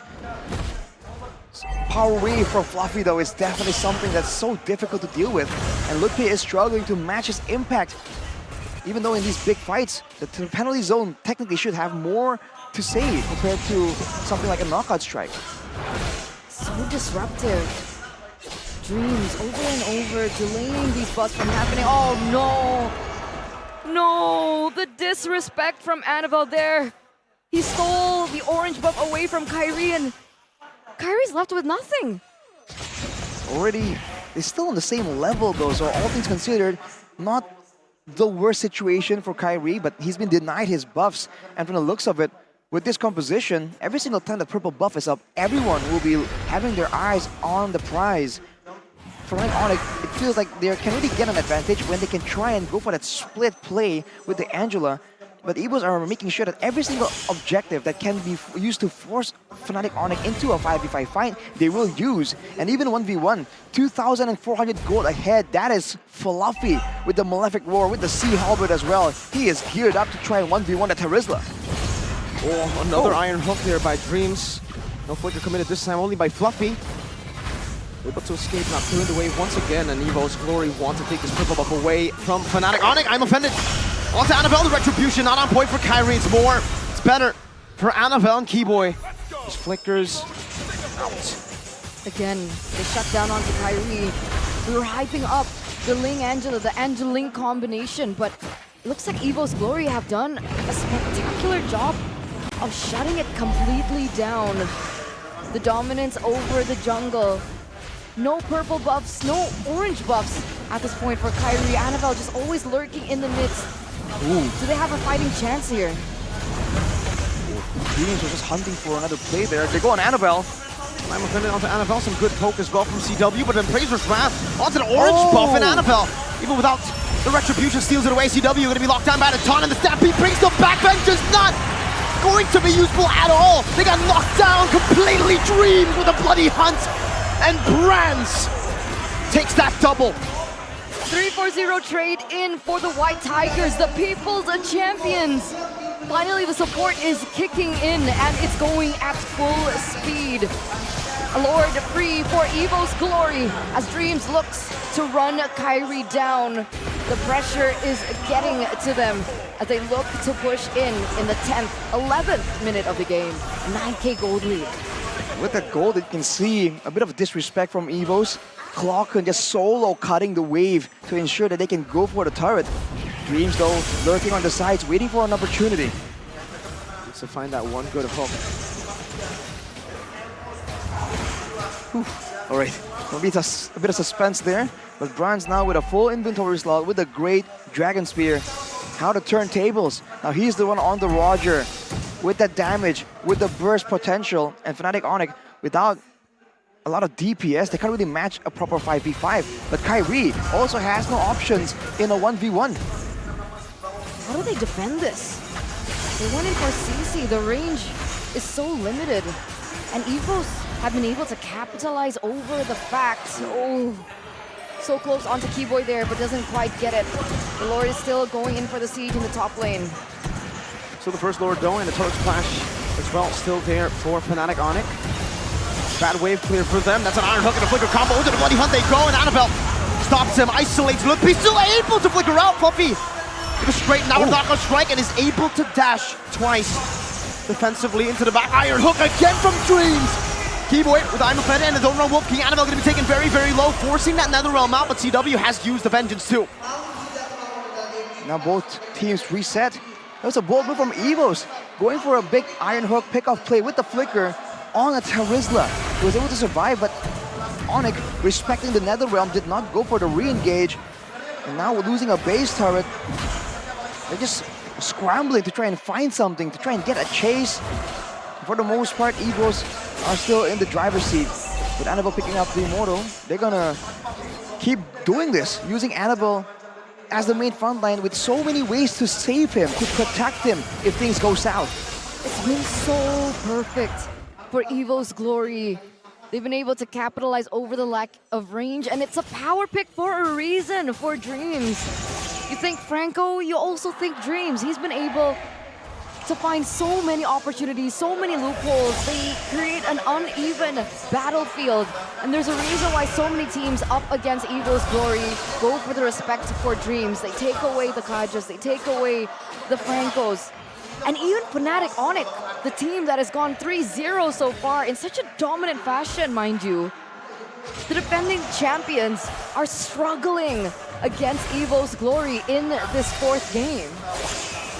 Well, on the bright side for the side of Fnatic Onyx, level 15 Kyrie has a chance to go for some kind of retry steal, but everyone else on his team is severely behind. So going to be a bit of a waiting game, but with the Lord threatened, potentially taken by EVOS, that could be enough. We usually talk about the 10k gold mark being the point where you can just go in and break the base with brute force. And Onyx realize it, recognize it, but look at where Fluffy is. Oh, Dreams! That's a flicker now, a taunt from Annabelle. No flicker for Dreams. He buys the immortality now. 10,000 gold lead still in favor of EVOS, and they're holding on to this Lord. They're not letting it reset.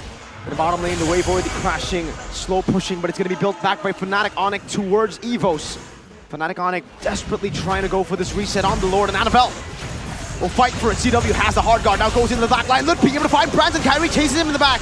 Like him Pounce, dealing so much damage. Dreams there. Annabelle secures the Lord. And CW still dealing damage. Annabelle very, very low. Ludwig's immortality is going to be popped. Fluffy jumps into the back, but I'm a Fennec connects, and Ludwig will fall. That's an unstoppable for Brands. And EVO's Glory, now it's their time. They've completely taken it back into their hands. In game number 4, the People's Champions, the Chosen Ones. And look outside, man. The crowd is absolutely insane. That is outside, correct? That is outside. Inside the arena. Yes. That is the amount of people that want to see this conclusion. And EVOs are about to strike back, crack open the base. Can they go for more? They look to the skies and they see the Sky Kings, but this time it's them on the attack. Iron Hook only onto the minion wave. And how have Fnatic Onyx done it? How have they defended with a composition like this? Still another wave though. And EVO's Glory, it seems they cannot push forward, they cannot siege the kingdom of the Sky Kings. The longer the game goes though, it's gonna be less and less important, this gold lead. 12k as of right now. It seems like this is gonna be a moment for EVOS to go through and go for a play. Annabelle caught in the midst of it all. The penalty zone locks him down. Netherrealm going to be baited out as well. Lupi getting that photo shielding. CW getting the hard guard. He doesn't have the Curtis call actually. He's already used it earlier. And T-Boy wants to go for more. They're going to be poked down now as the Bloody Hunt comes down. But CW will be obliterated by Brands. Fluffy now with a knockout down to the back. But Kyrie finds Annabelle. Jumping on the Brands, top of the blades, used up Kyrie, 1-2, but now the base is wide open and Brands has picked up a double kill. You flip the coin this time, you get Mr. Fantastic. Brands 7-0-4, Academy in the mid lane. Dreams force to flicker back as now it's going to be Lippy who tries to go for the desperate defense, but they all get locked down. One last penalty zone, and it will not be a clean sweep. EVO's Glory fight back. The People's Champions force a game number 5 from the defending champions who have already gone 3-0. Ladies and gentlemen, this just speaks volume to the mentality of EVO's Glory. And we have so many examples of it this season. In the regular season, they came back from a -7 match point deficit. And with that mental strength, with that mental fortitude, with resilience, determination, and hunger to get to the top, they prevail and they will force another game under the reign of Fnatic Onyx. That was a well-deserved victory for EVO's Glory. That was honestly their game to lose. From the perspective of a Filipino here on the desk, that was EVO's Glory game to lose, game to win rather, where literally they just need to play around the objectives right, pressure the lane at the right time, and the moment you saw CW go down within the first minute of the game, EVO's Glory knew, all right, if we don't win this game, something terrible happened. And they built around that, they continued that, and they continued invading the jungle of Fnatic Onyx.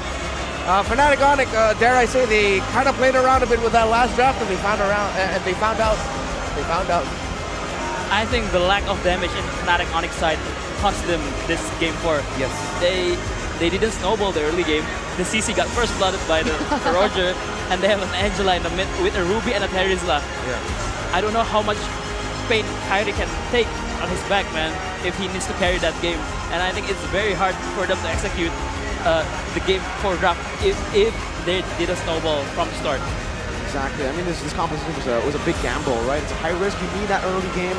Once, EVOS had the 2,000 gold lead, it was basically almost over. But then you could see the discipline from EVOS though, because even then, Fnatic Onyx were still threatening all the way to the end.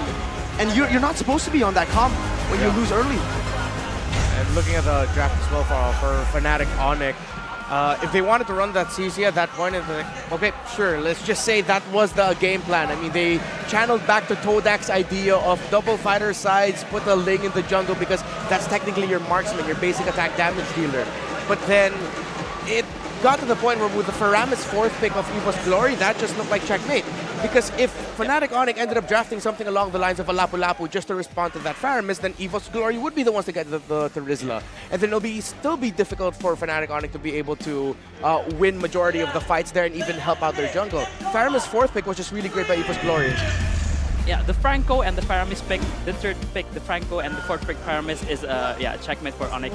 And I think that's why I didn't like the Ruby pick, because I think if they are planning to play double fighter, they should play another mage to give more damage, to also pop the Cult Altar for Faramis. They need some more damage in that team comp. Maybe a Vexana or even Aloy is open at that game. Yeah, but they completely left it open and they went in for the Angela in the mid lane instead. But player of the game presented to you by the official tournament smartphone Samsung Galaxy S24 series is Dreams, right? You don't respect Dreams and you get nightmares for a long, long time. And especially when you consider the fact that you're on an assassin, right? Getting that suppression so early on. And even there, the fact that they were just unable to snowball Fnatic Onyx is also partially due to the pressure that Dreams was able to just carry around. Every single time you saw Kyrie go for something like a split push, Dreams is always on the case with the rapid roots, with the conceals, immediately pop just for the extra bit of movement speed to chase him away. And just like that, they were just forced into those neutral objective fights 5v5. And then with this composition, with the CC not really winning out against the Roger, it was just looking a bit too difficult. And that was a big learning moment for me. Number one, now I learned CC versus the Roger. Just time to dash in a little bit. Well, the Roger's gonna win. And also, Dreams, really good Franco. Oh yeah, I didn't know. In my head, I was like, oh, Dreams? You mean Tiggle Minotaur guy? Yeah. Oh, his Franco is really great too. And the big portion here, the big issue as well, is that Lupio on the Terizla was shut down completely by Fluffy. You know, shout out to him as well for the early game. That early pressure with the Paquito again and again forces Lupi to be so far behind. He was the guy with the biggest goal differential in this game for the longest time. And that is also something that they use again and again to go for some kind of flank, some kind of burst damage to the back. And especially with the Netherrealm in the picture, it was just so difficult for Onyx to even get even trades. I think, yeah, as you can see here, right?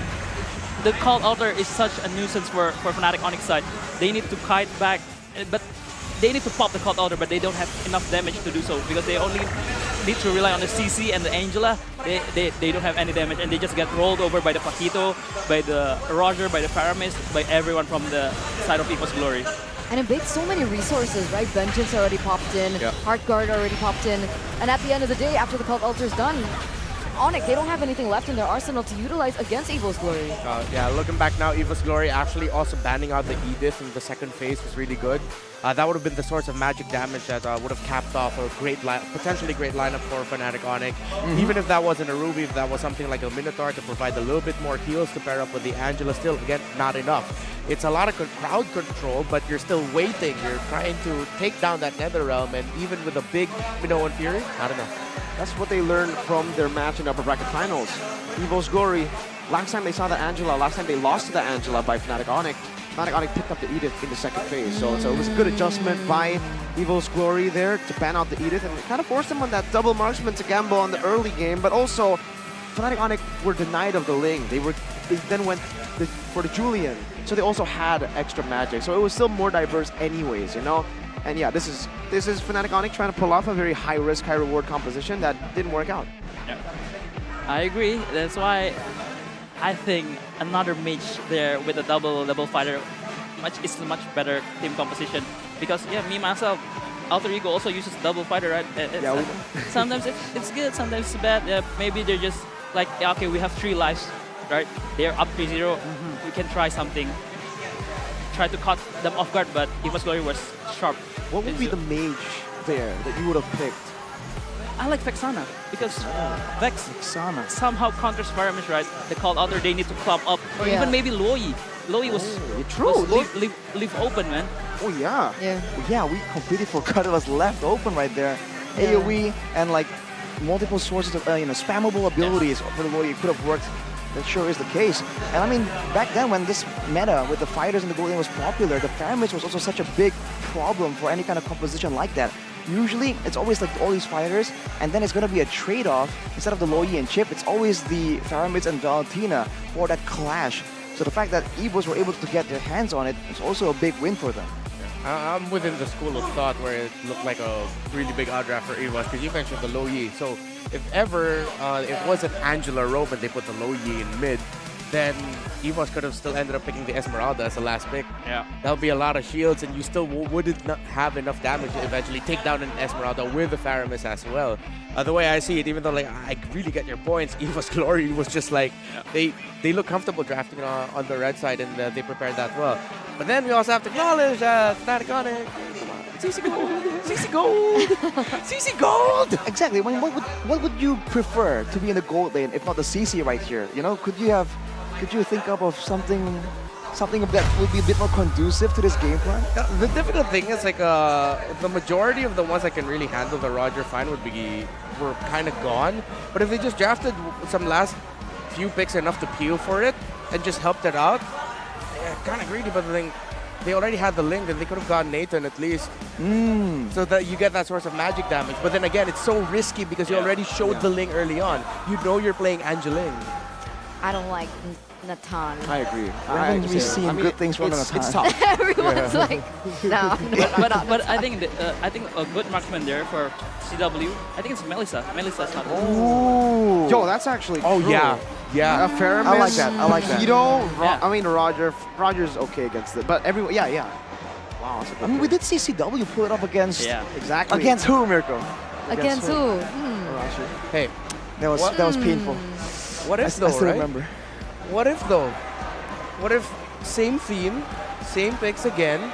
It's been a theme all throughout the series wherein you just redo your previous ideas. And what if in the next game, Fnatic Onyx go with the same route, but draft a Melissa this time? But do you think that Fnatic Onyx will take the same side? They will pick red side for sure. Yeah. I mean, the 100% win rate on the red side. Fnatic Onyx, 3 games in a row, and then now EVOS Glory. So, hey, that respect is coming in handy in the grand finals. And we said it was a checkmate, by the way, if they go on the other side, but hey, it turns out it worked out. They turned it around, man. Checkmate, it was if they picked the Ling. If EVOS Glory picked the Ling, but they didn't pick the Ling. So it's just check. It's a check, and then they fought out of that check. And then they picked Franco, third pick, and then Faramis, that's a checkmate for Fnatic Onyx. Oh, they played the Link's Gambit. Link's The Gambit. Link's Gambit. Did we swap games? Are we still talking about Legends? Yes, we are. Yes. What's going on here? Yes, we are. We are. Welcome to MLBB. I just want to say MLBB. It's a different version, a different MLBB multiverse. The draft is a very, very, interesting thing to talk about. For sure. And we have the draft expert here with us. The architect. The architect. Coach Aldo, the architect. What do you think, Coach? Yep. Is there any way for you to recommend Onyx draft in this game? Yeah. What minor changes would you have swapped in here, maybe? If we really want to play the double fighter, Vexana will be good, I think. But if we want to play marksman, I think Melissa is very good at that spot because he can dish out damage, and against a Roger, it's maybe just hold a bit in the laning phase, and then you will poke him in the team fight. Especially after that 3-item power spike. Melissa's still really good right now. I mean, I remember instantly when you said Vexana, that's what Alter Ego did in the regular season, right? I mean, when they go for these fighters, they go for the Vexana in the mid lane. So we're seeing why that idea comes through here from the source himself. What a fresh experience on the English desk. But we've talked so much about Onyx. Let's circle back to EVOS, right? They were able to come back in what looked like GG already at championship point. Everything was held against them, but we finally see Fluffy given a different hero. We finally get to see Fluffy on the Paquito, and then an instant different effect. Yeah, that's what I've been looking for this entire series. Like, let Fluffy be Fluffy, and that Fluffy isn't Fluffy. Exactly. He hurts. Allow him to make plays for himself, for the team, be aggressive, deal bursts, not just be utility. And with the Paquito in his hands, it just showed up really well. If it wasn't Dreams that was the MVP of that game with some really great hooks and really great timings with the Bloody Hunt, I would have made a case for Fluffy because of his aggression and then his quick power spike. For sure. Even Ling, Kyrie was having so many issues just going his normal route. I think the point for EVOS right now is just don't play Assassin versus Assassin against Fnatic Onyx. No Assassin versus Assassin. That's number one. I think just put NFL on the tankier side of the jungler and let Fluffy shine. Yeah. Like Raptor said. Exactly, we were talking about this earlier. Like, just back to basics. If you want to do the Assassin versus Assassin and you're so confident, do it in the Game 7. Maybe a part of you is thinking, yeah, still don't do that to Onyx. But like, come on. But with that, ladies and gentlemen, we are going to go to a short break. So we'll see you right after for game numero, what's 5 in Spanish? Cinco. Numero Chico. English or Spanish? Stay tuned. Chico? That's a rebellion code. Ada harapan untuk the People's Champion EVOS Glory karena kali ini berhasil mengamankan 1 poin. Tapi tentunya ini tidak terhenti di sini karena mereka harus berusaha untuk membalikkan keadaan dengan memenangkan 3 game lagi. Benar, karena Onyx hanya membutuhkan 1 game saja. Dengan demikian, Onyx bisa mengangkat piala. Namun kalau dari EVOS sendiri, mereka harus berjuang dengan perjalanan yang lebih panjang. Namun tetap saja, semua tim sama-sama membutuhkan total 4 game. Betul sekali karena tentunya ini kedua tim, baik itu Fnatic, Onyx dan juga EVOS Glory berusaha untuk bisa mendapatkan gelar sebagai Raja Galaksi. Karena kedua tim ini mendapatkan gelar atau tiket menuju MSC 2024 ini tidak cukup ya. Tidak, mereka menginginkan kemenangan, mereka menginginkan tambahan koleksi dari piala MPL. Betul sekali, tapi ngomongin MSC tentunya kedua tim ini akan berlaga di ajang MSC 2024. Tapi tentunya tim-tim yang akan dilawan adalah tim-tim dari berbagai region. Dan kita kemarin sudah sempat ya Bude ngobrol-ngobrol dengan champion-champion yang akan berlaga di MSC 2024 dari berbagai region. Ada dari Kamboja, kemudian Philippines. Kali ini kita mau kemana Bude? Kita mau ke keluarga serumpun kita yang ada di Malaysia. Kita akan langsung rebung dengan Yums. Halo Yums. Apa kabar? Wow, Yums, congratulations for winning the MPL Malaysia. Terima kasih. Selamat. But gimana perjalanannya itu sampai menjadi juara? Perjalanannya senang sih, senang. Senang ya Bude. Ya, Dan senang. tentunya Yums memenangkan MPL Malaysia, mendapatkan tiket ke MSC 2024 bersama dengan Selangor Red Giants. Tapi Yums, bagaimana kamu melihat ini persaingan di MPL Indonesia? Seru sih, seru. Tapi bagaimana dengan mungkin bisa nggak dijelaskan lebih dalam lagi kalau Indonesia gimana dan mungkin Malaysia gimana Yums? Pemilihan gameplay sih, pemilihan style gameplaynya. Dari gameplay, kalau Malaysia gimana tuh? Kalau Malaysia agresif, agresif dan kucar-kacir gitu. Oh menarik ya, rame gitu ya Yums. Kalau Indonesia gimana tuh Yums? Kalau Indonesia sangat rapi dan sangat cantik sih untuk dilihat, ditonton. Wow, Indonesia sangat cantik ditonton, sedangkan Malaysia agresif. Tapi kamu akan mewakili MPL Malaysia di MSC 2024. Berarti kalian akan bertemu dengan 2 tim yang hari ini berlaga. Bagaimana menurut Yums sendiri melihat pertandingan Grand Final hari ini?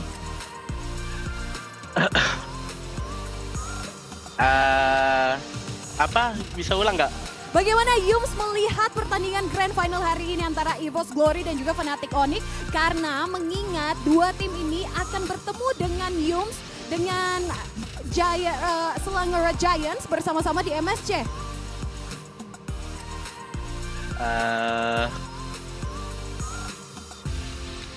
Cuma. Gimana performa dari EVOS dan juga FNOC Onyx? Dua-duanya bagus banget sih. Gak sabar sih untuk lawan mereka. Akan jadi kontender kuat kah, lawan kuat untuk Yums khususnya? Kuat. Kuat. Tapi ini kan melihat pertandingan Grand Final. Kedua tim akan bertemu dengan Yums tentunya di MSC. Tapi kalau melihat saat ini Onyx atau FNOC Onyx begitu mendominasi. Kira-kira menurut Yums apa yang membuat Onyx sangat dominated? Pemahaman gameplay yang tinggi dikuasai oleh pemain Onyx sih. Oh, begitu untuk FNOC Onyx. Tapi Yums menonton ya, ngelihat EVOS Glory. Is there anything that EVOS Glory, ada nggak sih yang EVOS Glory harus lakukan nih jika ingin mengejar poin tertinggalnya? EVOS harus menaikin lagi taraf permainan mereka dan coba untuk mematikan Kairi. Fokus Kairinya Yums? Ya. Why? Kenapa nih Kairinya nih? Harus dikunciin? Ya, Kairinya harus masuk ke pocket sih. Masuk ke pocket disimpan Kairinya ya Yums. Tapi Yums yang terakhir before kita akan melihat bagaimana pertandingan selanjutnya, game selanjutnya. Yums, ada pesan-pesan untuk fans-fans, super fans yang ada di MPL Indonesia? Semoga kalian fans-fans di Indonesia. Betul.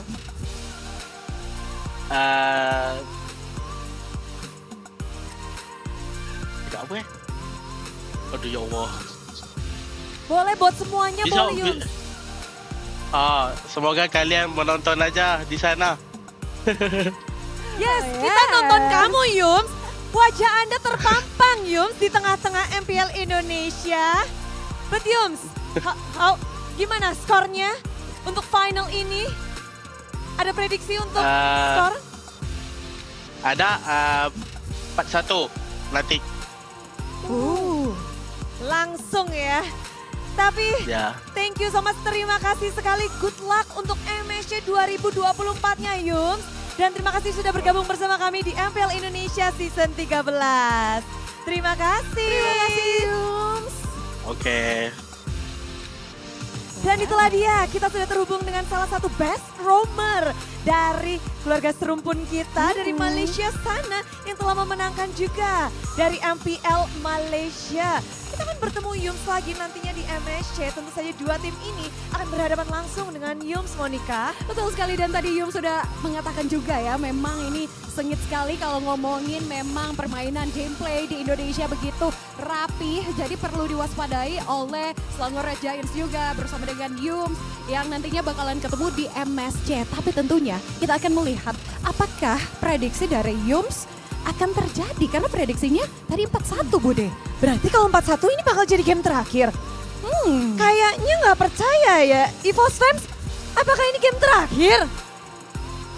Enggak, semuanya enggak. Coba, kalau kalian berpikir ini enggak, tolong kasih semangat yang keras. EVOS fans untuk EVOS Glory! Tapi Bude, tentunya Sonic ingin melihat langsung nih tim kesayangannya untuk bisa menang. Apakah Sonic masih semangat? Semuanya mengibarkan bendera timnya masing-masing. Dua tim masih akan berjuang untuk satu juara, satu gelar Raja Galaksi. Untuk FNOC Onyx, mereka tinggal menyabet satu kemenangan saja. Mereka sudah bisa mengangkat piala yang kita lihat dari tadi. Sudah bertengger di tengah-tengah panggung ini. Namun untuk EVOS Glory, perjalanan mereka masih cukup menantang. Betul sekali, karena baru mengumpulkan 1 poin kemenangan. Ini berarti harus mendapatkan 3 game point lagi. Ini berarti harus reverse sweep nih baru bisa memenangkan match atau menjadi champion Raja Galaksi di MPL Indonesia Season 13 kali ini. Betul sekali, dan kita sebagai penonton, sebagai pendukung, mari kita bersama-sama menyambut game kelanjutan dari Grand Final MPL Indonesia Season 13.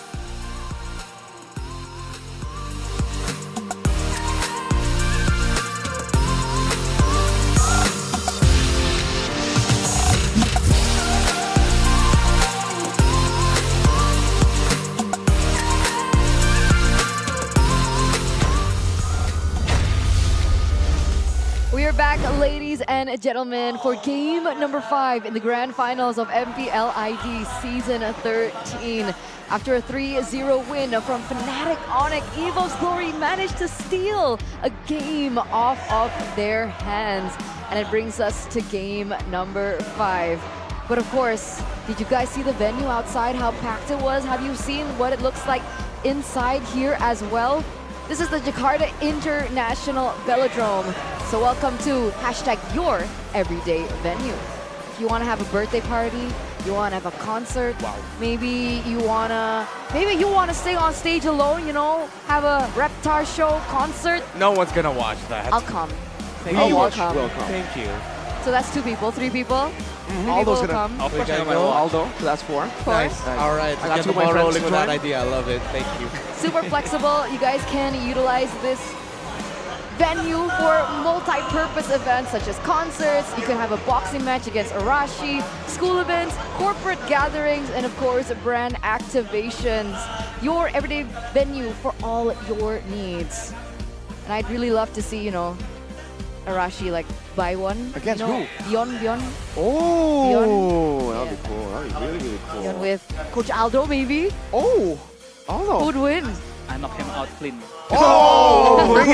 Okay. We got. Hey, calm down. That's for the future, all right? We save that for the press conferences. But Sign the contract. Hey, Arashi, calm down. Maybe he needs some snacks. You know? Why is he getting all feisty? I think he's a bit hangry. Are you hangry? I kind of am though. Are you angry because you're hangry? I kind of is though. All right. Yeah, I get hangry too. I see Reptar snacking. Did you use the Retri discount code? 10K? There's a 15K, discount sorry. code? Oh, I missed the discount code. Bro, check your screen right now, right? You guys can also utilize it. It's click playoff 15 or 15, 1-5. And you guys can utilize it by becoming a new member to get the discount. Wow, amazing. Me personally, I'm not a fan of snacks, right? But because I just don't like eating snacks. I'm not that type of snack. Oh, okay. I'm not a snacker, you know? Okay. No way. But I am a coffeeer, if that's a term. And I will make it a term if it's not, because I drank like three glasses of coffee today. And it's all Point Coffee because that's my favorite coffee brand. Yeah. This is my 3rd one, and it's You know, there's an actual need term another. for instead of coffeeer, you're a brew rat. Oh, brew rat. Yeah, you're a brew rat. I They call, really- you know, coffees like they call them brews. So yeah, you're yes, a brew yes. rat. Like Wolf. Yeah, he's a Like brew Mr. rat. B. Wolf. And Wolf Yeah. told me that he's a brew rat, especially for Point Coffee, because it's a freshly made coffee drink served from 100% authentic Indonesian coffee beans, made by trained baristas. Trained brew by a Wolf. Yeah, brew by hero. Brew by hero. I love that. For sure. What glasses are you using, by the Me? way? These These are L things? glasses, honestly, L glasses? because I'm These not are normal, actually- man. I'm using Saturday. No wonder he can see the. Actually, Yes. that's how he sees the future. Wow. That's how he sees the future. The vision. The vision. Gear up for the launch of Saturdays and MPL ID collaboration on March 4th. This eyewear is the secret weapon for Coach Aldo to dominate the land of Dawn. Available at Saturdays.com and all Saturday stores. For more information, you guys can check out at Saturdays.lifestyle on Instagram as well as TikTok. We'll give it over to Mr. Reptar. You know, oh man, you're not on the screen anymore. Whoa, Limcourt, Annabelle. That's what? Is he They do look Annabelle alike. or is he an Indonesian caster? You will never know. They actually do Have you look ever alike. seen them in the same room? No, I haven't. No. Never. Exactly. It's not like he's casting the grand finals right now. No. Is he though? That's Momo Chan, remember? Yeah, that's what I said. Reptar, are you wearing 2 glasses? No. You have no proof because the camera's not on me. Take a picture. Take a picture. Take a picture. For the Samsung Galaxy Face taking a Photography. picture. You're done. It's No. over. The S24 can edit in glasses, so I can make it look like you have 2 glasses. AI, bro. Match points. Will Annabelle's tank jungler lead EVOS to a comeback? And remember last season in the playoffs, EVOS have pulled reverse sweep before. So it goes to show that they do have the mental fortitude. See, I don't have the mental fortitude. I messed up saying mental. I love it though. If you guys remember, match point EVOS was a mythical creature we were talking a lot about. Exactly. Whenever their opponents are at match point, they just get so much better. That has been a thing, kind of. It might make a recurrence right now. Now this brings us to the drafts. Still the same bands from the first, second, and third game. Yes, it's the same draft. Maybe here EVOS is looking for the Fredrin first pick, because they want to prioritize the Fredrin that gave them the win. But maybe leaving Valentina open for Suns is kind of risky too, right? Yeah.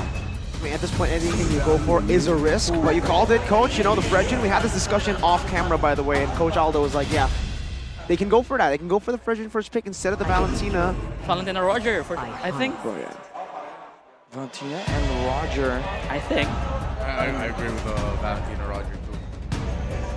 Very versatile. Yeah. You can see the value. Because if they pick Valentina Roger, yeah.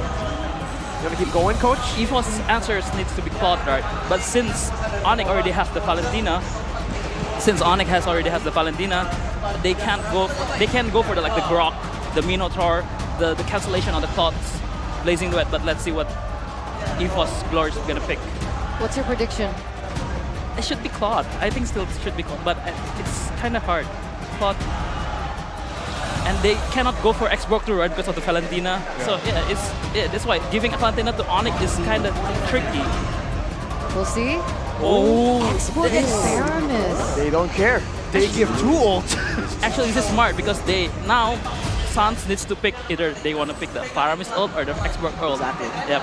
I think this is smart move. Yeah, it's funny because like let's say Suns gets the ultimate of the Paramis, they have an export to deal with. Yeah. You know, the export can quickly take away the Nether Realm that Fnatic Onyx will have on their side here.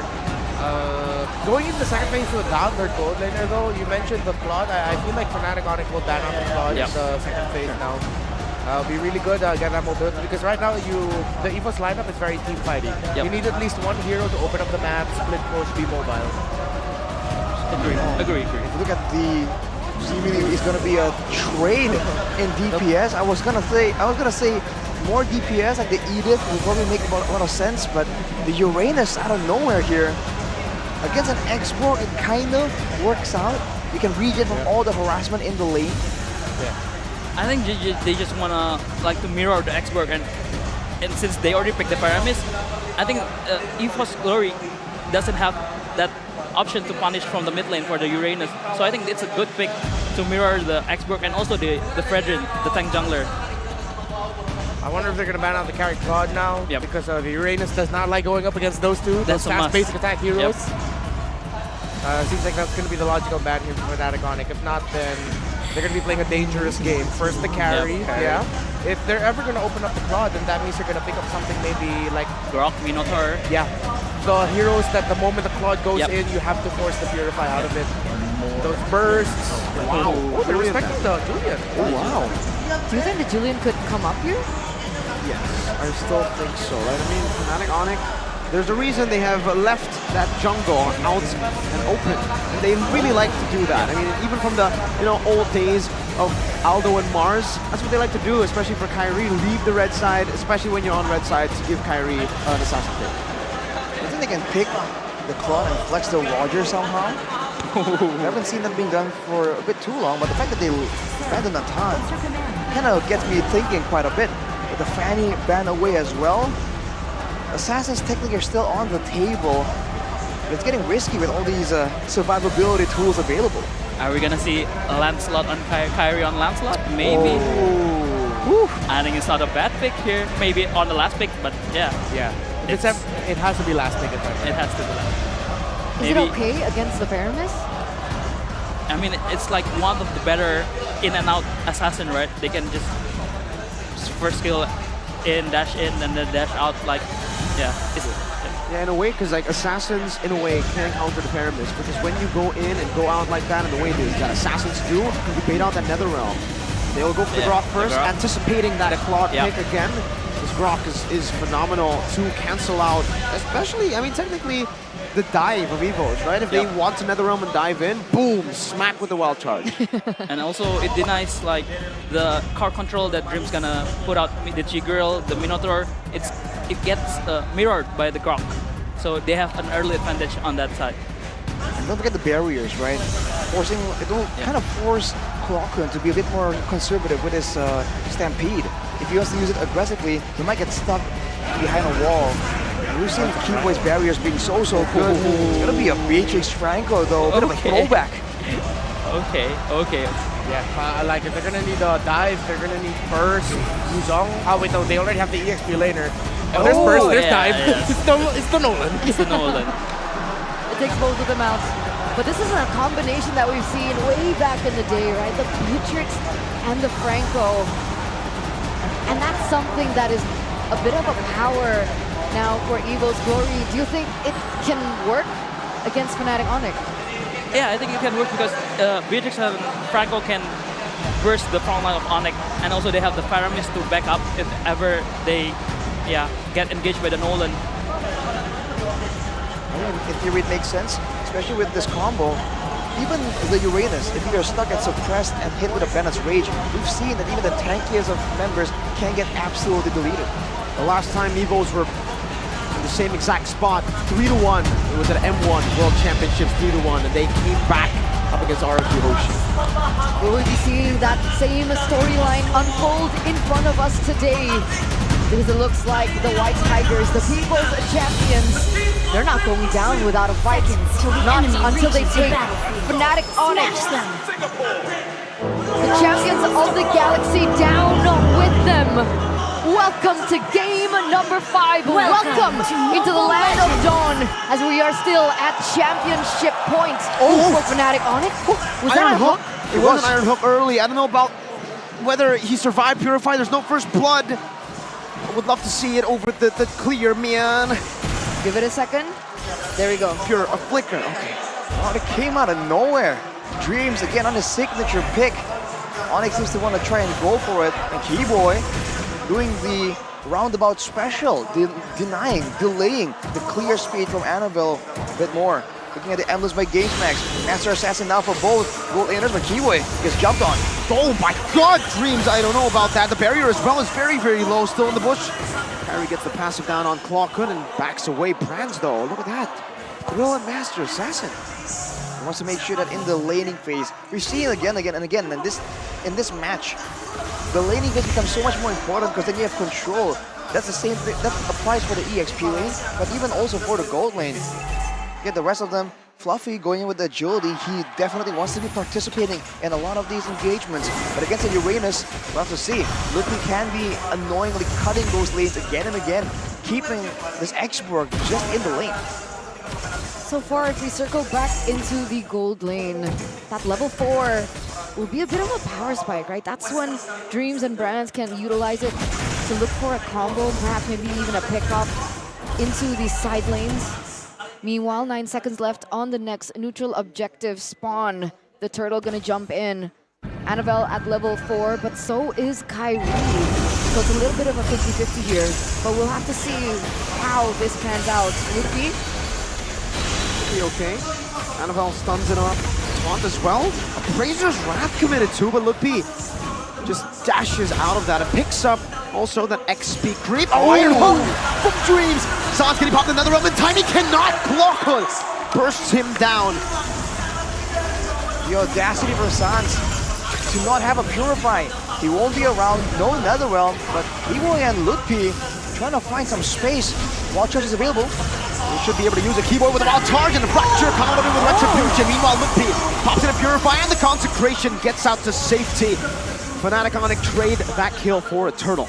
Yeah, Kyrie's gonna be able to get and secure that neutral objective for their team, despite things looking like it went south in the team fight.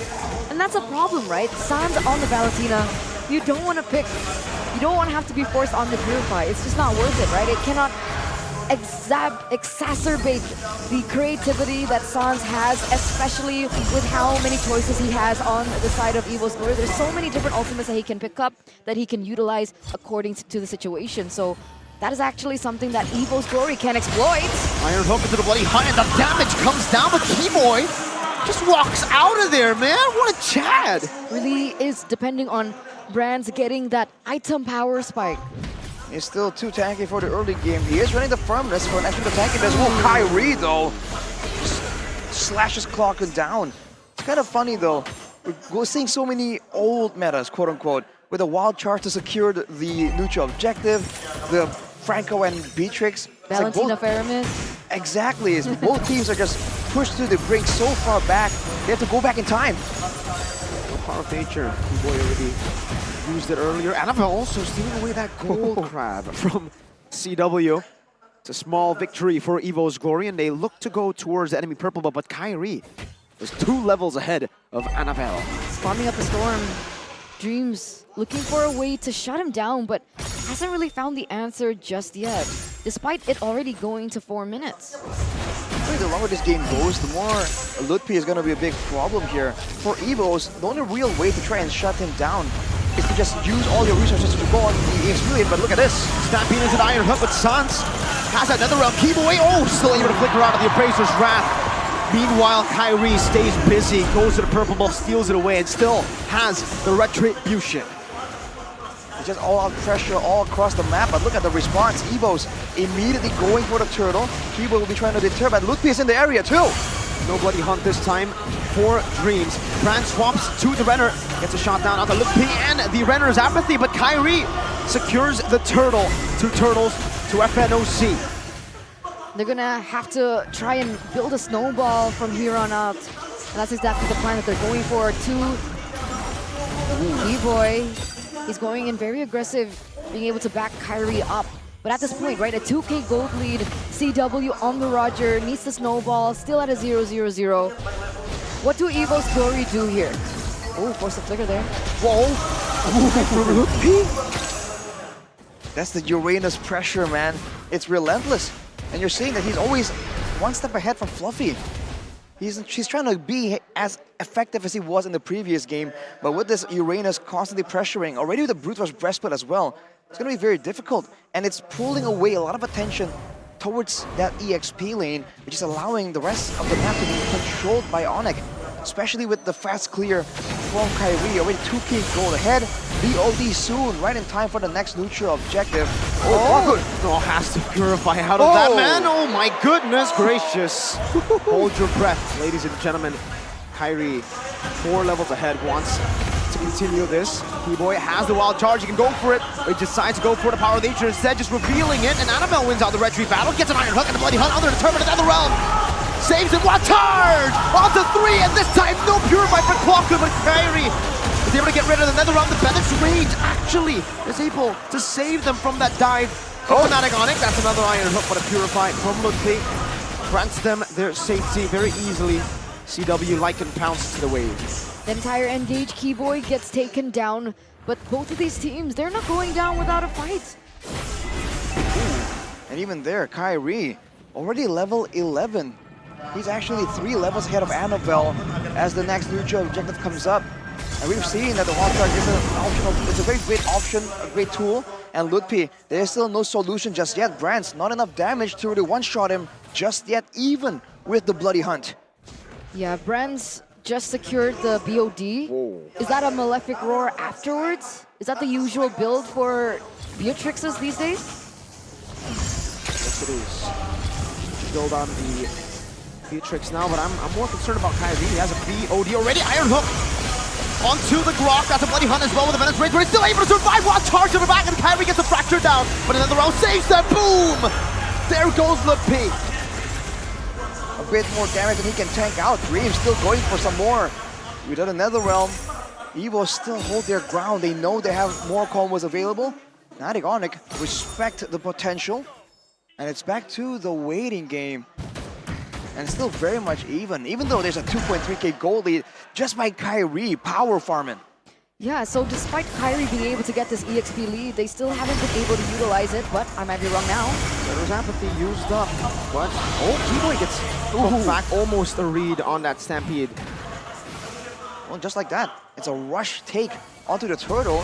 Small victory from Fnatic Onyx. And for the most part, they've only been required to sacrifice the frontline members, although Sans has been taken out once. The longer this game goes though, I think there's going to be more ways for Sans to show his creativity.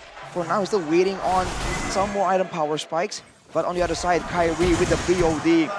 2.6k gold ahead. The squishy members in the back need to be careful. There's a chance that Clockwood might get deleted before he can even use the spells as Dreams. Goes for an engage play. Very risky play there. And he does not find the value of that play. Meanwhile, up top, Kyrie doing quick, or making quick work of that turret. Yeah, BOD over Melfigor second.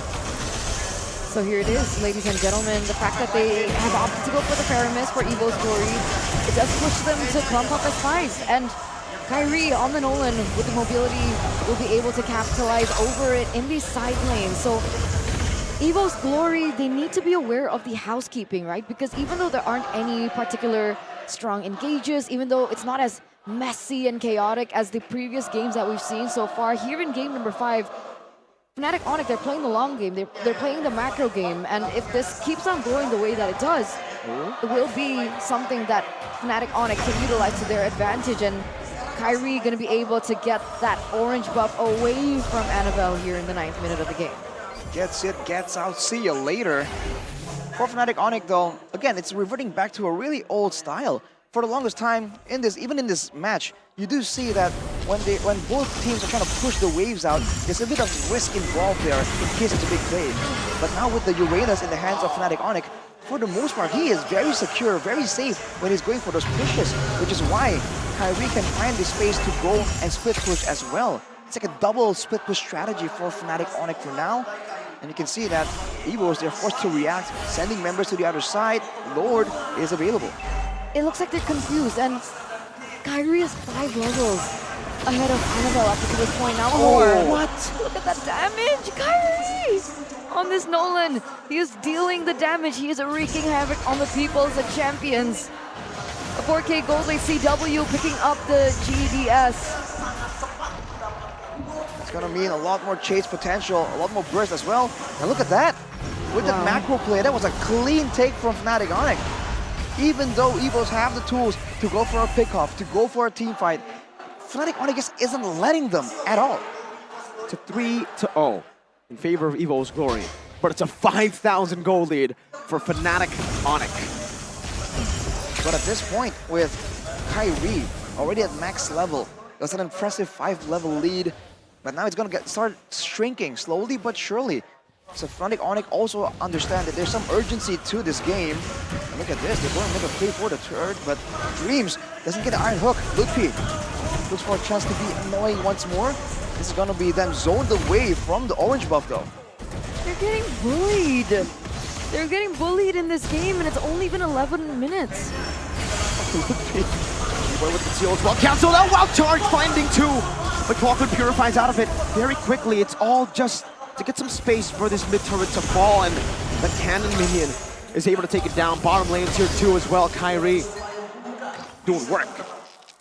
It's so difficult for EVOS right now because again, Ludwig always so healthy, so secure. Now setting up for a dive towards Fluffy. Might be too aggressive though, unless the cover goes down. Ludwig gets pulled back in. Bloody Hunt as well. Locking him down, but another realm saves him. Kyrie in the back line now goes for the fracture. Another realm now to respond it over. Timo is still able to flicker out. Kyrie gonna be hooked back, but he's able to dash out across the base turret. Finds an angle to escape, of course. What? That was such a great pick-off. And that should have been theirs, but Kyrie with the fast mechanics, with the fast hands, was able to do the fancy feet around it, dodging the damage from the turret as well. Don't forget, the whole time, Ludwig is just healing around, running around, blocking hooks, blocking skill shots as well. And even if they go for a short engagement, Ludwig will be full HP before you even notice. 50 seconds to go before the next Lord, and you can bet that Fnatic Onyx will be active on the other side of the map.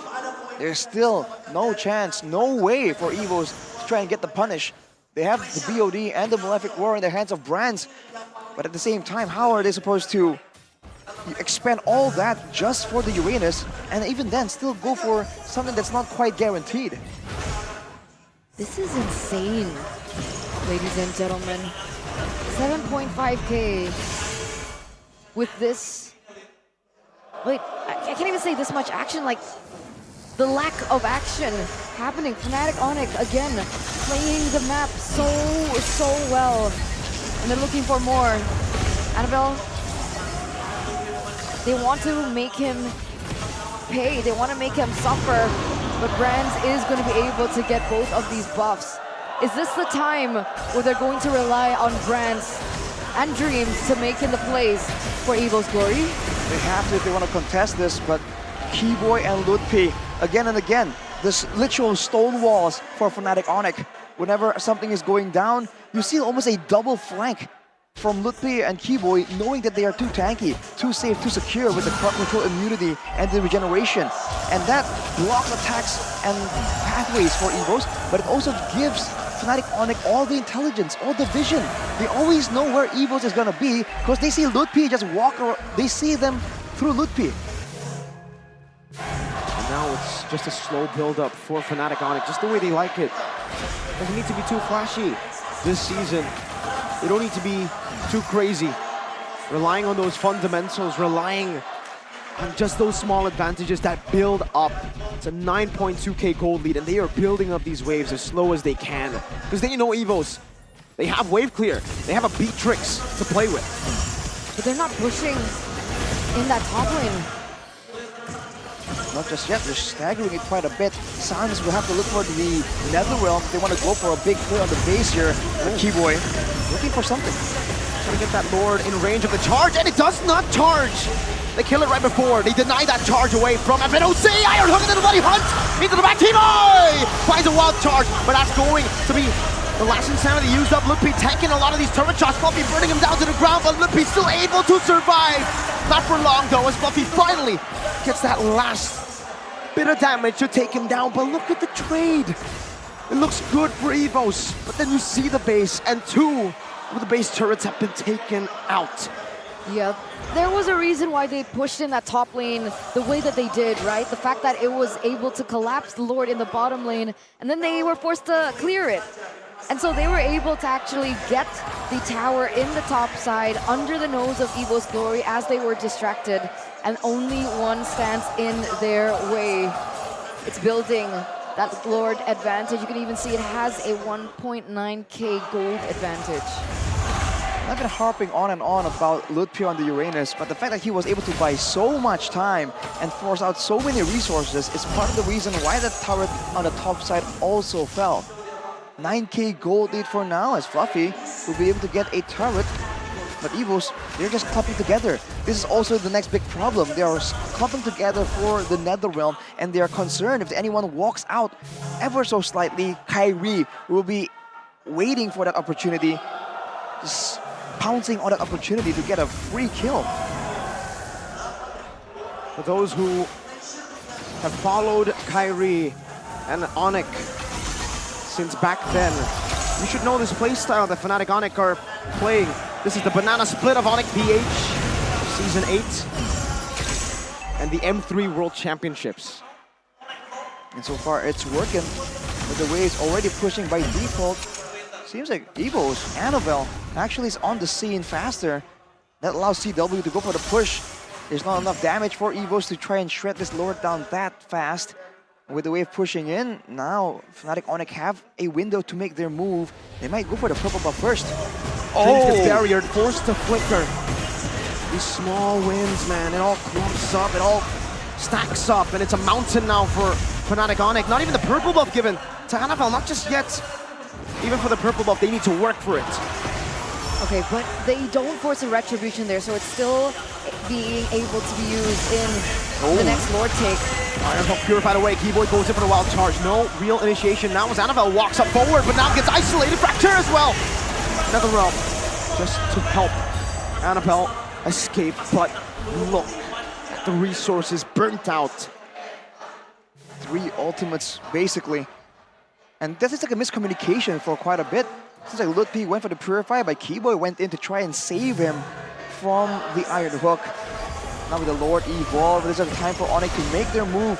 The Iron Hook doesn't land, so now there's a window of opportunity, and they have to send Fluffy. He's the only one that has the survivability, but it's so limited. The resources are now back up for EVOS Glory. They want to go in for the contest. This might be the time. I think they're waiting on the Netherrealm from Kwakun, but as soon as that is up, they will go for the exchange.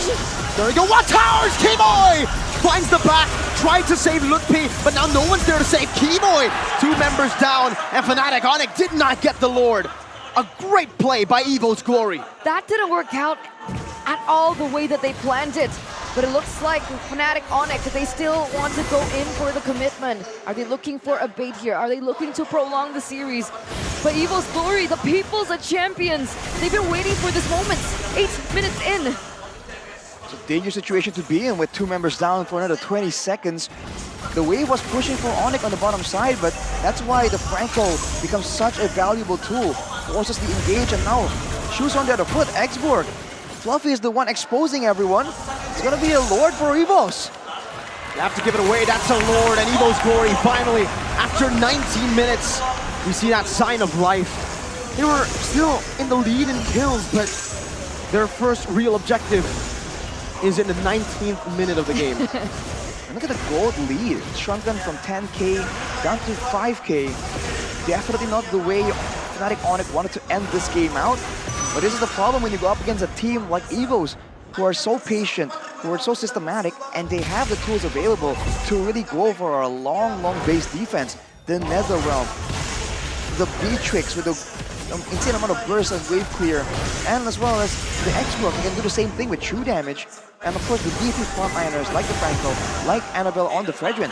A lot of layers here that Fnatic Onyx will have to peel first before they can go for that crystal.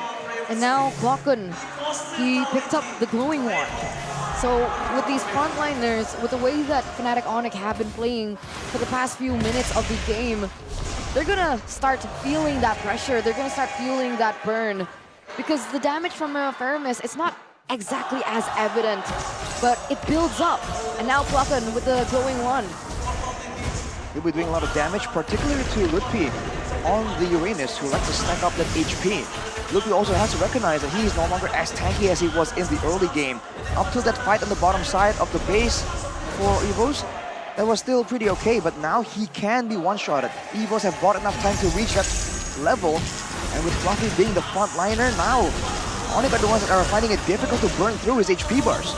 The people's champions are making the impossible happen. They go in for the siege. Whoa. Let's see the defense. Harry's still in the mid lane right now as Lutpi gets targeted down as an Iron Hook not connecting Lutpi. Just another realm just in time, Sans.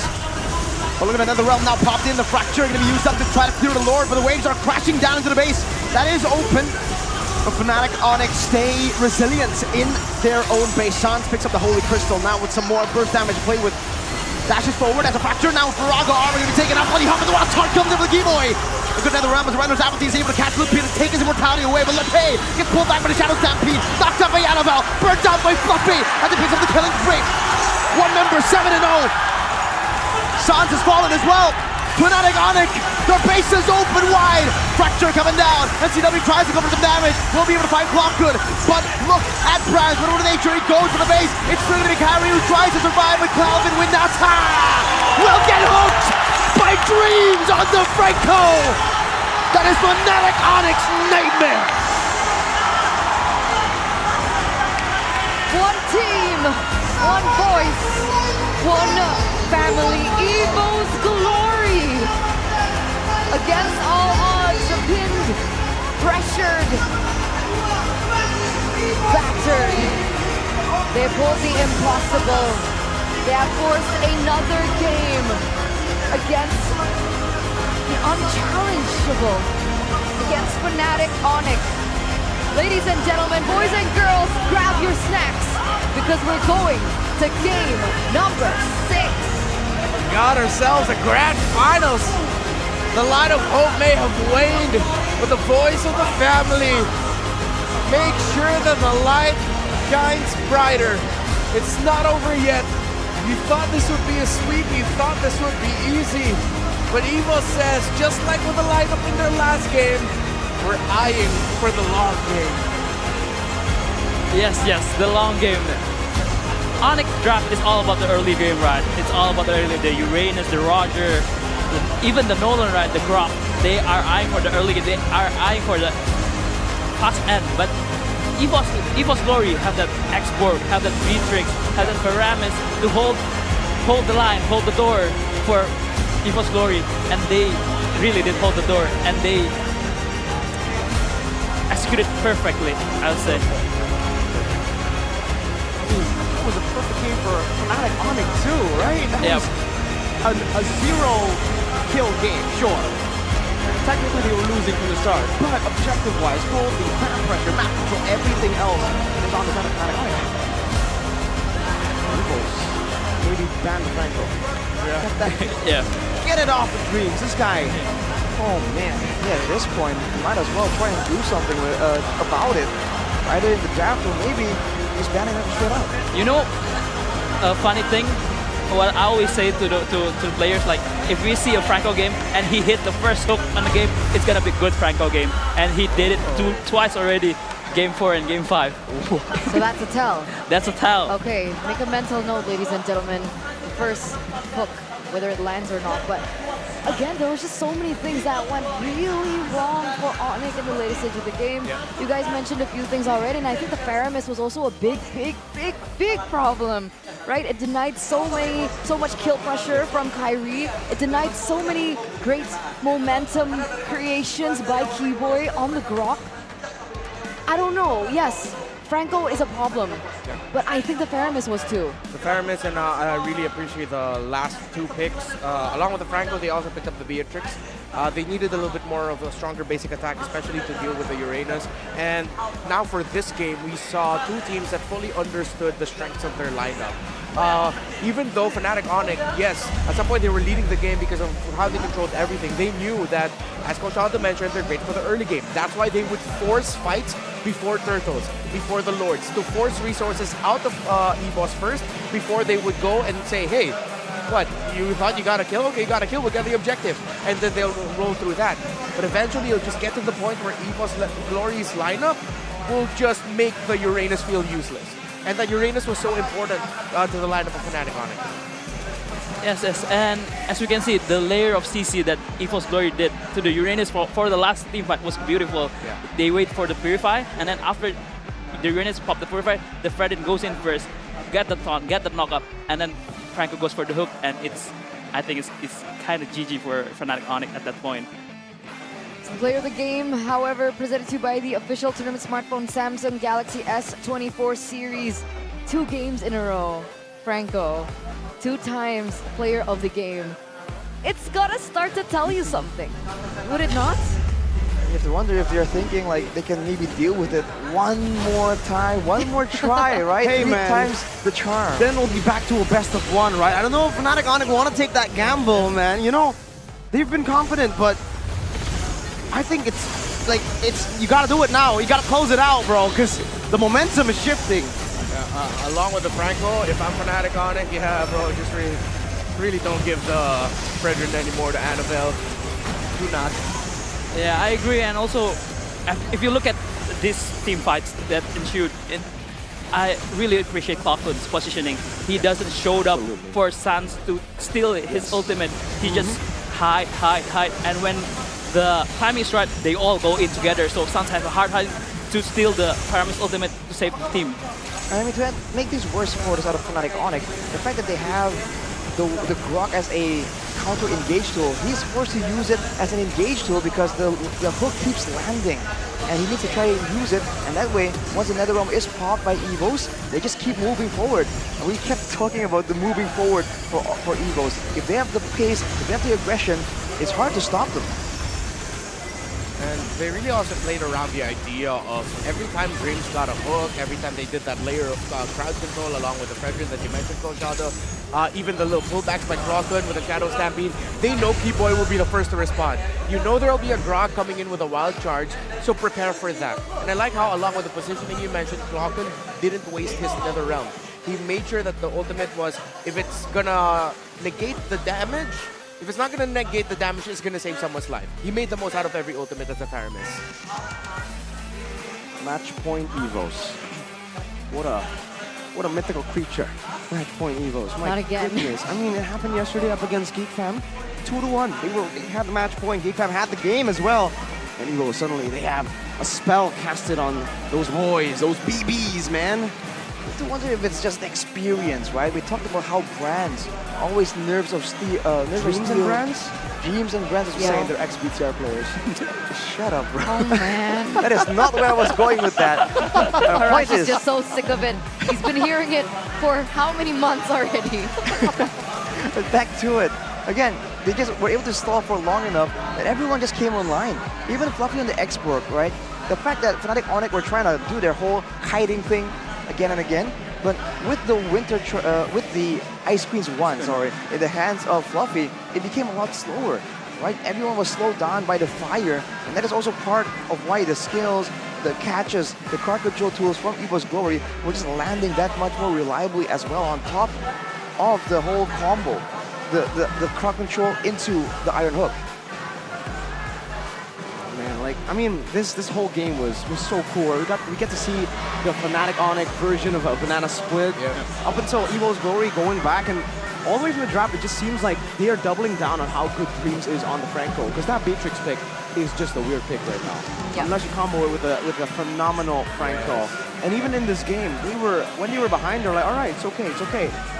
We rely on the Franco, we gamble on the Franco. This guy can look for one moment, and that one moment can change the game. And he didn't just find one moment, he found so many moments. It was so ridiculous. And it's all through what Coach Aldo said.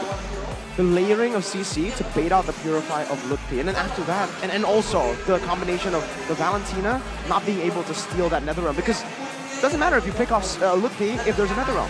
I'll go one layer and said that the fact that Sans is forced to really look for that Netherrealm again and again also limits his creativity. For the longest time, whenever Sans is able to get the Valentina, we expect crazy usage of the IMU, weird selections. But in this fight, in this game, where the team fights were just so important, he needs that Netherrealm, and his creativity just gets curbed that much more than usual. Is this Onyx won this, right? Yeah, this is an Onyx win game, yeah. Like an ocean there? Gold lead win. I just can't believe it. I think this is the first time in MPL Indonesia Season 13 that we've seen a team win without the gold lead.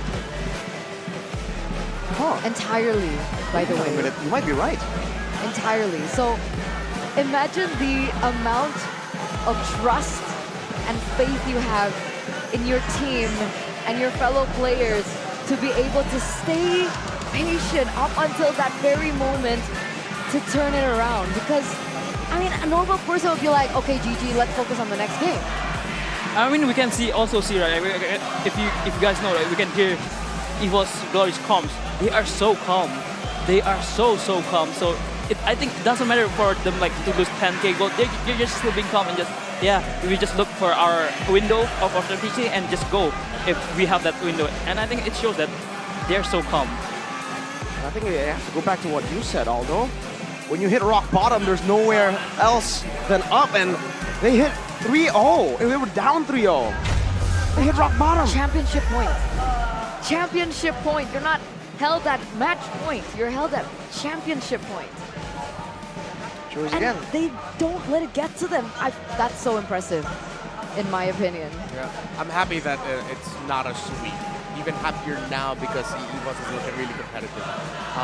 Great understanding of the strengths and the power spikes of their lineup. Seems like, I don't know if it was jitters in the beginning or for a moment they were just getting scrambled going up against Onyx, but now, as you mentioned, they just look calm. They look in the zone right now. And if we go to game number 7, it'll be a tremendous honor to share the desk with y'all on that, because EVOS deserves it, because it's not just this series, it's not just this playoffs. It's been the story of their entire Season 13. That number 7 haunted them for the longest time, and now that number 7 might be their salvation. Ooh. I mean, you know, a lot of teams, they keep talking about, when you go up against Onyx, there seems to be this mental block. Everyone's like, oh wow, this is the Onyx. What do you think, Coach Aldo? Have EVOS just completely burst through that mental block, or were they just that calm, that collected, that it never bothered them in the first place? I think the mental block of Onyx facing Fnatic Onyx is so Season 11, Season 12. I think in Season 13, many teams have beaten Onyx, for sure. And I think they've just like in the regular season. Unfortunately, they cannot meet in the playoffs, right? Unfortunately. Could you repeat that? I know, but me myself doesn't go to the playoffs, so I cannot say anything. Technically, only Gani can, you know. Yeah, none of our team. Only I mean, Gani. you can say it because, like, you know, you have nothing to lose. I can't say to Coach Aldo, I like him too much. It's so hard. It's too hard. I can't do it. The pain.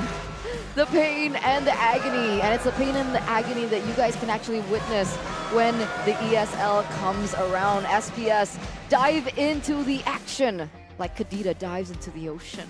Don't forget to check out the tickets that are already up and available for you guys to grab. You guys can scan the QR code down below to get your hands on it because they're so affordable. 10K, 10K. Yeah.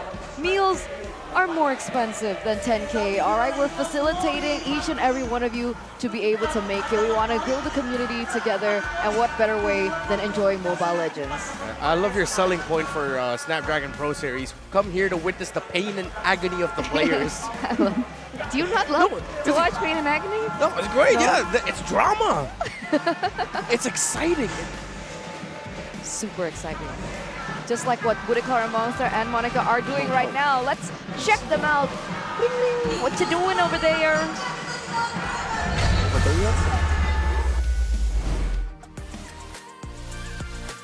Bersama dengan Monica, Bude sudah menemukan juga nih Monik yang menarik di sini. Tentunya ini di samping Monica ada seorang content creator yang tentunya udah dikenal ya. Ada Ivan Love di sini. Halo. Ivan, apa kabarnya? Ini kayaknya hari ini ke Grand Final MPL Indonesia Season 13 bareng siapa nih? Aku lagi bareng orang kaya di sini, Pak Ais. Ini Halo, owner halo. nih, owner. Wah. Owner dari Dari brand Erigo. Ya. brand Erigo. Ya. Halo, salam kenal, salam kenal. Salam kenal, banyak banget pantas dari tadi ya. Bude ngeliat selain pada pakai jersey, pada pakainya kaos Erigo. Ya, alhamdulillah, terima kasih. Dan nggak cuma dari para pengunjung, tapi kan kita tahu sendiri Erigo itu udah nggak asing di Yes. kuping kita. Dari pro player pun juga banyak collab-collabannya dari Erigo loh Monik. Betul sekali ya, jadi banyak sekali juga merchandise dari tim-tim MPL yang menggunakan Erigo. Jadi udah nggak asing lagi. Tapi anyway, Ivan dan juga Mas Haris, ini gimana rasanya menonton langsung nih Grand Final MPL Indonesia? Kalau dari aku ya, kalau aku kan emang setiap season nggak pernah absen. Aku nongol terus tuh, setiap Grand Final doang tapi. Khusus Grand Final ya? Khusus Grand Final. Oke. Kalau kali ini aku langsung aja nggak usah ditanya lagi, aku Onyx. Kenapa yakin banget? Ini dari Karena aku dari season 8, 9, 10, 11, 12, 13 Onyx Bude. Udah aku Onyx pokoknya. Darahnya kuning? Karena teman-teman aku Onyx semua juga, jadi aku Onyx aja. Persobatan lebih pekat daripada apapun dan udah yakin banget. Belum kita tanya, dia sudah menjawab. Iya. Namun kalau dari CEO Erigo ini, ada prediksi nggak ngelihat Grand Final yang begitu ramai, suasananya gimana sih ini? Antusiasnya luar biasa sih, luar biasa. Fans-fans dari Sonic, kemudian EVOS fans nggak berhenti-berhenti nyanyi ya. Terus komunitas MPL juga luar biasa, ramai banget yang datang. Thank you nih, MPL sudah mengundang kita nih untuk hadir di sini. Kita yang seneng banget. Tapi kalau ngelihat Fnatic Onyx sama EVOS Glory, gimana tuh? Ada prediksi-prediksi kah seperti halnya Ivan? Enggak sih, kalau kita karena kebetulan jujur pada saat Januari kemarin kita ada collab sama Onyx dan itu collab pertama kita antara Erigo dengan Onyx. Dan alhamdulillah kemudian collab kedua itu EVOS di bulan April kemarin, alhamdulillah masuk final dua-duanya. Membawa hoki kah? Iya, apakah Erigo ini, tim yang menggunakan Erigo ini membawa hoki ya, bisa langsung. Udah pasti kalau itu, udah pasti. Udah pasti. Belum ditanyain udah langsung dijawab sama Ivan. Tapi Jadi nggak bisa milih ya, udah karena nggak bisa dua-duanya milih ya. pakai Erigo. Nggak enak karena kita disupport juga sama manajemen Onyx, pro player, talent sampai Sonic, kemudian sama EVOS juga sama. Talent sampai EVOS Fam juga bantu Erigo banget, support Erigo banget pada saat kolaborasi kemarin. Jadi nggak bisa milih, jujur. Gak bisa milih, pantesan nih co-foundernya Erigo, Mas Haris ini gak bisa milih karena dua-duanya memang ini keren-keren banget menggunakan Erigo. Tapi ini Mas Haris kan ini kita udah kental nih melihat Erigo di merchandise tim-tim MPL. Ada rencana gak nih collab sama MPL-nya? Panjang nih. Gimana? Kalau collab, asik nggak kalau collab Erigo sama MPL ID? Coba dong. Nih, kasih semangatnya yuk biar MPL bisa collab sama Erigo. Kasih semangatnya MPL. Udah pada pengen. Ya, jadi jujur Bude, karena ini antusiasme juga luar biasa, jadi kami akan support komunitas Mobile Legends Indonesia, terutama MPL ID. Terima kasih buat semuanya. Yes, tentunya pada menantikan juga ya kan seperti apa. Namun ini kan udah 3-2. Kita harus melanjutkan permainan. Ada yang mau disampaikan mungkin satu persatu? Kalau dari gua udah Onyx kelarin aja 4-2, piala kasih ke Onyx, oke? Udah sangat jelas ya. Tapi kalau dari Mas Haris, ada yang ingin disampaikan? Dua-duanya memberikan yang terbaik, jadi saya nggak bisa milih. Semangat dua-duanya saja ya gitu. Cari aman. Berarti semangatin dua-duanya dong. Dua-duanya, go Onyx, ayo EVOS. Go Onyx, ayo EVOS. Pokoknya siapa yang menang, mereka tetap yang menggunakan merchandise dari Erigo ya. Keren sama ya. Sama-sama. Thank you banget Mas Haris dan juga Thank Ivan. you banget, Kita akan Monica, melanjutkan permainan dari kedua tim ini. Masih di Grand Final dari MPL Indonesia Season 13. Fnatic Onyx. Lagi-lagi kita hanya mengatakan 1 poin lagi. Tapi dari EVOS mereka mulai mengejar 2 poin lagi. Bisa membawa mereka untuk mengangkat piala ini dan menghentikan dominasi dari tim Fnatic Onyx. Siapakah yang akan mendapatkan game selanjutnya? Mari kita sambut bersama Grand Final dari MPL Indonesia Season 13 lanjutan.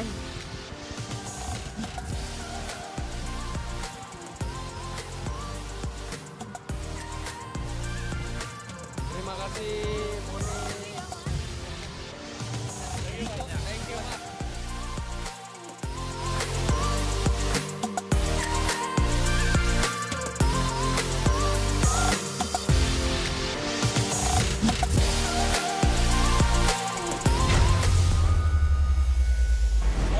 We once thought of EVO's glory as mere mortals, but they are making the gods bleed, pushing this to game number 6 in this best of 7 series. And what a way to get through the grand finals. I am speechless because I'll be honest, I didn't expect it. I feel like a lot of the world didn't expect it. But EVO's glory again, they are full of surprises. Just like their fan base, just like their community. And they continue, the drums don't stop, they keep cheering. Never. And EVO's glory still keeps rolling. I mean, my prediction was 4-3 EVOs. Oh. By the way. Interesting. Who else had that same prediction? I don't know. That's true. How did you get that right? I mean, like, you know, like I mean, 4-3, you predicted 7. Wait, are you convinced that's going to be an EVOS win already? No, Oh, you know it's my just- prediction, it was 4-0 EVOS. So it means Onyx 4-0, right? So yes. Well, you know, I think I just got some demons to exorcise. Some demons inside of you. Exercise? You want to exercise? You want to exercise I your don't know what I'm demons? saying.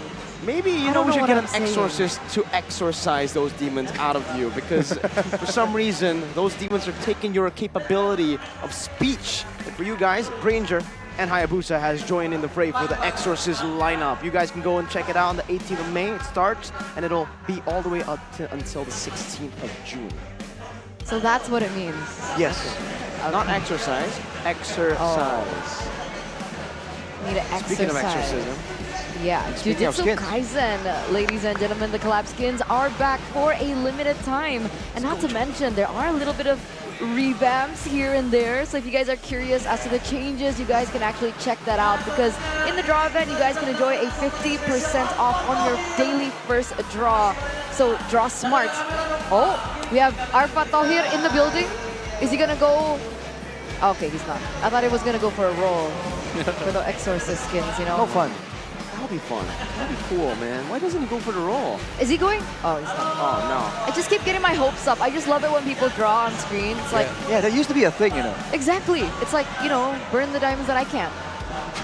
Because you have way too much. that's Unlimited. that's not what I meant. You know why? Because you save so much cost by just sitting in the Samsung zone every single time, man. Wait, I know this guy. Who? Is he your brother too? Huh? What the heck? It's Niall, bro. Nile. I had a lot of brothers. Niall is Mirko's long-lost brother confirmed. Hello, brother. We're equally as good at jungling too. So. Really? Yeah. Okay. Okay. Okay. CW, jangan galak-galak. Coach Aldo will translate it.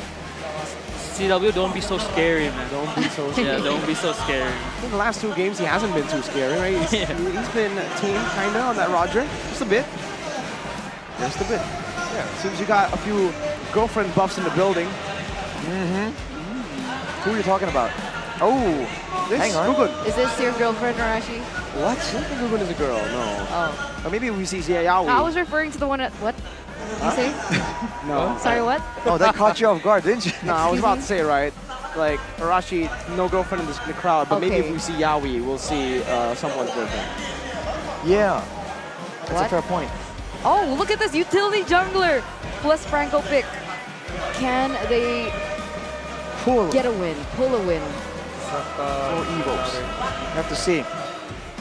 There's ways to get around it for sure, but I'm wondering if Onyx are thinking about going for a ban straight up, or if they have like an approach, like a strategy to go up against this. Because previously it was looking so good, right? Beefy, tanky guy that you can't kill, or beefy, tanky guy has crowd control immunity, and they've been able to shut down the Iron Hook, but only in the early game, right? So that being the case, I wonder if they're gonna try the same thing, but maybe go a bit more aggro, or are they gonna actually go for something like a straight up ban? But I think if I'm in the Fnatic Onyx shoes, I will choose the blue side now, and I will respect Ben the Fire Mist because it's been so much nuisance. Because I think that game, the MVP was Clockun because his positioning, his timing of the NetherRealm was so on point, and I think Onyx can go toe to toe with the Franco alone. But with the Fire Mist beside the Franco, I think it's harder. So I think if I'm in a Fnatic Onyx side, I would choose the blue side and I would prioritize the Fredrin too, because it's been the winning formula for EVOS Glory, right? For 2 games straight now. All right, we'll put that to the test. Ladies and gentlemen, as we enter the drafting phase. Same. But here we are, presented to you by the official Still tournament smartphone Samsung Galaxy. Oh. Okay, there are some changes in the bans. Okay. Kadira, Luoyi, and the Farsa. Reptar, what's going on? I think EVOS is eventually going to think into drafting the X-Borg for their first 2 picks into the blue side. Then Fredrin, of course, they're still going to want to prioritize that. The Farsa ban is surprising to me. I would be even more surprised if Fnatic Onyx lets slip the Farsa or the Fredrin. Excuse me, Faramis or the Fredrin. Yeah. So either one of those two. Because if they decide to give the chip here at EVOS drafts chip, then you can still draft into the chip and just draft picks so that come the team fight, come the entry of the shortcut, you have an ability to counter it. But no, they're still going to give it. They're going to overload the choices. So they might, if it's the Fredrin get picked here, they're going to have to take the Faramis on the first 2 picks. Yep, I agree. I think Fnatic Onyx needs to deny the Faramis pick. Okay. Different approach. They want to shut down Sun. So Interesting. no Angela, no Fredrin in the first phase here for EVOS. I wonder if Fnatic will go for the Faramit instead, or knowing that it's already Valentina, take that out of the equation completely, and then go for some of the prio picks. Maybe instead of going for the mid lane, go for the side laners as well. Because again, that was a big part of their success earlier, at least, in securing all that early game pressure and the early game flank routes. It also allows Kairi to farm efficiently as well. And yeah, I think this Valentina pick also set up for the X-Borg pick. So either if Fnatic Onyx picks up the Faramis or whatever, I have the X-Borg and I have the upper hand now. But if they're going for the Chichi Angela pick, they're going for the Link third pick maybe. You can see. The thing is, right, the Valentina pickup, it was basically a way to deny the Aramis, the Angela as well, because now technically EVOS Glory could go for the Link pick themselves. It'll be kind of tough up against the CC because she can't hold on her own in that lane. It's gonna be Fred and X-Borg. It's still gonna be Fred and X-Borg for sure. So they're like, hey Onyx, pick the Link. We're ready for you. It's like asking them. Yeah. Well, it turns out that Onyx will not bite just yet. We'll have to wait and see. So they go for the Claude first, so they're playing their jungle later.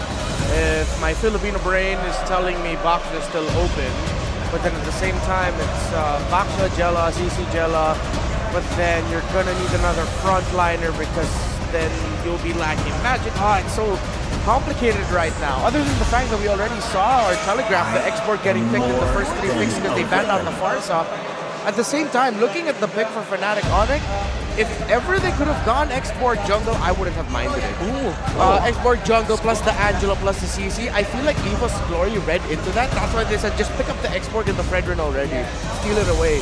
So now you're really left with, you're not gonna Barretts into an export. Boxer is what you're left with if it's gonna be a tanky jungler.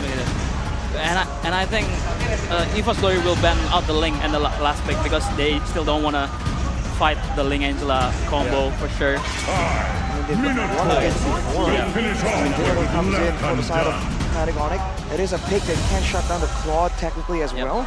And from the looks of it, it's going to be an all-out dive. So joining the Jude song is something that's in the consideration. As the Edith is the ban that EVOS will go for. They are challenging Onyx to pick the Ling here.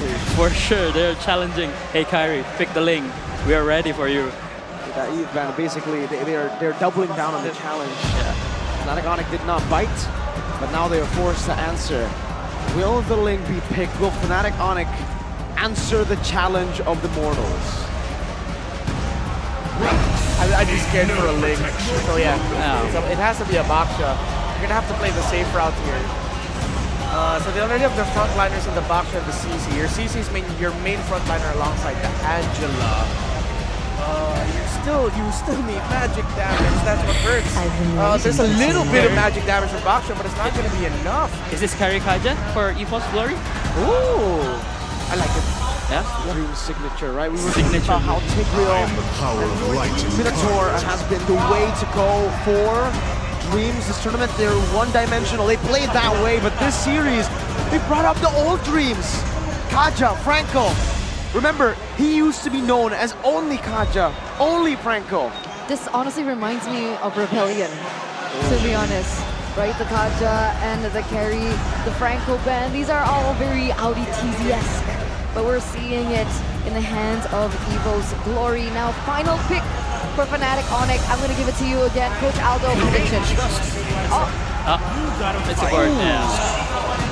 All right. Because they have Baksha already for the front line, so they can flex the Angela to the roamer position and pick more damage to pop off the X-Borg. Yeah, to pop off the Firaga armor of the X-Borg. So I think that's a good pick, but I'm still towards edging to EVOS draft because it's much better front to back. Yeah. It really looks like it can snowball very quickly. That lineup of EVOS Glory, the wave clear with the Kaja, the Valentina in the mid, Fredrin Export throwing bodies for the carry. If ever Fnatic Onyx is gonna win, it's because Sans had an insane game as a Gord. Well, we have seen that the draft index heavily favors EVOS for now. So we have to wait and see. Is it going to be a pure front to back? Is EVOS going to be able to just go for these pickoffs again and again?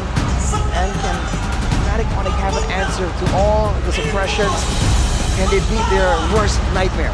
That's the question. Ladies and gentlemen, game number 6. With the gods bleeding, with things looking, turning up for the people's champions, EVOS Glory. Are we looking at a possible game number 7? As we are still match point, however, for the defending champions, Fnatic Onyx. Let's get into the land of Dawn. Expect a clearing battle in the early game where the Baksha will have in the lead. The Baksha Angela combo, again, old strategies coming back here in the toughest of situations. With the mobility, they're going to be able to outmaneuver EVOS, but later on, against the X-Borg, against the carry as well, there's a ton of true damage. It's going to be a big problem for Kyrie to try and sustain through. It's already very early on, getting shut down by that shield unity. First blood for Kyrie. I was actually curious as to how they're going to go in for these engages. Wait a minute, Glockman. Dashing forward, a very risky play, but he is able to survive. But back to the point, right? With Keyboy on the Angela, I was concerned about their engage potential, but apparently it has been answered with the way that Kyrie was able to get that first blood earlier as we now center upon the emblems. Looking at the emblems here by GameSmax, Sans with the Rupture will be doing a surprising amount of more of damage. Kyrie with the Firmness understands that he's gonna be the main frontline for the team. Lutfi will serve as more of utility. And on your point, Eterna, when it comes to engage, they have that Baksha Angela, they can just hit someone, go with the entanglement, or they can just rely on Sans with the Mystic Projectile. The spammable nature of it will be a bit of a problem for EVOS, but I think the main problem comes when Dreams makes his move. Whoa! The battle mirror image to the front as he pops the sprint. A weird angle, but he will lose a whole gold cannon minion in the bottom lane. We're already seeing the presence of Dreams on the Kaja. What will happen when he gets that level 4 power spike along with Brands picking up those items? This is a sure burst. It's going to be sure burst as well as just pure kill pressure coming in from the White Tigers as they now are going to be posturing around the first turtle of the game. Kyrie almost at level 5, still at level 4, Annabelle. Meanwhile, they're going for the contest. They're going to go for the pick first. Being able to escape the curtain call used up. Tide Dreams and Clocking up, and Fluffy's doing some damage, putting that sack down on Kyrie, and Xanavel starts up the first turtle of the game. Good zoning by Fluffy. Dreams has the Divine Judgment. Needs to use it wisely, however. Onto Kyrie. Hard guard gonna be used up right now. Divine Judgment to pull Kyrie away, and Annabelle should be able to find it, but no! Kyrie strikes back. Even with the Divine Judgment, but it looks like, Fluffy gonna be forcing a flicker there. But even with the Divine Judgment being pulled in, Kyrie, with the level advantage, still has the advantage on the neutral objective take. And they will be pulling up first with the gold difference. Mystic Gush just to poke. And Kyrie is in enemy territory, trying to go for the invade already. Up against this Frederick. You can see the Kimo is just trying to be as active as possible, influencing these fights ever so slightly. Sans is still doing pretty okay, but this thing, Clockman goes for the Mystic Gush right there, but they're not really having a composition, mainly looking for those kind of pickoffs. So even when Dreams was able to go for the Divine Judgment, it was meant to be more of a lock-in to try and guarantee the retribution, not a pickoff. And because of that, it's still a pretty good trade for Fnatic Onyx. But now with Dreams on the prowl, ever more than before, it's going to be a bit more difficult, especially because they don't really have someone to walk in the front except for Kyrie.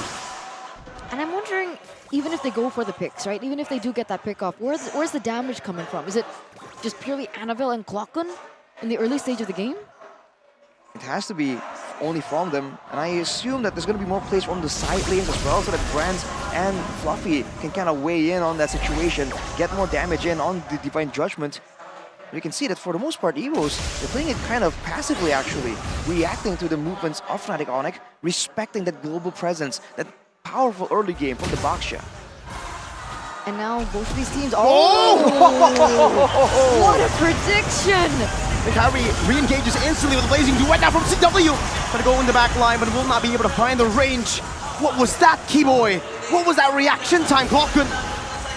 Putting some damage back on Sans. Amazing reflexes from Keyboy, or instinct, if you will.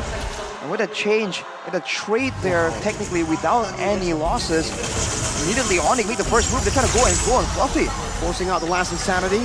The Froga armor depleted, and Lutpi charges forward. Curtain call, tying him up, and they're going in different directions now. Lutpi going for the yo-yo hits, and the Vengeance as well. Fluffy gonna be taken down as Lutpi tries to run away, but he re-engages onto Clockun, who was forced to dash defensively back. And Fnatic Onyx now will not go for the turtle, not just yet. That was a 2v3 situation and they were able to get the better out of it. Fluffy taken off the board. But Fnatic Onyx, why don't they go straight for the turtle? What are they waiting for? They want to make sure Sans is around in case a fight does break out. When it comes down to sure utility tools, EVOS has an advantage. But they are late to the party, and Fnatic Onyx will be able to get the first neutral objective. A great start, but keep in mind, it's not about how you start, it's about how you finish. 2K gold lead now for the Kings of the Skies, the Kings of the Galaxy. As it looks like Keyboy picks up a flask of the Oasis. It will turn the tables around in these team fights. Flask of the Oasis will definitely have a big thing to say. It will kind of throw the calculations sideways as well for the side of EVOS. And even then, before that it was even a factor, they were able to go for the turret, but look at this response. Clear Divine Judgment right into the hard guard CW now, trying to look for a re-engage as Kyrie pops into Poisons. Battle Mirror image into the blazing duet, and Dreams will be taken out, obliterated. FNOC with a massive advantage here in the 6th minute of the game. Looking for the siege in the bottom lane with Crawford stealing away the Mystic Gush. That will be able to zone them away, but he's standing in. DOT and overtime damage. He's recalling. Lutpi cancels it out. The Terrify out to disengage. The Vengeance from Lutpi and a curtain call ties them up. Fnatic on a collapse in the bottom lane. Klokun is down. The sandwich play works out for Fnatic Onyx with 2 members taken down in that exchange with the price of none. That exchange from Dreams with the Flicker Divine Judgment did not pay off. And turns out CW was able to get a lot out from it. A tower in the bottom side, 2 assists as he's looking for more items to get to that power spike. In the meanwhile though, on the top side, Fluffy was able to actually equalize in the turret game. Great news for EVOS, but they're still on the back foot. Same thing applies though, the longer this game goes, the more there's ways for EVOS to try and find their way to claw back to victory, especially with a tool as powerful as Divine Judgment in the hands of someone like Dreams. They're gonna keep their eyes out and wait around. If they want to play the macro game, it will still be able to be maneuvered, manipulated by them. And now you can see EVOS always first to the party. Let's see if they can finish it, right? We can see that Kyrie is at level 10 already. So Dreams, he needs to pull out a miracle. Look for a proper play to get the better in this Retribution battle.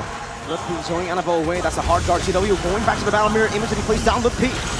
With the frog armor with the curtain call as well. Dreams going to be isolated there with the blazing duet now. CW spacing so well. Calvin with Nata, my goodness. Dreams wasn't able to utilize the Divine Judgment. Did you see that spacing? Oh my lord. Beautiful spacing for sure. It's not just the HP, the shielding, the healing, it's also the movement speed boost. And in the hands of someone like Calvin Winata, that small movement speed addition is enough to swing the balance. Of course, great moves from Lutpi as well, zoning away both Annabelle and Fluffy, the key players here for EVOS' composition when it comes to contesting ground. The fact that they had to back away so fast means the rest of the team needs to back away with them. And just like that, Fnatic Onyx will be trying to go for more objectives after getting actually the mid lane turret as well. If you take a look at the items, with the War Act and the Bootless Breastplate, this is one of the biggest power spikes for Lutpi, having both the big movement speed and the damage to really chase anyone down.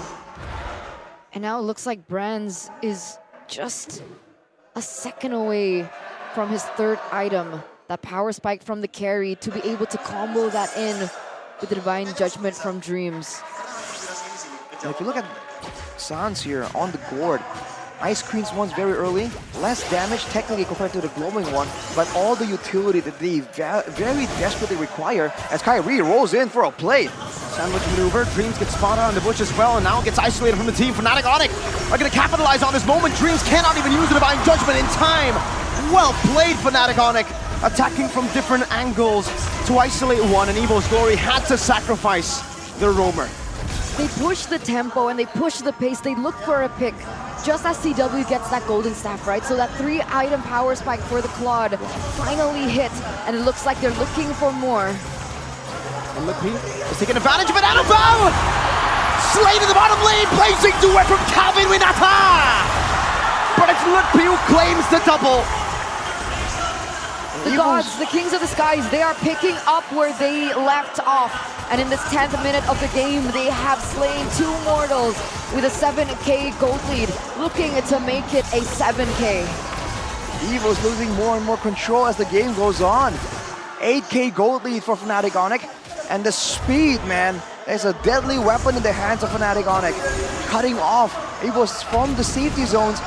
Doesn't matter if you have a suppression, a Divine Judgment, when there's no safe area, there's no team to pull the victim to. With Fnatic Onyx arriving behind them. They've been so good at taking that kill pressure away.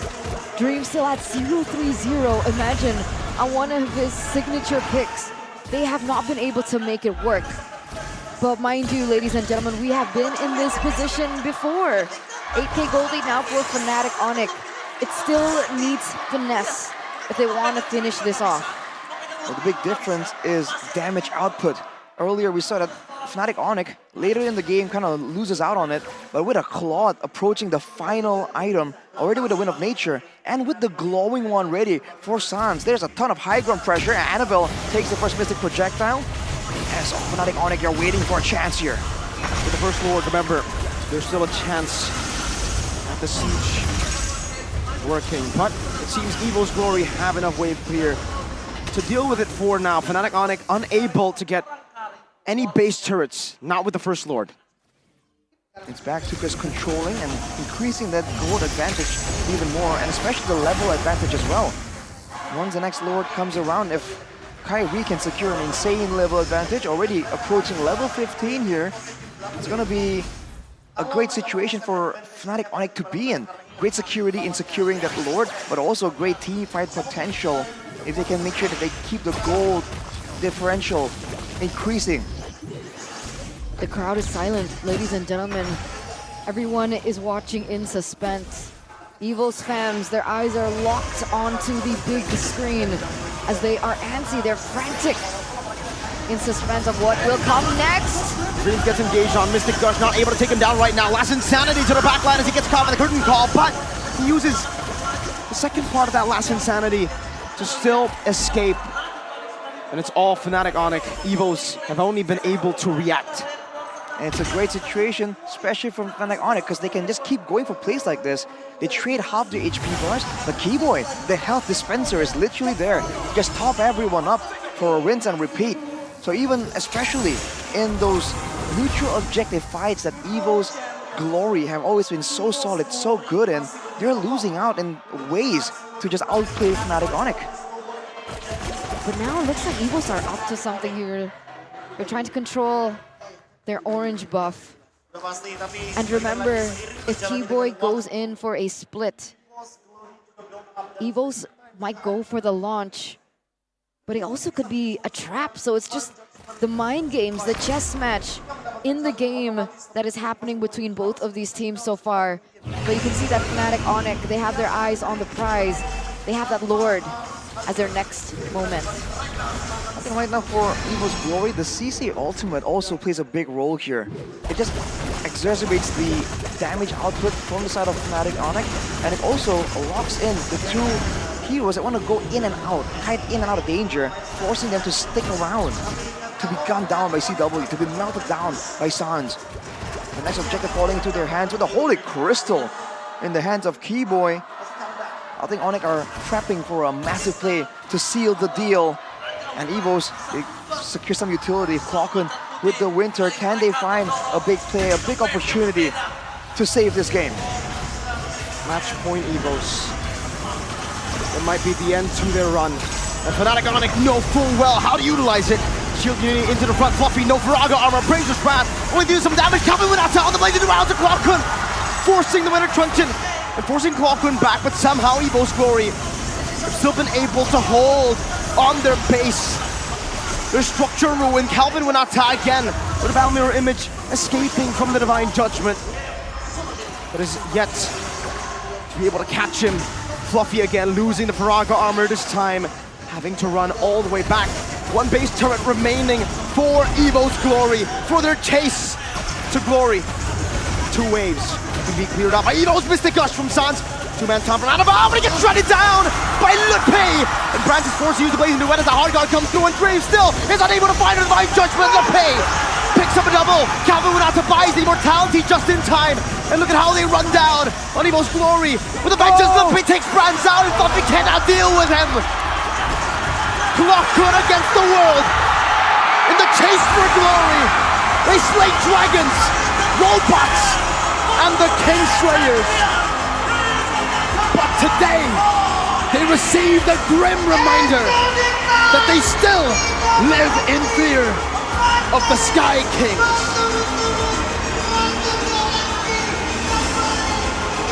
Trialed and tested, doubted, challenged, punch after punch, foe after foe. The Sky Kings continue their reign. And their reign is absolute.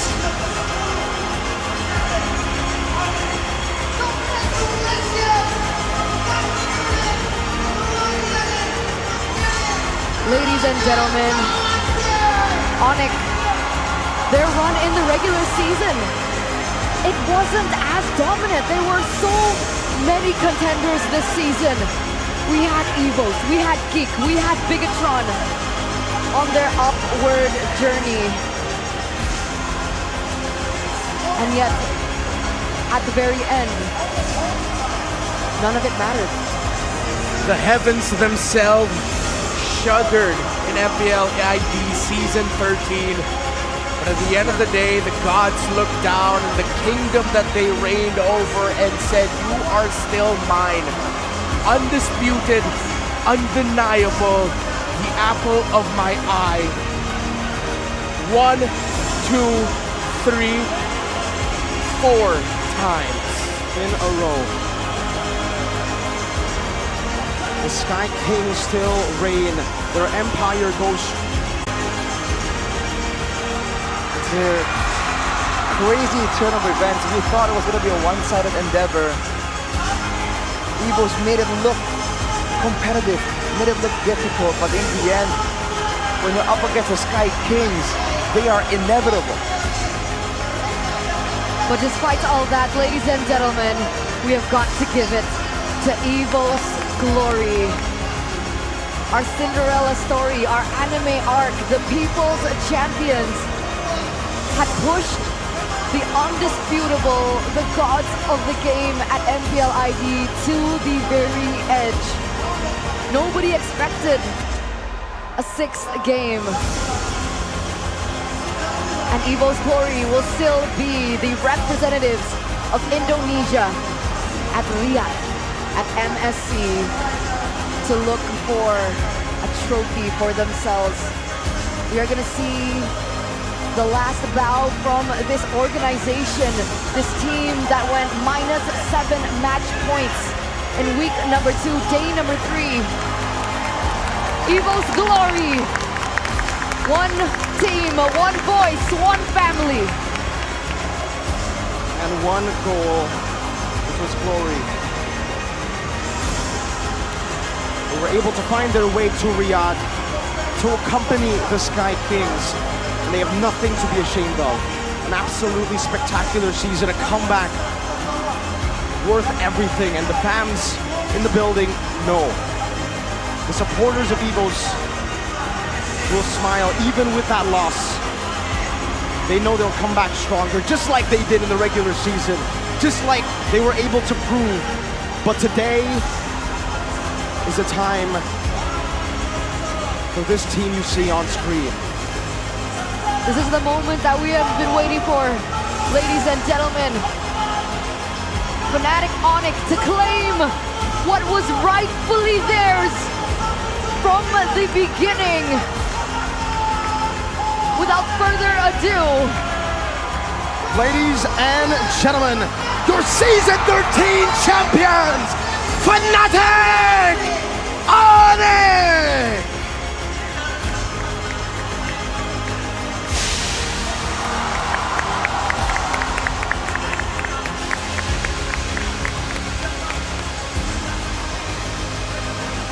it has been an amazing season with you, ladies and gentlemen. It's been an honor to share the desk with Mirko, Arashi, Reptar all the way from the Philippines, and of course, Coach Aldo. After 9 weeks of sweat, blood, and tears, after what feels like a million matches, a million games, after seeing the sweat, the blood, the tears, the agony, and the glory, we will see you next season. We're signing out for the day. Thank you very much. Onyx, long may thy reign.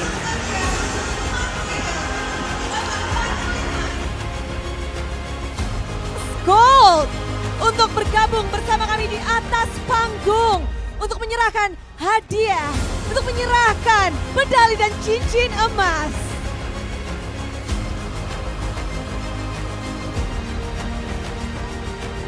emas dari UBS Gold akan dikalungkan kepada tim penarik Onyx. Dan tentunya ini adalah kemenangan 4 kali berturut-turut selama 4 season dan membuat Fnatic Onyx menjadi atau mendapatkan gelar sebagai 4P champion. Yap, mereka memiliki banyak sekali emas. Dengan kemenangan mereka beruntun, tak terpatahkan dominasi yang dimiliki oleh Fnatic Onyx. Satu persatu dikalungkan. Inilah dia medali emas dari UBS Gold. Medali emas dikalungkan satu persatu kepada Raja Galaksi kita di MPL Indonesia Season 13 yang tentunya juga akan mewakili Indonesia di MSC 2024. Dan ini berarti Fnatic Onyx menjadi juara bertahan di MSC setelah menjadi champion di MSC 2023. Kita tentunya berharap di 2024 ini kita bisa melihat Fnatic Onyx kembali mendapatkan gelar sebagai champion. Dan semua kerja keras, dedikasi dari tiap player, bahkan coaching staff bersama seluruh manajemen, ditambah dengan semua super fans yang tak henti-hentinya mendukung Fnatic Onyx hingga titik ini. Mereka berjuang dari regular season, mereka merombak dan terus-menerus mencari strategi dan komposisi terbaik untuk mereka. 9 minggu di regular season diselesaikan dengan begitu baik, berada di top 2 klasemen dan di babak playoff melaju dengan begitu nyaman di upper bracket sampai pada akhirnya mendapatkan gelar sebagai Raja Galaksi. 4 kali. Ini adalah dominasi yang begitu membuat kita terbelanga karena 4 kali ini yang terjadi di sini. Dan setelah medali tentu saja Fnatic Onyx mereka akan mendapatkan cincin emas. Cincin emas by UBS Gold tentunya. Mungkin ini sudah menjadi koleksi dari Fnatic Onyx. Coach Yap, show it Coach Yap. 4. Satu lagi bisa lengkap, satu tangan nih, 5 jari lengkap. Atau Coach Yap ingin mengisi seluruh jarinya. 10 jari kita akan lihat nanti. Namun cincin pertama untuk Lutfi. Disimpan di jari manisnya karena ini akan menjadi kenangan manis untuk Lutfi. Baru saja bergabung dan dia sudah bisa mengangkat piala ditambah dengan mendapatkan medali dan juga cincin dari UBS Gold. Medali dan juga cincin telah dikalungkan dan telah dipasangkan di jari Fnatic Onyx. Sulap, cewek tetap jenaka. Dan mengingat kita melihat para player yang berjuang pula. Mereka berjuang sebagai tim, mereka berjuang sebagai satu kesatuan. Dan begitu banyak pula hadiah yang mereka dapatkan karena perjuangan mereka sampai titik ini. Tentunya bukan hanya para player tetapi juga seluruh coach dan juga seluruh coaching team menjadi inti kemenangan dari tim Fnatic Onyx. Kacing, babling, Fnatic Onyx begitu berkilau. Dan tentunya selanjutnya kami turut mengundang Bapak Faris Shitki, MX Assistant Product Marketing Manager Samsung Electronics Indonesia untuk bisa berada di panggung dan tentunya akan menyerahkan Samsung Galaxy S24 Ultra. Wow! Tim Fnatic Onyx akan mendapatkan Samsung Galaxy S24 Ultra. Ternyata emas saja tidak cukup dan kali ini mendapatkan smartphone dari Samsung Galaxy S24 Ultra. Ya, mereka menang dengan device ini pula. Kali ini mereka pulang dengan membawa device baru. Samsung Galaxy S24 Ultra nanti akan membantu mereka di Riyadh biar bisa berkomunikasi dengan semua pro player internasional yang akan mereka temui dari berbagai region. Betul sekali karena dengan Samsung Galaxy S24 series begitu begitu banyak fitur-fitur yang bisa membantu Pak tim dari Fnatic Onyx ini untuk tentunya memberikan performance yang terbaik di Riyadh nanti untuk MSC 2024. Satu persatu menerima Samsung Galaxy S24 Ultra. Luar biasa. Dan belum berakhir, tentu saja untuk Fnatic Onyx mereka akan mendapatkan tentu saja Giant Check. Maka dari itu kita undang Bapak perwakilan dari Deputi Bidang Hubungan Internasional dari PBSI, Bapak Cahyono Prasetyanto. Langsung diserahkan ini simbolik Giant papan yang tentunya ini simbolik mereka sebagai Raja Galaxy MPL Indonesia Season 13. Baik, kita akan berfoto bersama dengan VIP, mungkin bisa bergabung juga dari UBS Gold. Semua perwakilan sudah berada di atas panggung. Mari kita abadikan momen ini, momen penuh hadiah, momen penuh selebrasi untuk Fnatic Onyx. Our 4-beat champion of MPL Indonesia, Team Fnatic Onyx.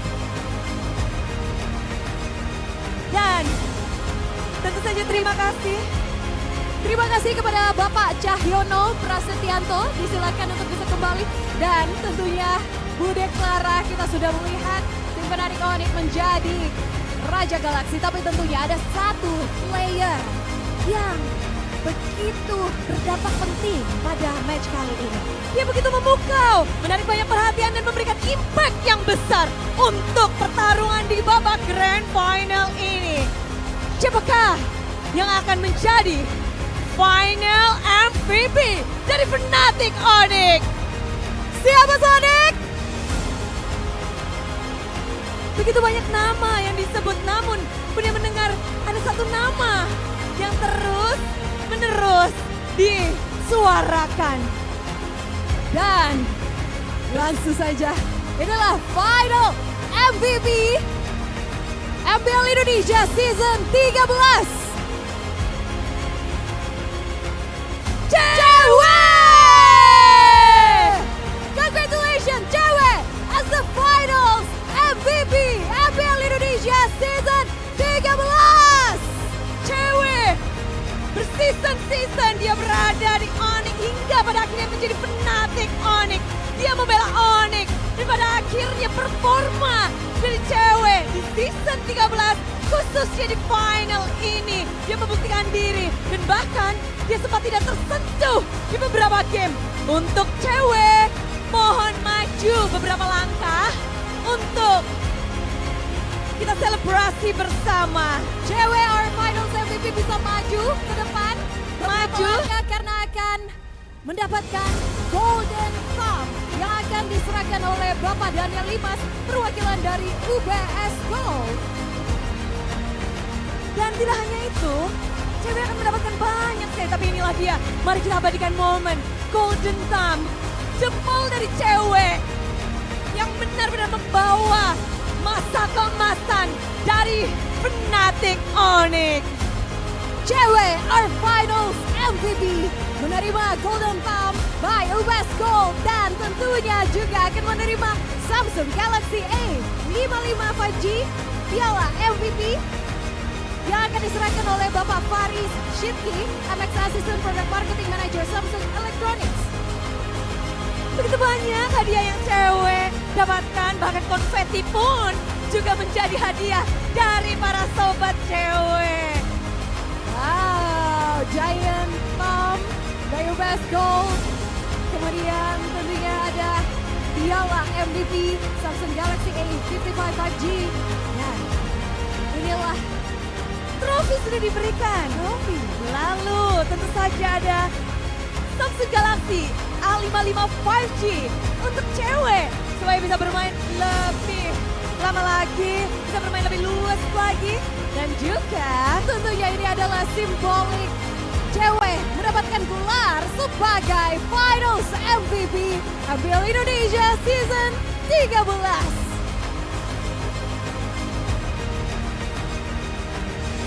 Terima kasih kepada Bapak Daniel Limas dan juga Bapak Faris Sidki telah menyerahkan hadiah-hadiah yang begitu luar biasa kepada tim penarik Onyx sebagai Raja Galaxy dan juga our finals MVP cewek.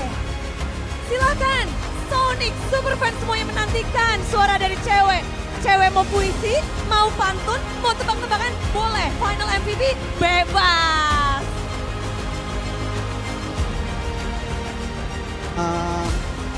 Pertama gue mau ngucapin terima kasih banyak kepada yang udah dukung. Sama kedua orang tuaku, sama nenekku tercinta yang ada nonton di Medan, dan keluarga besar. Ada juga pacarku yang nonton sekarang. Sama Sonic yang udah ngedukung, thank you banget semua. Gue gak bisa berkata banyak lah, pokoknya terima kasih dukungan kalian selama ini. Semoga gue sama tim gue, Onyx, bisa melaju jauh lah di MSC. Dan kita bakal coba yang terbaik buat mempertahankan gelar MSC. Cakep. Belum dong. Apa dong? Ada pantun. Ada. Siap-siap cakepnya ya. Bude udah ngecakepin duluan. Cewek dipersilakan. Beli lontong sama si Kairi. Cakep. Jangan lupa bagi-bagi. Cakep. Mana Nits yang bilang bukan era Onyx lagi? Dan tentunya tim penarik Onyx memperlihatkan mereka masih era Onyx. Dan mungkin tim penarik Onyx masih ada yang ingin disampaikan. Tolong ingin disampaikan. Untuk tim Onyx, Fnatic Onyx, kita ingin mendengarkan. Adi. Apa nih? Sampaikan sesuatu atas kemenangan kalian. Makasih. Forfeit champion. Jangan. Kenapa? Sampaikan sesuatu sebagai forfeit champion. Sejarah baru. Mungkin ini udah lama sih, karena kan MPL ini 9 minggu kan. Terus terakhir kita itu di regular season terseok-seok lah bahasanya. Terus yang gue lihat banyak banget orang seneng gitu, kayak ini bukan era Onyx gitu lah. Tapi yang kita pengen bilang, di sini Onyx juaranya, jangan pernah bosan kalau Onyx selalu juara. Jangan Aja pernah sih. bosan.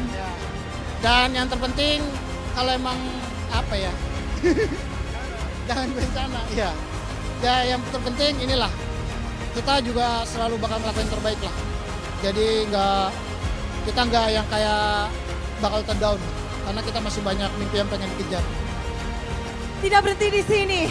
Perjalanan Fnatic Onyx masih banyak yang ingin dikejar. Mimpi mereka akan terus berlanjut. Dan Sonic Superfans Indonesia, kita akan mengawal mimpi dari Fnatic Onyx. Namun saat ini, Fnatic Onyx bersiaplah untuk mengangkat trofi ini.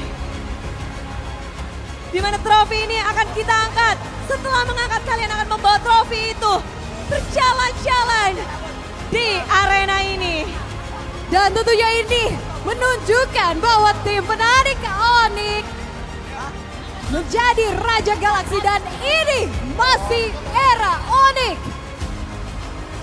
Fnatic Onyx, the forfeit champion, the Raja Galaxy, Raja Langit. Bersama-sama. Mari inilah dia, kita sambut sang pemenang dari MPL Indonesia Season 13, Raja Galaxy, Fnatic Onyx. Maju. Fnatic Onyx akan menselebrasi malam ini. Setelah kemenangan ini, mereka akan berjuang lagi. Dan ini membuktikan bahwa ini masih era Onyx. Dan tentunya Fnatic Onyx masih akan berjuang di MSC 2024 sebagai juara bertahan. Champion MSC 2023, kita berharap tim Fnatic Onyx bisa kembali menjadi champion di MSC 2024. Hari ini telah usai semua perjalanan dari yang awalnya 9 tim regular season hingga pada akhirnya menyisakan 6 tim saja di babak playoff. demi hari kita melihat banyaknya tim yang harus tersisih. Dan akhirnya Onyx lah, Fnatic Onyx yang menjadi pemenangnya. Bude Clara Mongstar mengucapkan banyak terima kasih untuk dukungan para super fans. Dan juga tidak henti-hentinya Bude ingin mengajak kalian untuk mendukung tim Indonesia di MSC 2024. Ya, dan tentunya keseruan ini dari MPL Indonesia tidak lepas dari dukungan semua sponsor dan super fans ke MPL Indonesia season 13. Powered by Munton dengan government partner PBSI. And presented by official tournament smartphone Samsung Galaxy, official e-wallet GoPay, official destination for gaming and esports Kidia, dan official gold partner UBS Gold. Dan tentunya partner in esports Campina, Oraimo, Telkomsel, Dunia Games, and Games Max. Dan supplier Indomaret, Point Coffee, Samsung Neo QLED Super Smart TV Plus, dan juga Saturday. Dan tentunya ada venue partner Jack Pro. Hari ini kita sudah menyudahi pesta kita di season 13. Tentu saja kita akan bertemu lagi di season 14. Betul sekali, dan tentunya sembari kita menunggu season 14, tetap dukung tim Fnatic Onyx yang akan berjuang di MSC 2024. Dan juga tentunya EVOS Glory yang akan menjadi perwakilan Indonesia. Jadi di sini Bude Clara Mongstar dan Monica Ko di sini. Kita akan pamit bersama kerabatku yang bekerja, mengucapkan terima kasih dan mohon maaf jika ada salah-salah. Kita akan berseru bersama di MPL Indonesia season 13. We on this!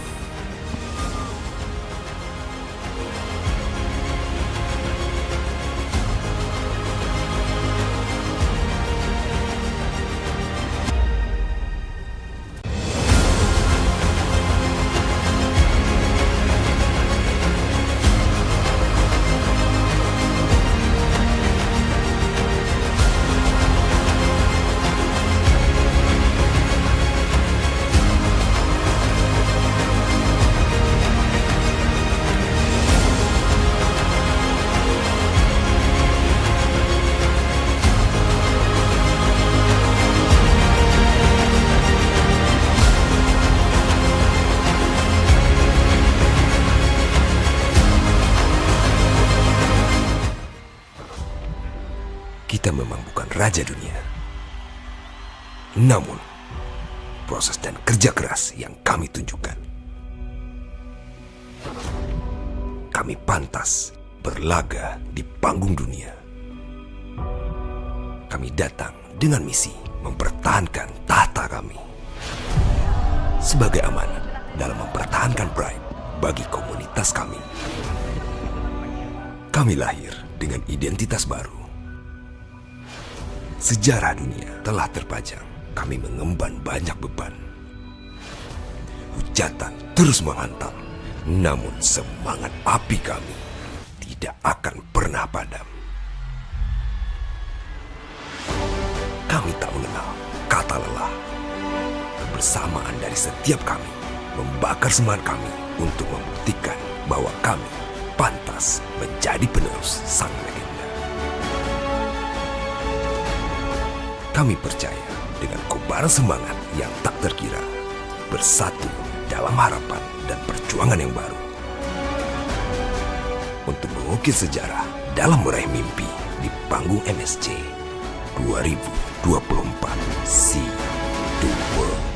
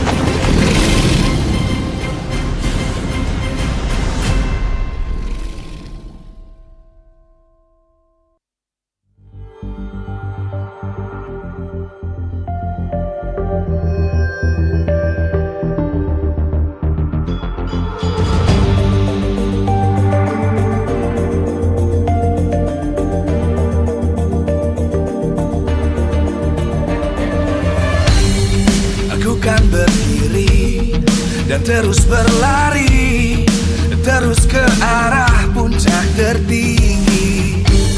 Ku takkan berhenti, hanya sampai di sini. Kemenangan abadi menanti. You know we won't miss if we unite our focus. And if you haven't noticed, we all live. Nyalakan apimu, hadapi semua tantangan, hadang semua serangan, jatuh bukan halangan. Bakar semangatmu, janganlah engkau menyerah. Kita akan buat sejarah. We all this, we won't miss. We all this, we won't miss. Saatnya beraksi, jalani